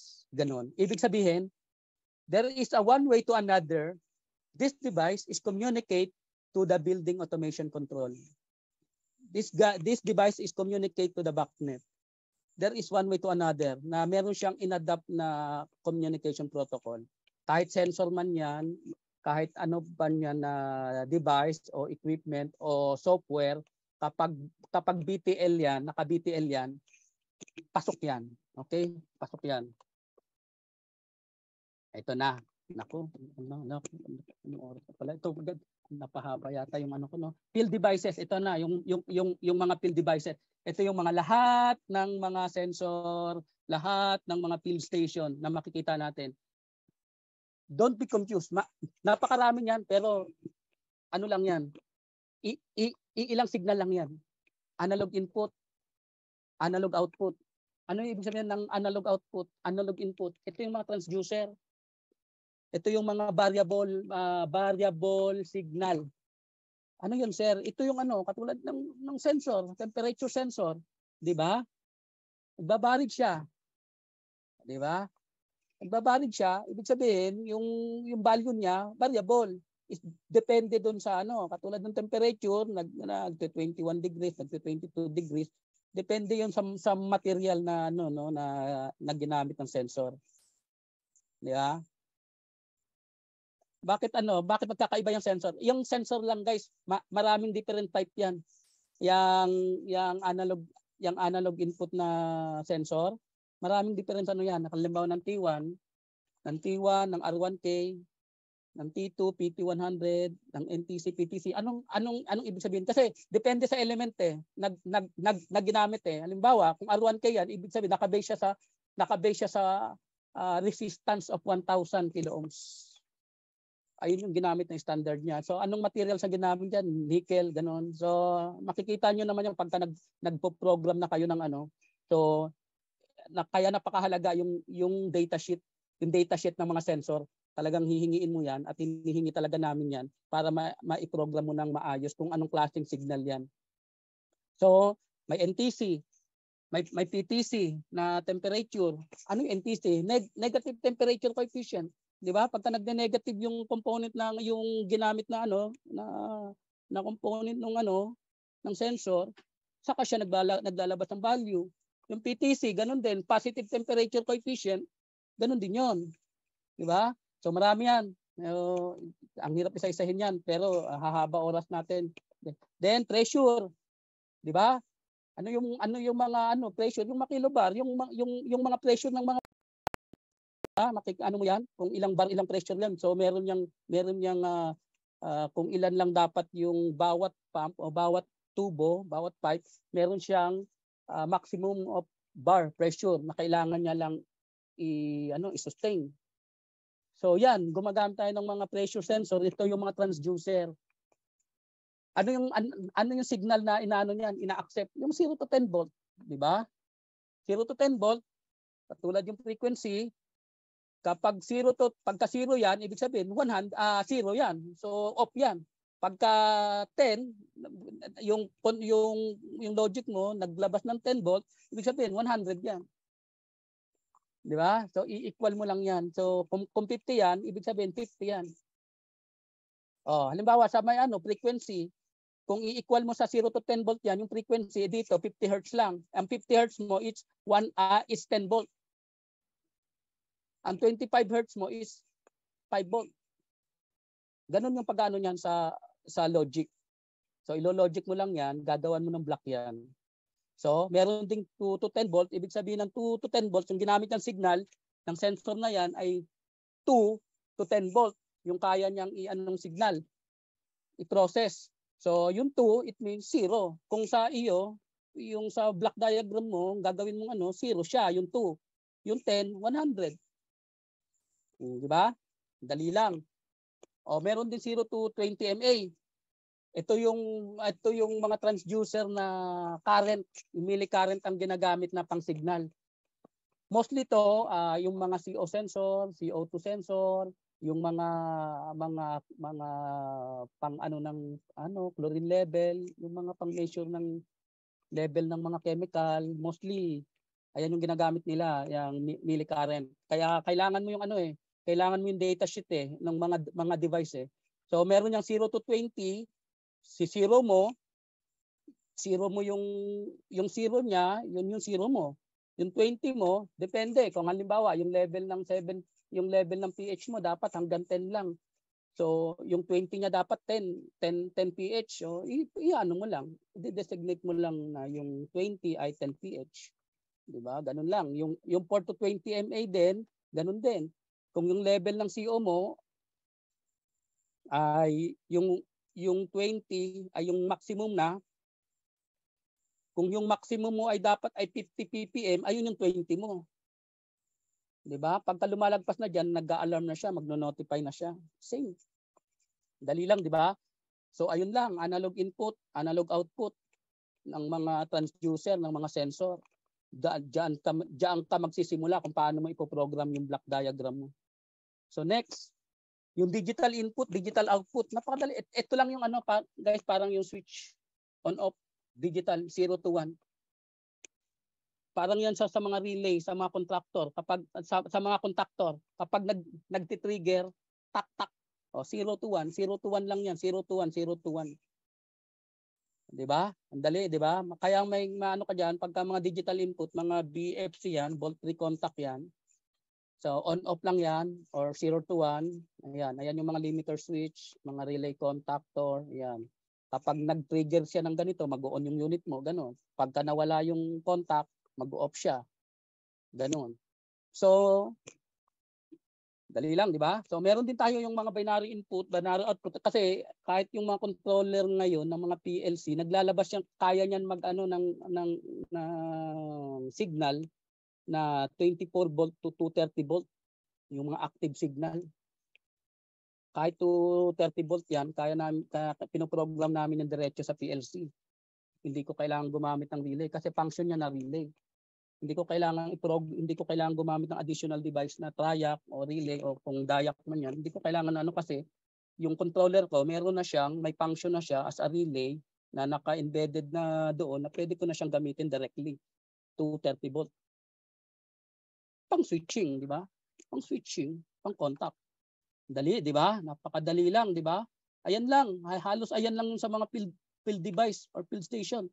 So, aanuhin mo lang kung anong klaseng sensor, kung anong kukunin mo lang yung data sheet niya, kung ano yung signal niya, kung ano yung mga limit niya, yung maximum niya, dali lang, di ba? Katulad yan, yung mga PIR sensor na yan. Huwag kayong mako-confuse dyan, mga ano lang din yan. Huwag kayo sa dami ng mga sensor na yan, ano lang yan.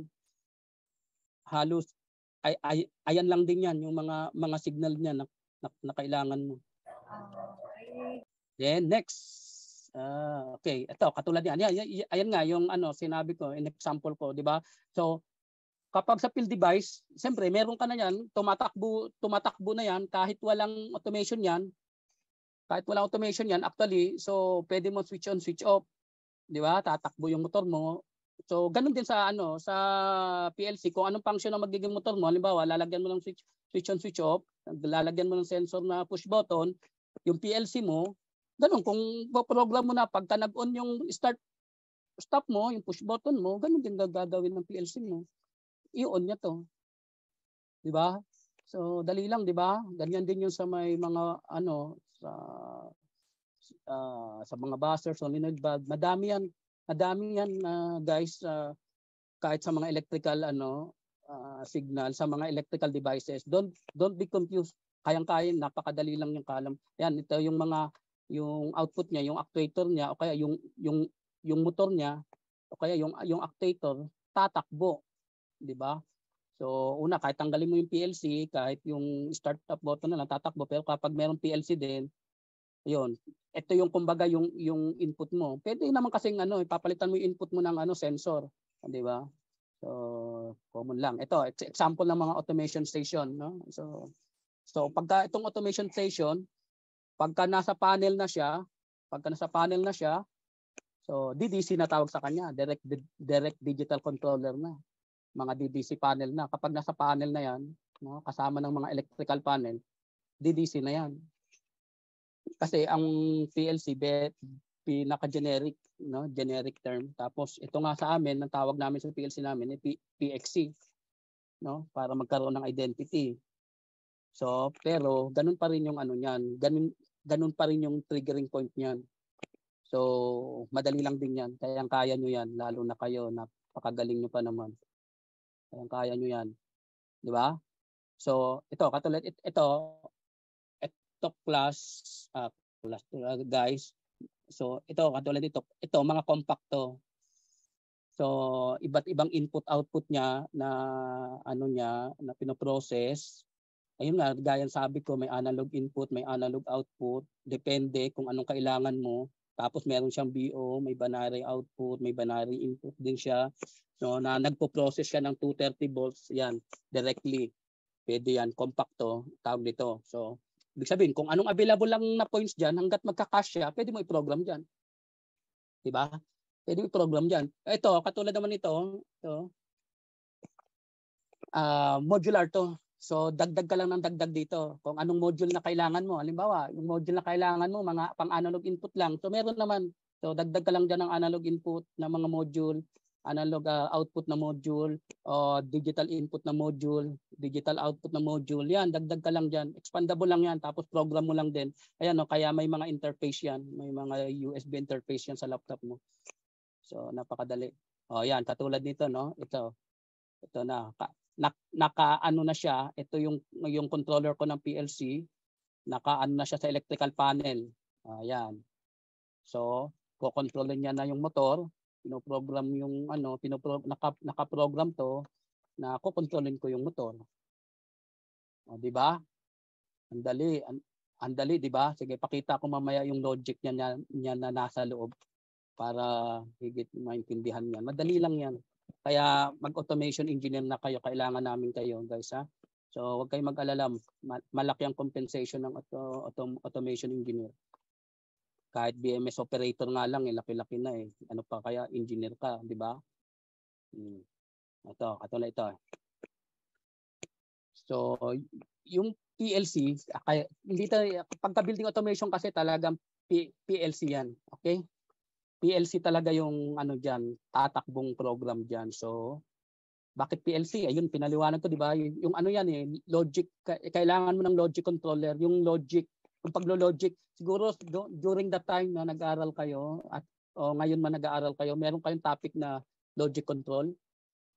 Meron kayong subject, tama ba? Meron, no? Kasi alam ko meron ako kasi baba ng grade ko diyan, pero ngayon okay lang. Sige. So, yung paglo-logic, ayan yun. So, ginagamit siya ng mga machine processes, output, ayan yan. So, hindi ko na ganong babasahin ng gusto. So, switches connected to the input PLC, okay? So, yung PLC, guys, yung PLC, parang computer din yan. May sarili siyang CPU. Of course, may microprocessor unit siya. Ipo-program mo syempre, para siyang erase, di ba? Para siyang chipset. Pino-program May power bus siya. Siyempre, meron siyang power bus, meron siyang pagkukunan ng power. Di ba? May memory unit. Of course, bawat katulad ito, i-previous ko to. Ito, yung controller ko, no? Ito. May computer yan, meron niyang sa loob, microprocessor. 'Di ba? Meron siyang supply na power volt na 24 volt ganun. Tapos meron siyang sa loob na ipo-program mo yung pinaka microprocessor niya, yung CPU niya. Program mo siya. So dali lang, 'di ba? Dali lang 'yan. So alam niyo. Ayan, meron siyang memory. Ito ba previous ko na. Okay, yan. Meron siyang memory unit, may I/O interface, may communication interface. Yung I/O, ito yung mga input-output. Yun nga, yung sinabi ko sa field device, kung ano yung ano niya, function niya, may analog input siya, may analog output siya, may digital input, may digital output, no? So, yung mga I/O niya, ayun yung I/O interface na kailangan ng isang PLC unit. Okay? Then, may communication interface. Of course, paano mo mapoprogram? Kailangan mo ng software. Mostly, kung ano yung unit mo na PLC, ayun yung software na gumagawa. Ayun yung company na gumagawa. Mas ano kasi, mas madali.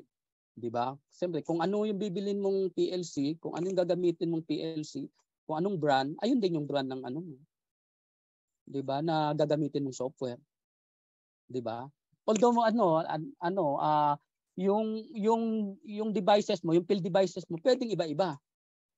Basta nga sabi ko, basta BACnet device certified 'yan, one way to another, pwede mo i-communicate sa iyo 'yan. Basta BACnet certified device o BTL 'yan, 'di ba? Ayun lang 'yan. So may software yan at may hardware, yung communication interface. Ayun nga, yung pinaka-unit niya, yung hardware at yung software, kung ano yung software na ano. Halimbawa, kung alam nyo guys, ang dami ng pwede kang mag-download. Bumili ka ng device, ng PLC, tapos downloadable na yung software niya, di ba? So actually, kung talagang magaling ka, pwede kang create ng software. I-trigger mo lang naman yung yung CPU niya, kung ano yung ng CPU niya. Yung sa EEPROM niya, titrigger mo lang naman yun eh. So, diba kaya nga may mga API, application program interface, kung kaya mong gumawa sa Python o kaya sa Java, diba? Pwede mo siyang i-trigger. Pwede kang gumawa kung magaling ka talagang programmer, yun nga. Pero kasi ito sa amin at least naka-FDD na kami, mas madali, convenient. Kasi so anytime deploy ka lang ng kasi kung ang aaralin mong programming ay yung structure text nga, mag-structure ka pa, yung function, so yung mag-what if else ka pa, so siguro mas matatagalan ka. Okay? Among the advantage of PLCR, okay, smaller size of course. Merong mas maliliit yan. Kahit yung natin yung mga cellphone natin actually naka-chipset yan, pinoprogram lang din yan, pinasok lang din yung program kaya kayo nakakapag-browse. So, smaller size siya, easier and faster system change, integrated diagnostic and override function, centrally available diagnostic, immediate documentation, faster and less costly duplication of application, di ba? Kasi kapag may PLC ka, so may program, natatago mo. Anytime, pwede mo ulit i-deploy. Di ba? Deployable siya. So, pwede mo siya ulit i-deploy, mas faster. So, konting lang, halimbawa, katulad yung konting lang naman, bago lang naman doon, kung mostly pinapalitan lang yung pangalan ng building, pinapalitan lang yung deploy lang ng deploy. Mas mabilis. Di ba? Ayun yung advantage na meron kang PLC. Kasi kung wala kang PLC at puro wiring ka, kailan ka pa matatapos doon? Sa kabila magwa-wiring ka na naman, di ba? Although meron ding wiring to, pero hindi ganoon ka sophisticated na kapag wala kang PLC, puro relay and contactor and timer ang gagamitin mo, mas matagal ka talaga, syempre, di ba? So kaya inilabas tong PLC na to. Ayan, no? Yung memory niya with RAM, random access memory, data can be written to read and write. So, pwede mo siyang tanggalin mo ulit doon. Ayaw mo, katulad yung nagde-demolish yung building namin nakaraan, tanggalin ko ulit yung mga control ko, okay, tapos i-deploy ko ulit sa kabilang panel. Di ba? I-delete ko lang yung memory, program ko lang ulit. So, mas convenient at mas nakakatipid sila, di ba? Tipid sila. Sabi ko, wag na kayong umorder ng meron na tayo dito na mga spare. Program ko na lang. So, mas madali. Hindi mo kailangan pagka-panel yan, puro wiring. So, hindi mo na ma-recover yan. hindi mo na mare-recover. Di ba? Yung PLC, at least, na-erase mo ulit. Tapos, ida-download mo lang ulit. Oh, ang dali, di ba? Mas madali siya kasi made up of ano siya, yung no, IC, alam niyo naman na yan, yung mga nag-aaral ngayon, yung mga EEPROM na yan, ayan yung gamit niyan, ayan, ito yung pinakaano niya, sa PLC siya ginagamit. Di ba? Ayan din yung ano, kaya kung bakit may machine learning. Kapag may alam ka sa PLC or something na alam mo yung automation, madali na lang sa iyo yung machine learning, artificial intelligence, yung mga data science. Kasi ang ilalabas mo dito, data rin eh. Ito yung robotic, madali na lang sa iyo. Kasi halos same approach of program, maglo-logic ka. Maglo-logic ka lang din, di ba? Kayang-kaya mo na. So, kaya mag-ano na kayo ha, building automation na kayo. Okay, marami diyan, napakalaki ng opportunity diyan sa atin. Okay, may CPU din 'yan. So, alam niyo na siguro 'yan. Okay, ayan. Paano nagsimula ang PLC? Paano nagsimula ang PLC? Ayan, yung logic nyo. AND gate, OR gate, NOR gate, NAND gate, XOR gate, XNOR, inverter, di ba? So, alam nga namang isa-isahin ko pa sa inyo, alam niyo na yung ano function ng AND gate. O, di ba? O, AND gate, OR gate. Siguro man, di ko na kailangan guys yung AND gate, OR gate halos ito lang, mabubuhay na kayo sa PLC, maano nyo na, makakatch up nyo na. Kung meron man kayong PLC dyan o kung magtatrabaho kayo sa isang company na PLC company, automation company, pagsimula kayo sa AND gate, OR gate, NOR gate, NAND gate, XOR, XNOR na yan. So, catch up nyo na. I'm sure. Sige, yung AND gate, siyempre, pagka 1 plus 1 equals 1. Ganun lang, di ba? Yung OR gate, any 0 plus 1, 0 ang labas, di ba? Hindi ko na kasi maubos ng oras natin, no. Sorry pero pagka may training naman kami ng kung makakaano kayo, training kami ng PLC, isa-isahin natin yan. Okay? Parang yan yun, pagsi-circuit diagram yan. Okay? Hindi ko na babasahin to kasi pwede nyo namang pwede yung aking pwede yung i-request sa ating sa IECEP o kaya sa IIEE. So, para guide nyo.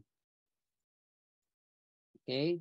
So ito, PLC operation of automation. Paano siya nagaano?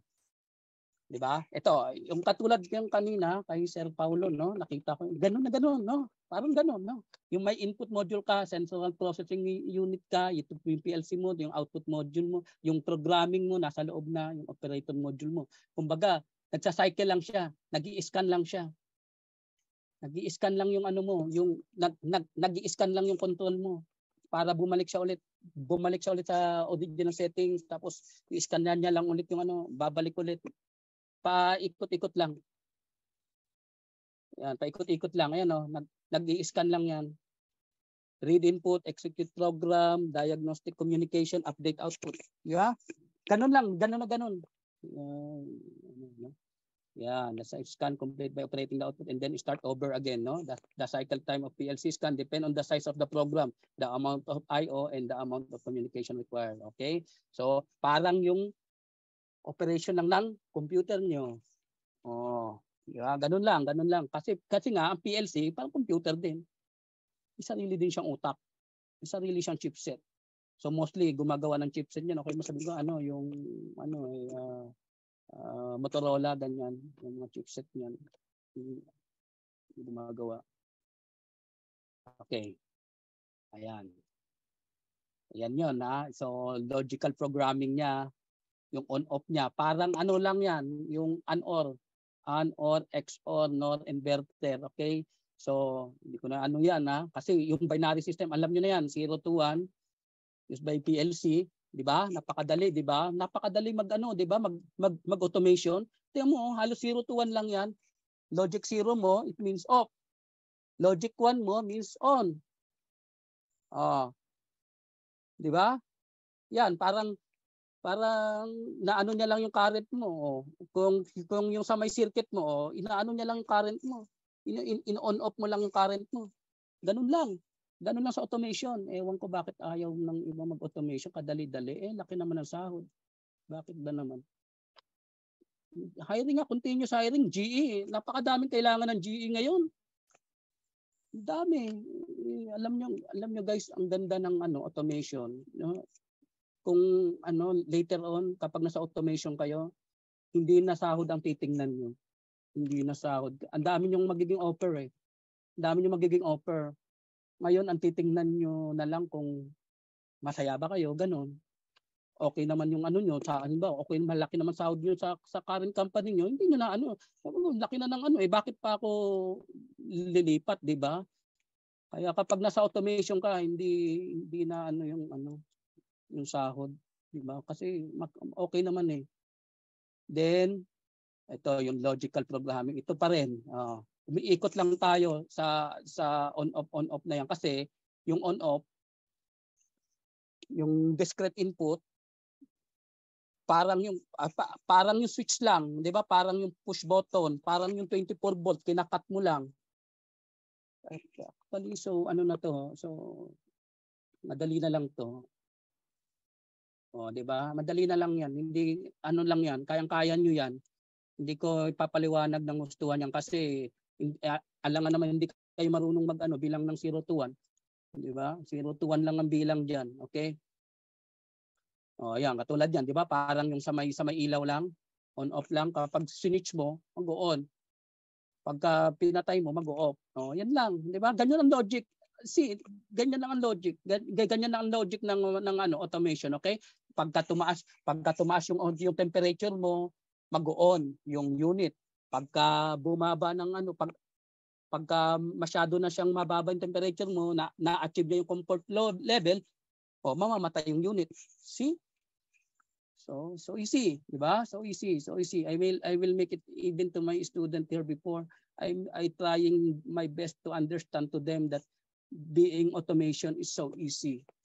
Don't make a paranoid na mahirap ang magpo-program ng mga na yan. Although binibigyan ka ng iba't ibang sensor, ikaw naman nawiwindang ka, kala mo kung ano na ang gagawin. Binigyan ka ng ganitong hindi mo alam eh, simple lang pala yan. Okay, look this one, the logical programming of the analog signal. Okay. Katulad dito guys, PLC must work with continuous or analog signal as well as discrete, no? Typical analog signal range from 0 to 10 voltage, no, DC. Okay? Yung signal niya DC na 0 to 10 volt or 4 to 20 mA. Bakit DC ang ginagamit na mostly pang signal? Hindi kasi fluctuating ang DC, di ba? Stable ang DC. Kaya yun ang ginagamit nila sa mga sensor. DC ang pang signal, 0 to 10 volt. Hindi kasi fluctuating. Then, or 4 to 20 mA. Guys, okay pa ba kayo dyan? Malapit na, don't worry. Konting tiis na lang po. Okay, so speed. Diba? Sa frequency kasi, sa BFD, ang kinokontrol niyan, yung speed yung sa mga motor, sa mga BFD. Kaya nagsi 0 to 10 volt yung pinaka namin, yung input. Tapos yung output nun, so yung frequency, yung output niya 10 volt, tapos yung output nun sa may field device, yung frequency. I-trigger mo yung BFD niya eh, di ba? So ng 10 volt ibig sabihin 50 Hz. Yan, ganyan lang. So temperature, ganun din sa temperature, gaya nga sabi ko, pagka 0 to 10 volt depende kung ano yung mo, yung sa temperature mo, kung yung 10 volt ba ito ay dapat ganitong degrees. Tapos itong 5 degrees dapat ganitong degrees, ganon. Iaano mo lang. Diba? Po-program mo na, i-configure mo lang sa may block mo. Flow, yung bar, yung pressure, yung flow, yung liter, kaya yung liter per seconds, yung liter, yan, kinukuha mo yan. Yung weight, halimbawa, kung ang maximum ng weight lang ng unit, ng na yan, ay 100 kg, yung 10 volt dapat, 10 volt mo 100 kg, so ang 10 mo 100 kg. So iano mo lang, di ba? Comparison mo lang, i-equate mo lang, di ba? Tapos yung level, yan, yung level ng tank. Halimbawa, pagka itong transducer ko ay naglabas ng 10 volt, ibig sabihin dapat ang tanke ko ay naka 100%. Di ba? Pagka ang transducer ko ay naglabas ng voltage ay 8 volt, dapat 80% yung tanke. Ngayon, ko-confirm mo ngayon kung 80% ba yung tanke. Dapat iaano mo ngayon yun. i-configure mo na yung 80% ng 8 volt mo ay 80% dapat sa tangke. 'Di ba?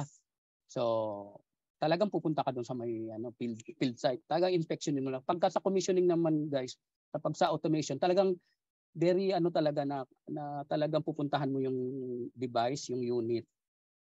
Kung sa commission talaga, ikaw talaga magte-test kung ano talaga nangyayari. So at least matututo ka ng gusto kung paano yung pagko-control ng mga devices. Okay?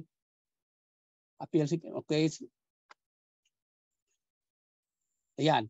A PLC can process signal in the analog form. Okay. Ano yung ibig niya sabihin kasi halimbawa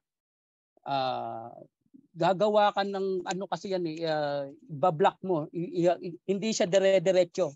No? Hindi siya dire-diretso na halimbawa itong 0 to 10 volt dapat 100% na ang niya, ang ilalabas niya kagad na percent. Meron siyang conversion. Okay? Ayun yung tinatawag, ayun yung inano kanina na i-convert mo siya. May conversion siya. Okay? Tapos the analog mo convert. Okay. Ayan na, napakadali. Ala, teka lang naku, na ako. Anahin ko yung important analog output. Okay? Yung analog input, ito yung input ng device papunta sa iyo. Okay? Kung 0 to 10 volt, 0 to 10 volt. Yung analog output, ito naman yung pinorogram mo na ilalabas mo na 10 volt. Halimbawa, 10 volt. Ilalabas mo siya, papunta siya sa actuator, na ibig sabihin, yung actuator na yon pagka 10 volt, i-open niya 100%. Halimbawa, example, so 100%. I-open niya. Ganon yung lang yung logic ng analog input sa analog output. Okay? Okay, ayan yung example. Okay, so hindi ko na maano guys. So konting na lang guys. Malapit na. Then ito yung ladder type. Bigyan ko kayo ng example ng ladder type. Ito yung noon. Mostly naabutan niyo siguro to, yung nagla-ladder noon, yung tinuro sa atin nung ewan ko kung anong taon yun.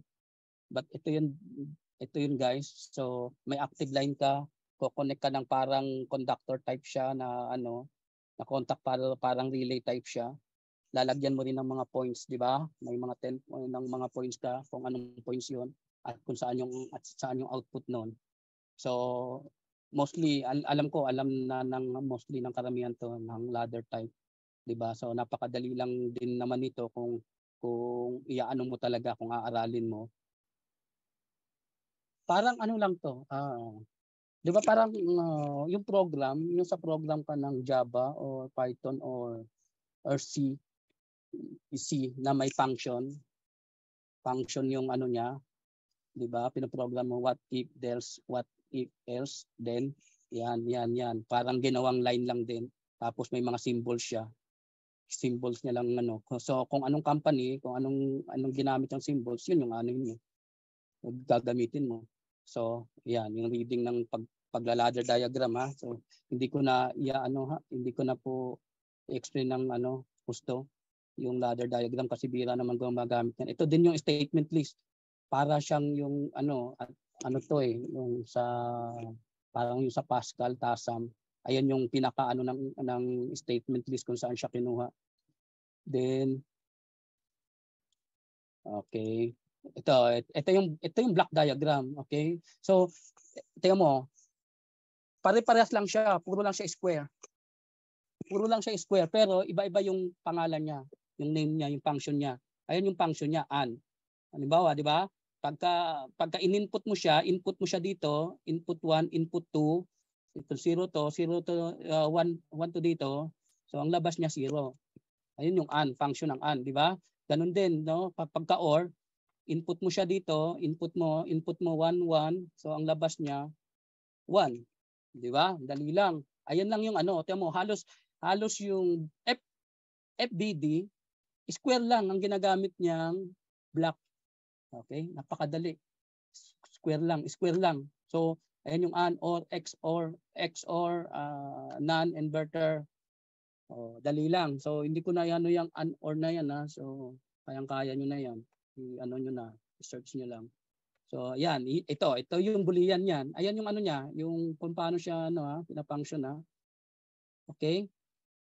So ito yung symbol niya, 'di ba? Pero sa FBD tayo, sa PLC tayo na FBD, ang gagamitin niyang symbol black siya, okay? Square siya, black siya, tapos lalagyan lang siya ng pangalan kung ano yung function niya. Okay? So ayan yung example ng ano niya. Dali lang, 'di ba? Teka lang, then boolean. Okay, ito yung OR. Ayan yung OR. Ito na alam nyo na yan. Alam nyo na yan. So, pagka i-ano nyo na lang ako kung hindi nyo alam. Email nyo na lang. Type of, yan. Katulad yan sa ladder. Ganyan. Kung hahaba kasi kung papaliwanag ko pa to, so sa FBD ko na lang paliwanag. Itong ladder na to, ito na lang sa may FBD ko na lang ipapaliwanag.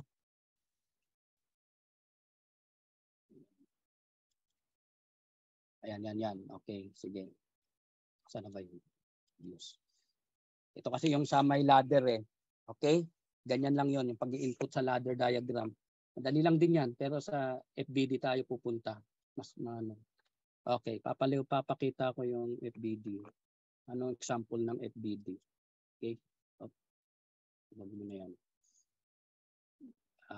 Share ko lang yung software ko ginagamit. Wait lang Wait lang guys Antay lang po. Share ko. Share ko yung aking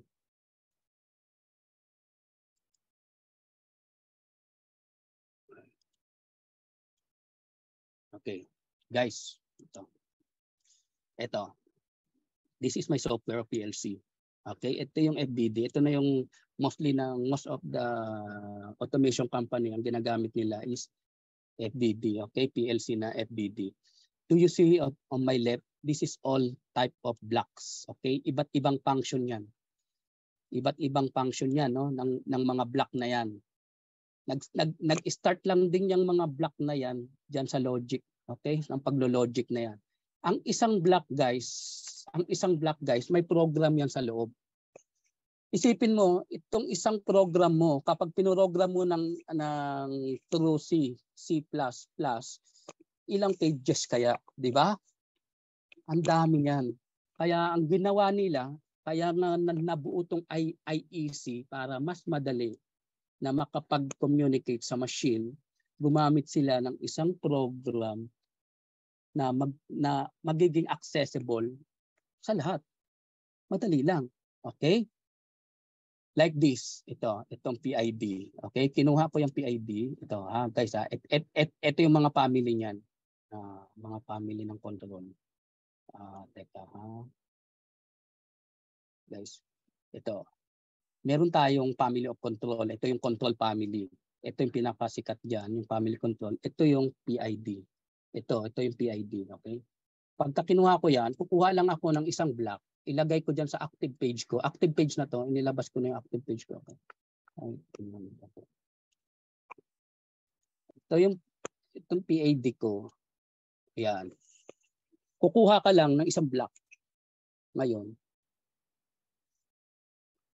pagka i-open ko lahat ng parameter niya, ito yan. Okay? Ano ibig sabihin ng PID? Ang PID class, guys, ito yung siya yung masasabi kong pinaka-heart, pinaka-puso ng program. Bakit? Kasi yung PID?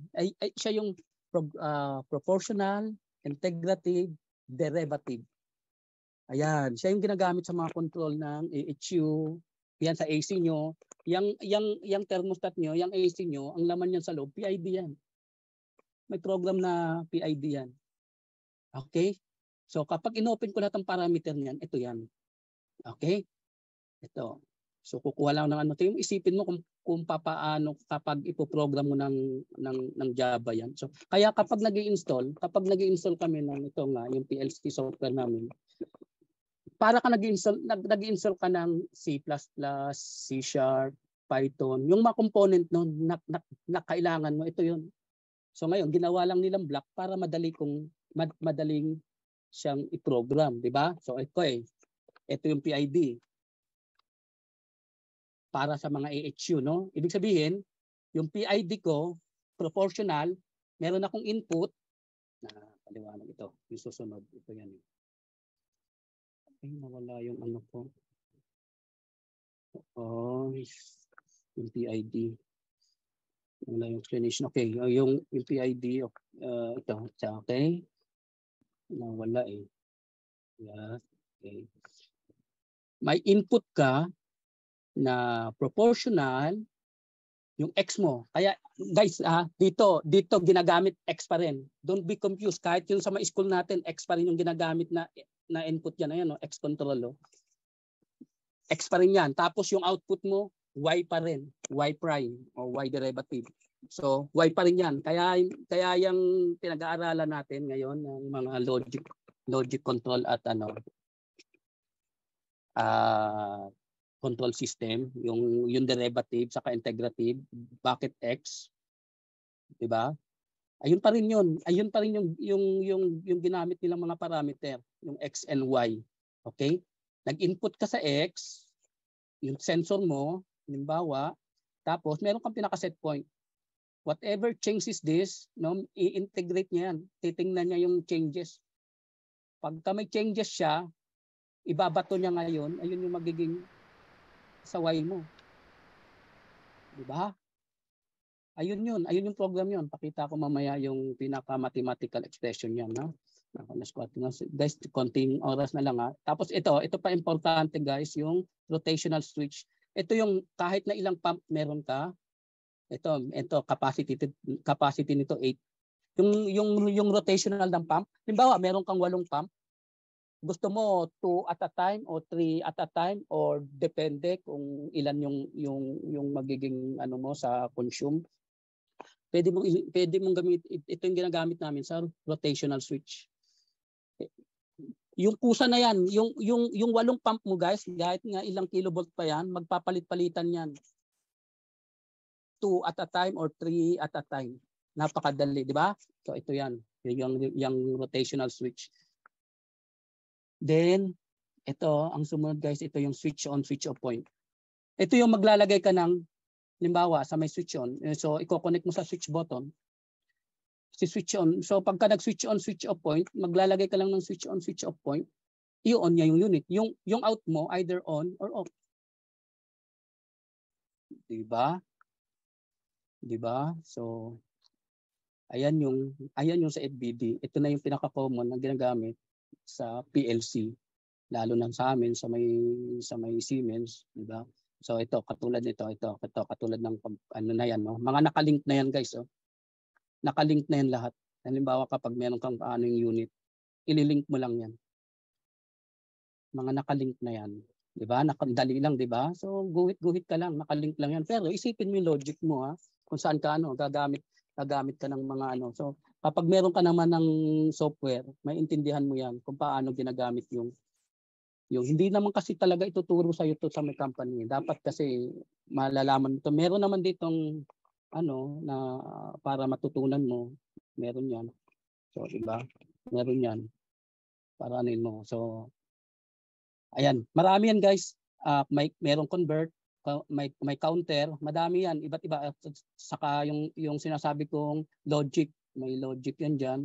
So ano yung bit logic ko? Ayan ayan yung unang-una and, non, nor, not, or, XOR. Diyan lang nagsimula yan lahat yan. Okay? So mahalagang i-master nyo itong and, non, nor, not, or. Di ba? Okay? So tanggalin ko ulit. Di ba?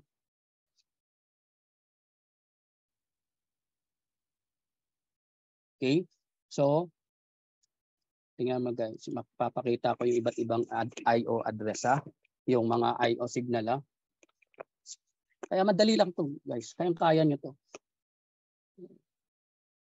Lalo na sa inyo ngayon 'di ba? Ang dami ng may mga I/O yan guys. May mga signal address. Ito yung mga points. Yung sa control mo, may mga numbering yun. Di ba? So 1, 2, 3, 4, 5, 6, 7, 8, 9, 10 yung mga module mo, na number mo yon kung ano yung address na ilalagay mo. Tapos yung points niya, ayan yung points niya. Yung point. 1.1. Halimbawa, kung ano yung ano na yon, anong block type, analog input. AI means analog input. Anong signal ko?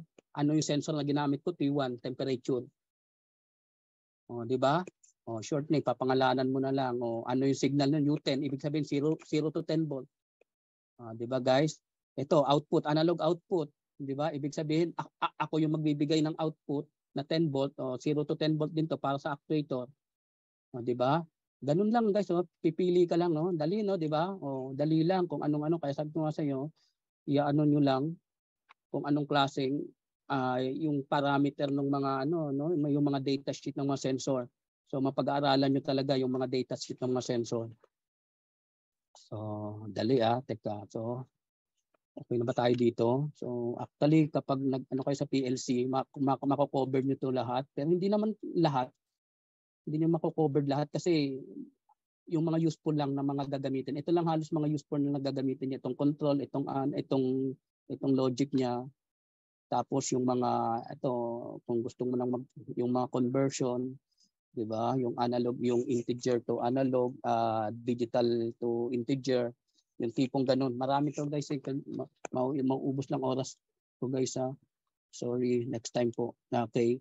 Marami to, marami sana akong ano sa inyo pero kulang po kasi okay. Paliwanag ko lang yung PID pa guys So stop here. Paano ko yung isa, yung share ko ulit yung isa.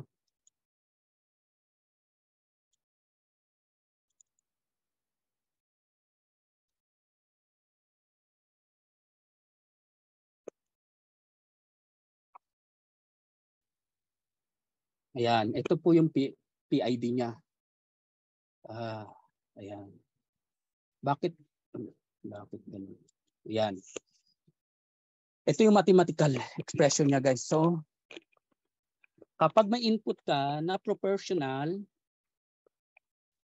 okay, then kapag may changes siya, okay, tingnan mo, halos ito yung input, ito yung process, PID of proportional, integral, integrative, or derivative, ito yung output niya. Okay? Whatsoever na meron ka dito, so kung proportional lang yan, papasok siya dito sa output mo, ilalabas niya yan. Okay? Ito yung mathematical expression niya. Ganon din sa integral, meron siya integral, whatever changes, no? Whatever changes, small changes there, ipo-process niya yan, ilalabas niya sa output. Okay? Ganon din sa derivative. Ganon din sa derivative kung ano yung pinagmulan niya, kung ano yung yes kasi magbe-base siya dito sa input mo eh. So ayun yung ano ng derivative eh. Okay, so ilalabas niya rin sa output niya. So ilalabas ng output, ayun yung magiging plant process mo. Ito yung plant process mo, ito yung mga actuator. Ito yung actuator, ito yung motor, ito na yung light na naka-connected directly doon sa field devices mo. Okay? So, kaya meron yan, kung yan yung logic, tapos bakit meron tong arrow? Ito yung feedback system. Kung meron yung sa control system natin, so, para siya para mag-scan. Para nag-i-scan. Kasi napakahalaga ng feedback system sa control system para mag-i-scan ulit. Magpo-process ulit yung yung system mo, yung PLC scan mo. Kaya hindi siya natatapos, kaya nag-automatic siya. Kaya whatever changes ulit, gagalawin niya ulit, siya ulit, bibigay siya ulit ng feedback mo, papasok ulit sa mga input. That's it. Yeah, dali no, 'di ba? Ayun yung PID. Bakit ko in-explain yung PID? Sige, after na. Bakit ko in-explain tong PID? Lalo na sa mga estudyante natin, no, sa mga student. So, okay. So, papasada tayo sa management station. So, ito yung backnet overview. 'Di ba? Meron tayong OSI layer. Yung backnet overview, yung sa backnet, nasa equivalent siya ng OSI layer. Ito yung apat na ginagamit niya. Ito yung physical layer. Ito yung how the device communicate, how your field device communicate to the automation station. Ito yun. Ito yung sa physical layer. So, pati sa data layer, ito yon. Yung device mo halimbawa ay nagko-communicate siya through Modbus. yung integration system yon, yung bad bus, MBus, or point to point. Ayan, yung point to point, long talk, MSTP, no? So, ayan yung katumbas niyan sa OSI layer, yung sa backnet overview, yung physical and data link, di ba? Then next is yung network. Yung network layer, ito na yung sa backnet network. May yung kapag yung backnet kasi may sariling network layer din yon. So may ano siya sa OSI layer. Okay? So ibig sabihin yung backnet application din, ito yung sa backnet application kasi yung mga router ng backnet to IP, backnet to yung other ibang ano. So sa application layer yon. So it means yung backnet class, ito din yung nasa OSI. So hindi siya nawawala sa network natin ng yung sa mga networking natin ng mga sa Ethernet, 'di ba? Parang ganyan lang din 'yan. So i-discuss ko 'to kasi malalaman nyo na yung lalo na sa mga student ngayon, halos yung kung papansinin niyo yung binigay ko sa inyong discussion, how to land a job of being building automation. Ito yung itatanong sa inyo. Yung field devices, yung automation station, yung program, yung PID, kahit yung PID lang ano mo, yung backnet ito, yung overview ng backnet, tapos yung sa IEC. Yun, halos yung simula nung inano ko, yung topic ko, yung simula kanina, ito yung kung paano ka pagka nagpa-interview ka, kung apply ka ng automation station, ito yon. Ito yung itatanong sa inyo mostly. Okay? Ito pa yung backnet overview niya. Ayan, simula sa mga sensor and actuator, paakyat, no? Ayan, pa-connect doon sa mga automation station. Ayan, mga automation station. Tapos pa-connect doon sa management station. Ayan, yan mga IP router na yan, mga switch, mga hubs, mga switch. Yan sa fiber, nakaano na ng fiber. Yan. Napakasimple. Tapos yun, kung gusto ng land owner, ng building owner na i-connect sa internet, yun, pwede nilang i-connect sa internet.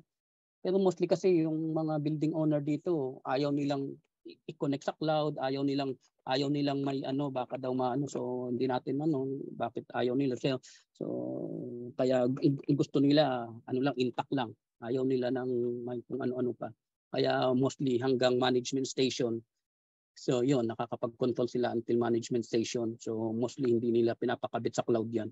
Kasi nga naman, building nga naman, di ba? Baka pagka mayroong penetrator, kawawa naman yung building, pwede mo shutdown yung building. Di ba? Yung tower, kung skyscraper pa yan, wala na.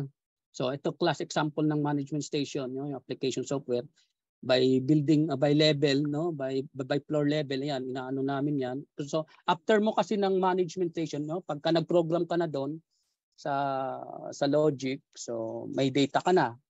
Siyempre, mag-ano ka na ng data, kukuha ka na ng data.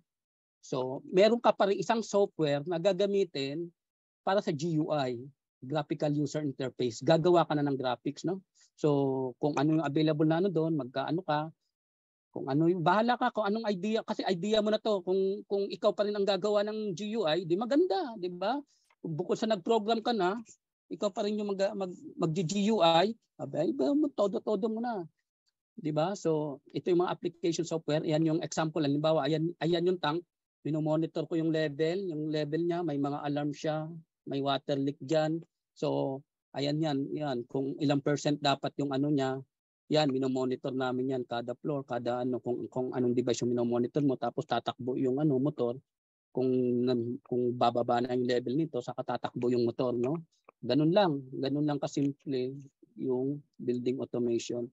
So ito katulad din nito, cold and water tank pa rin. So inaano namin yung minomonitor. Alam mo nga, bawat isang data niyan, ayun yung pinorogram mo doon sa PLC mo. Ngayon, itatag mo na lang sa graphics mo. Diba? Itatag mo na lang sa graphics mo ngayon. Kung ilang pump yan, tatag mo na lang yung mga baltag. Puro tagging ka na lang dyan, saka gagawa ka ng graphics. So mostly kami din yun. Kung ikaw ang nag-commission, ikaw na rin gumawa ng graphics. Ganun talaga yun. So, ganun talaga. Then, ayan, okay. Meron akong bakit ko dinascuss lahat, no? Yung mostly, kasi alam ko, mostly karamihan estudyante yung natin. Guys, simula nung una, no, bakit yung application niya, nag-focus ako doon sa application, ang dami, no? Kasi pagka gusto mong magpa-interview ng trabaho na maging building automation, tatanong sa iyo 'yon kung ano yung mga pwede mong i-apply sa building control. 'Di ba? So ang dami. Then nag-down ako doon sa automation, field devices, then automation station, then management station. Yun, napaka-importante yun kung ano ang meron doon sa field devices, sa automation station, at sa management station, 'di ba?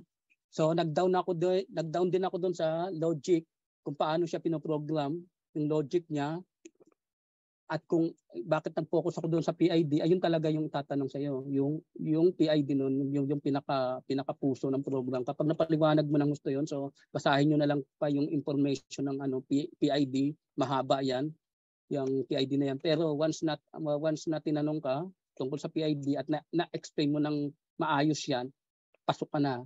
So, ibig sabihin, articulated yung utak mo, critical thinker ka, so marami kang magagawa na program. No? Then, nag-down ako doon sa backnet overview, yung backnet. No? So, ayun, kasi tatanong nila yun kung saang OSI layer to, kung saang OSI layer ka na, yung sa backnet overview, kung ganito yung communication ko, kung saang OSI layer na yan. Okay, kung minsan i-drawing pa yun sa'yo, yung apat na yun. Hindi naman 7, di ba? 4 lang ang natin. Physical layer, data layer, di ba? Application layer, saka yung network layer. O, di ba? So, 4 lang, hindi mo kailangan yung 7. So, then, ito na nga, yung sa management station, depende to kung ano yung software na gagamitin ng company nyo, yung GUI.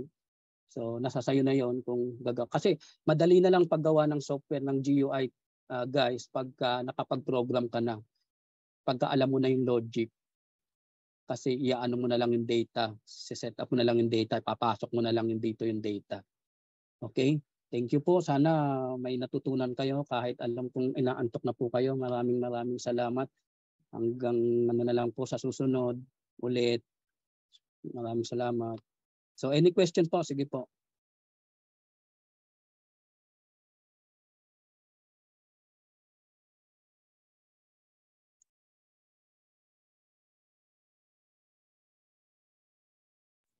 Thank you very much, sir, of course, for that wonderful discussion.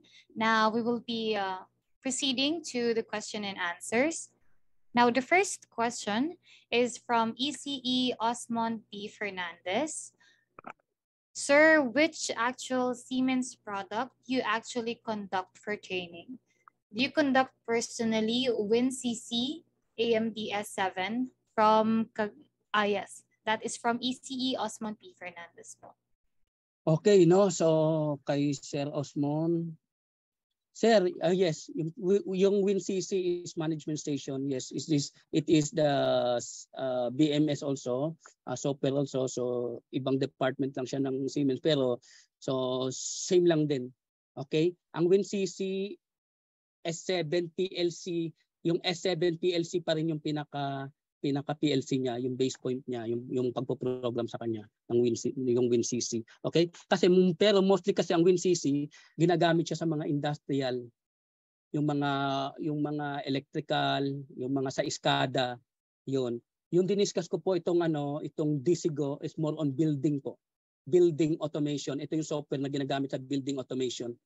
Okay, mostly gumagamit din yung sa building ng WinCC, depende sa kanila. So, na-integrate naman yan, wala namang problema. Pero ang WinCC po ay kasi mostly sa industrial automation at ang ginamit ko po kasi ay DCGO CC na ibig sabihin po ay sa building automation na software po. Okay po. Yung S7 po, yung platform po yun, yung S7, yung pinaka-industry base ngayon na PLC ng Siemens, ang S7. Okay? Thank you very much, sir. Now we have another question from Cagayan Valley ECE Jolan P. C. Sir, which do you prefer in automation designing? PLC, microcontroller, or Raspberry Pi? And what actually do you do in Siemens? Circuit designing or system interfacing, sir? Kay sir, no? Kasi nagtanong, sir, sa which you prefer in automation designing? Okay, sir, kasi ang PLC may standard talaga siya. Ginawa talaga siya ng IEC. Okay? Meron talaga siyang standard na pang-interface siya ng machine. Okay? So ang Raspberry Pi po, company po siya, no, na gumawa nitong microcontroller na Raspberry Pi. So kasi po, siyempre, kapag nag-work ka sa company, katulad ako, nag-work sa company, kung ano yung ginagamit yung PLC, ginagamit yung system, siyempre, ayun yung magiging ano pa siguro, ayun siguro yung gagamitin mo. Di ba po? Oh, yung Raspberry po kasi, so another company po 'yan. Pero so yung protocol, yung ginagamit nilang system sa pag-program, PLC din po 'yan. PLC based din po 'yan. And what actually do you do in Siemens? Circuit designing or system interfacing? Sir, ang circuit designing, siyempre, ang BMS designing po ay ibang-iba sa circuit. Ang circuit designing, siyempre, yung nagpo-protoboard ka, di ba? Diba? Ang ginagawa po namin, naglo-logic designing kami, yung sa BMS, kung paano yung automation ng building. Di ba, sir? So, what actually do you do in Siemens? Yes, it's BMS design or logic design, no? Kung paano yung building automation system ng building and system interfacing. Yes, ang system interfacing po, ito yung meron kang ibang device na i-connect mo sa device ko through system interfacing tayo. Kaya nga sinabi ko, at least kung yung device mo ay backnet certified yan, there is one way to another na makukonect ko yan sa akin. Yan. Pero kung nasa ibang ano ka pa, halimbawa, iba yung ano niya, system niya. So, let's see kung paano i-connect yon, pag-aaralan, di ba? So, meron naman, bibigay mo lang ang datasheet, bigay mo sa akin datasheet, gagawin ko ng paraan, i-connect ko yan sa akin. Okay? Okay po, sir. Next is... Thank you so much, sir. Now we have another question from ECE Ferdi Reside. Is it not that PLC is a high-end controller which is used more on industrial automation or process control? For commercial automation BMS, we normally use lower-cost DDCs or direct digital control system. Which is used more on industrial automation, process control for automation. Okay, sir. Depende, no, kung ano bang company mo o saan bang uses, saan ang purpose ng gusto mong i-automate, 'di ba? So napakarami po yung meron tayong mga lower end na mga downloadable lang na nabibili lang sa, ang dami nga sa Amazon, yung iba't ibang controller. Yes, and the software also is free. You can use that, actually, you can use that, no? So, kahit pwede mo naman gamitin. Kung i-allowed po ng company nyo na gumamit ng mga ganun, wala namang problema yung sa industrial automation na yan. Kung i-allowed ng company nyo, kasi mostly dito, siyempre, yung mga building owner, papagamit ka ba ng nasa sayo na lang kung kaya mong i-depends yung gagamitin mong device, kung yung gagamitin mong software. 'Di ba? Nasa building owner na yan at nasa sayo. Kung kaya mo naman siyang i-program at alam mong gamitin, why not? You can use whatever you want, no? So, sabi niya pa, for commercial automation, yes po. For commercial automation, kung BMS po talaga, so mahirap gumamit ng mga substandard na So, nasa mostly po kasi talagang halimbawa, siyempre, high-rise tower ka. Mostly dito, yung mga may BMS, high-rise tower ka. So, alangan naman gumamit ka ng mga lower cost na Siyempre, mostly either Siemens, GE, Honeywell, Johnson Control, Schneider yan, di ba? Kasi yung mga company pong yan, there is one way to another. Kapag nag-upgrade, hindi po natatapos. Meron pong research and development yan. Meron po kaming R&D. Kaya tuloy-tuloy po ang sa building. Ang process ng automation sa building. And ma'am, meron pang isa, no? Ito, pwede po paki-discuss. Yes po. Meron po, sir. Meron pa isa po. We have from ECE, Osman P. Fernandez. Note lang, sir, nasa Siemens ka kasi, sir, kaya mostly function block. Sa Allen Bradley kadalasan ladder logic. Ma'am, pakibalik na doon. Meron pang isa, yung sa may Connects. Okay. Ito pong, pwede po pakidiscuss ang PLC versus Connect System or PLC and Connect System in Building Automation. Okay. Yung PLC po, ito po yung pinaka-standard no, na logic programming na may IEC. Okay. Ito po yung ginawa nila ng ano talaga, na based on the IEC na yung program, yung system architecture niya, saka yung programming niya. Yung Connect po, ito po yung pang mostly other company po kasi ito is the integrating system ang Connect. So mostly iba't ibang company din ang ano ina-adapt na rin nila ang Connect. So mostly ito ano to sa lighting, halimbawa pang-integrate ng lighting o sa mga meter, meron pong Connect. So ayun po yung gamit ng KNX. Okay. So, ang Connect po, so meron din siyang software na ano, pero kasi ginagamit po talaga namin ang Connect din, talagang pang-integrate doon sa software namin. Maganda din po yung Connect kung yung device mo ay Connect capable, KNX capable, is good. Is good. Magko-communicate yan, mag-uusap yan ang dalawang machine. Walang problema kapag KNX yan.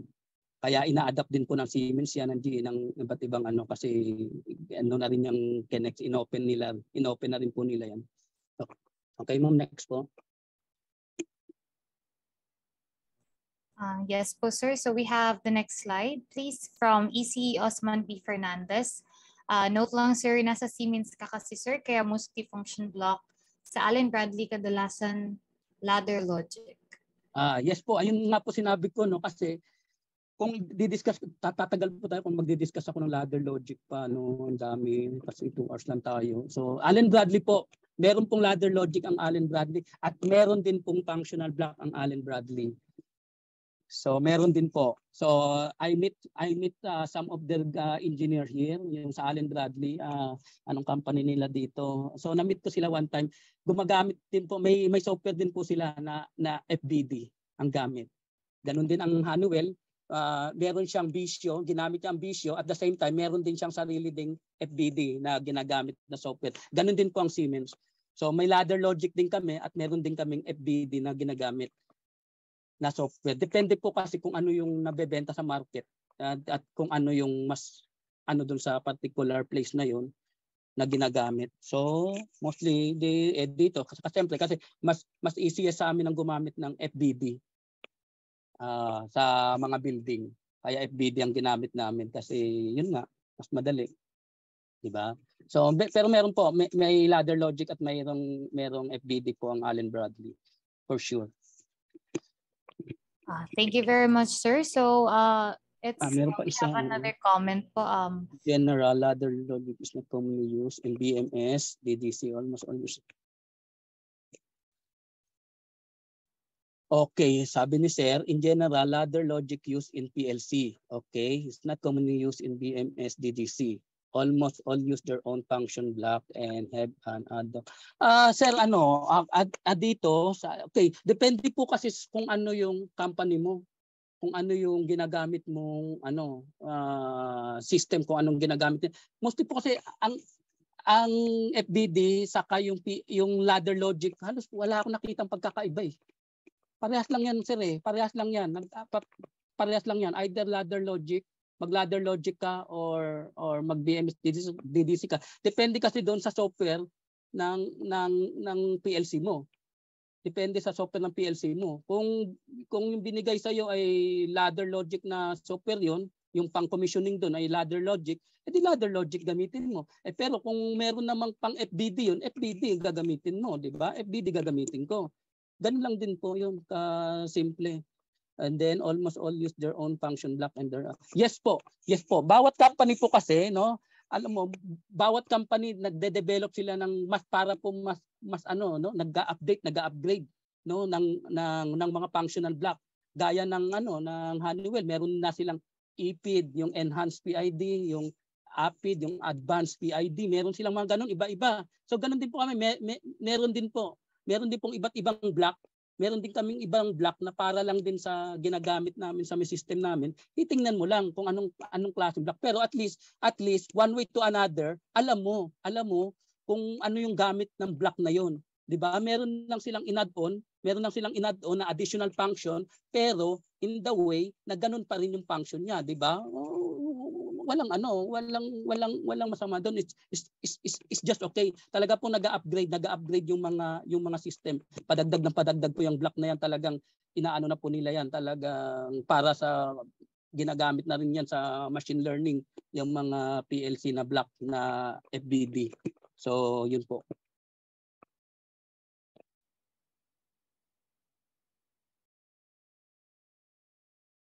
Yes, ma'am. Meron pa po. Thank you so much, sir. Meron pa po ba tayo, sir, questions? Sir. Yes, I think wala nang questions sa chat box. All right, so now na wala na tayong questions sa ating chat box. Of course, we would like to thank Sir Rufiniedo for such a fruitful discussion. Now we will be, are we proceeding to the awarding of Certificate of Appreciation, sir? Yes.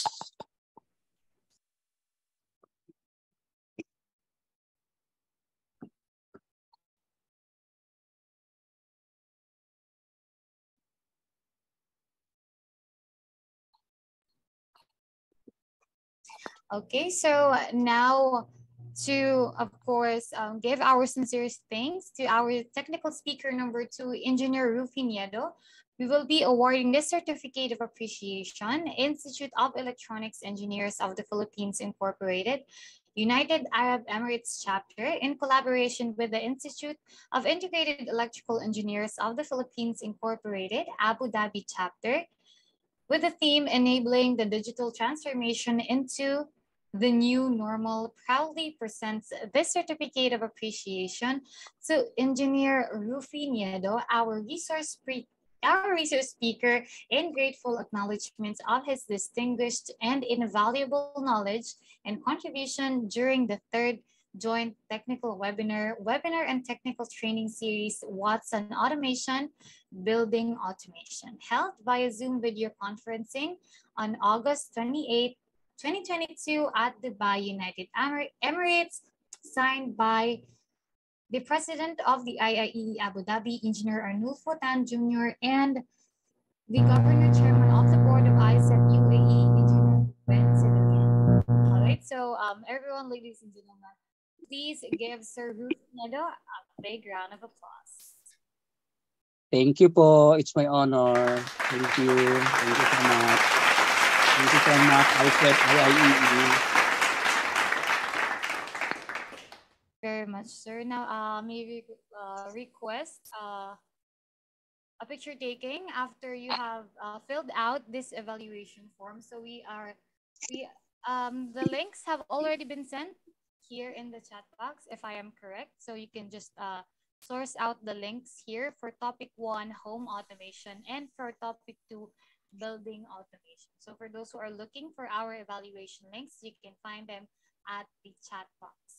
All right, so sir, can we have a picture taking, of course, with our technical speaker number 2?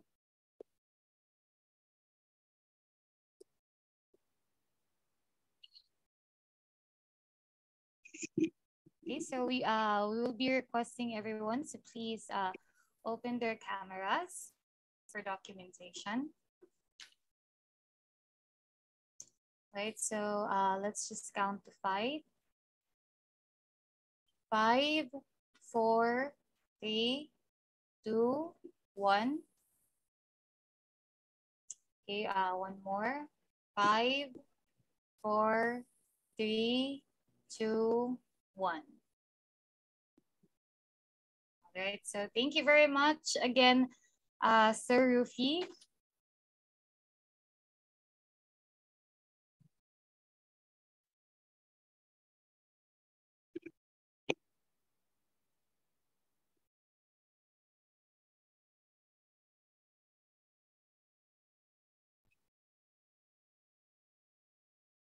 Okay, so before we end this event, of course, we would like to just endorse this upcoming webinars. Am I correct, sir? Yes, okay. So here we have the Institute of Integrated Electrical Engineers of the Philippines Incorporated, Abu Dhabi chapter, and the Institute of Electronics Engineers of the Philippines Incorporated, United Arab Emirates chapter, invites you to our 4th Joint Technical Webinar 2022 Webinar and Technical Training Series, What's on Automation Systems, with Sherwin N. Tan, the president and owner of SNT Electrical Services, with the topic Substation Automation System, and Pedro E. Manazano II, a maintenance engineer from the National Food Product Company, discussing about industrial automation system on September 18, 2022, Sunday at 10 a.m. to 4 p.m. UAE and 2 p.m. to 8 p.m. Philippine time. We also have from the Institute of Electronics Engineers of the Philippines, 72nd Annual General Membership Meeting and Convention, IECEP 2022 AGM, 72nd Annual General Membership Meeting and Convention on November 15 to 17, 2022 at the Philippine International Convention Center, Pasay City, and online conferencing platform. We also have from the Institute, from the IIE Abu Dhabi chapter, the 3rd General Membership Meeting and election of 2023 BODs, the 8th Technical Webinars 2022 Awareness and Regulations, Codes and Standards ARCS Webinar Series number 3 with Engineer Antonino B. Blanca, the HSE Manager, PSSP UAE Director, Education and Training, with the topics number 1, ISO 45001, Occupational Health and Safety Management Systems. Number 2, Volt Charging Session number 2, Basic First Aid Training on Saturday, September 10, UAE time 9 a.m. to 5 p.m. and Philippine time 1 p.m. to 8 p.m. at Al Ahaliya Hospital. It's a hybrid event with free webinars and CPD. We also have from the IIEE Camarines Norte chapter, invites you to the 22nd Bicol Regional Conference, BRC 2022 Leadership Rising Above Adversity Through Passion and Commitment, Leading on the Road to Recovery. It is a conference from Quitandaanes, Masbate, Sorsogon, Albay, Legazpi, Camarines, Iriga Rinconada, Camarines Norte, and an event, a hybrid event on September 22 to 24, 2022 at CNSC Covered Court, Daet, Camarines Norte, and via Zoom. So if you're interested, you may contact Engineer Noli M. Esperas with a mobile number 0907-846-4195 or email at iieecamarinesnorte@gmail.com. All right, so that is for our upcoming events. Now, of course, to officially close our webinar for today, we will be calling on the IECEP UAE Vice Governor for External Affairs. So please welcome Matthew Palyan, PEC. Sir? Thank you very much to our very pleasant and vibrant moderator, Engineer Ira Izo. A blessed day to all engineering students first, and to our beloved engineers in the Philippines, and to all those in diaspora. As we close, we would like to thank and give all the glory to God, who is the source of all wisdom and the ultimate reason why we are having this 3rd joint technical seminar of IECEP UAE and IIEE Abu Dhabi, entitled Webinar and Technical Training Series, with the theme Enabling the Digital Transformation into the New Normal. We have to acknowledge the great job and dedication of the organizers of this event. A big thanks to our IECEP UAE Vice Governor for Education, Engineer Rafael Lontok, PC, and the IIEE Abu Dhabi Vice President for Technical Affairs, Engineer Jonathan Santiago, PE, under the strong leadership from our beloved IECEP UAE Governor, Engineer Ruben James Savillano, PC, and IIE Abu Dhabi President, Engineer Arnulfo Jr., PEE. The respective Board of Trustees and Advisors of IECEP UAE and IIE Abu Dhabi had been a great support in terms of moral and technical contributions. This kind of collaboration gives us a joy and encouragement to make any differences between us to complement and boost any common talent and skills that we have. Thus, setting an example to the electronics and electrical engineering students from our respective colleges and universities who will be the main force in nation building for the new normal. The presence and inspirational messages of our national leaders during this series had been also a great encouragement to our engineers and engineering students. Their vibrant energy, wisdom, and unifying spirits encourages us to grow more and thrive in the challenges of the new normal. Thus, we extend our humblest thanks to honorable leaders, Dr. Michelle D. Lawas, PCE, the IECEP National President, Engineer Feliciano F. Padua III, PE, IEE National President, and Engineer Jirin Talam, IEE Foreign Regional Governor. To have what's as the title of this series is very symbolic and personal to us electronics and electrical engineers, since this is a unit of power. This series aims to empower all the electronics and electrical engineers, whether or whoever you are right now, whether it be local or global, to build our skills and character first, and then create an impact to our community. Thus, we congratulate and thank our honorable resource speakers for today, Engineer Paulo Lalaguna, PC, and our very own IECEP UAE Director for Membership Development, Engineer Rufin Niedo. Your lives themselves are a blessing and encouragement to us, giving pride to the Philippines as global engineers leading in the field of automation. We highly appreciate the time and expertise you shared with us today. Indeed, your sights and wisdom has equipped us to be a better and smarter engineers more than our smart technologies. Thank you for reminding us in handling or developing technologies that as much as we desire growth and profit, we need to be mindful always of safety and security, ethical practices, and sustainability of our products, our people, and our planet.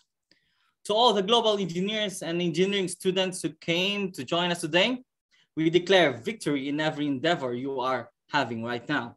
You have been recharged.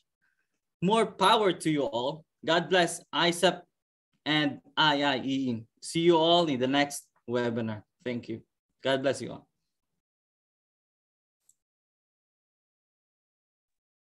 Thank you very much, sir. Now that concludes our webinar for today's event. Of course, I would like to thank Sir Arnulfo for inviting me over, and to the head of this event, Sir Rafael also, and all the other members of the organization. Thank you very much and have a good day.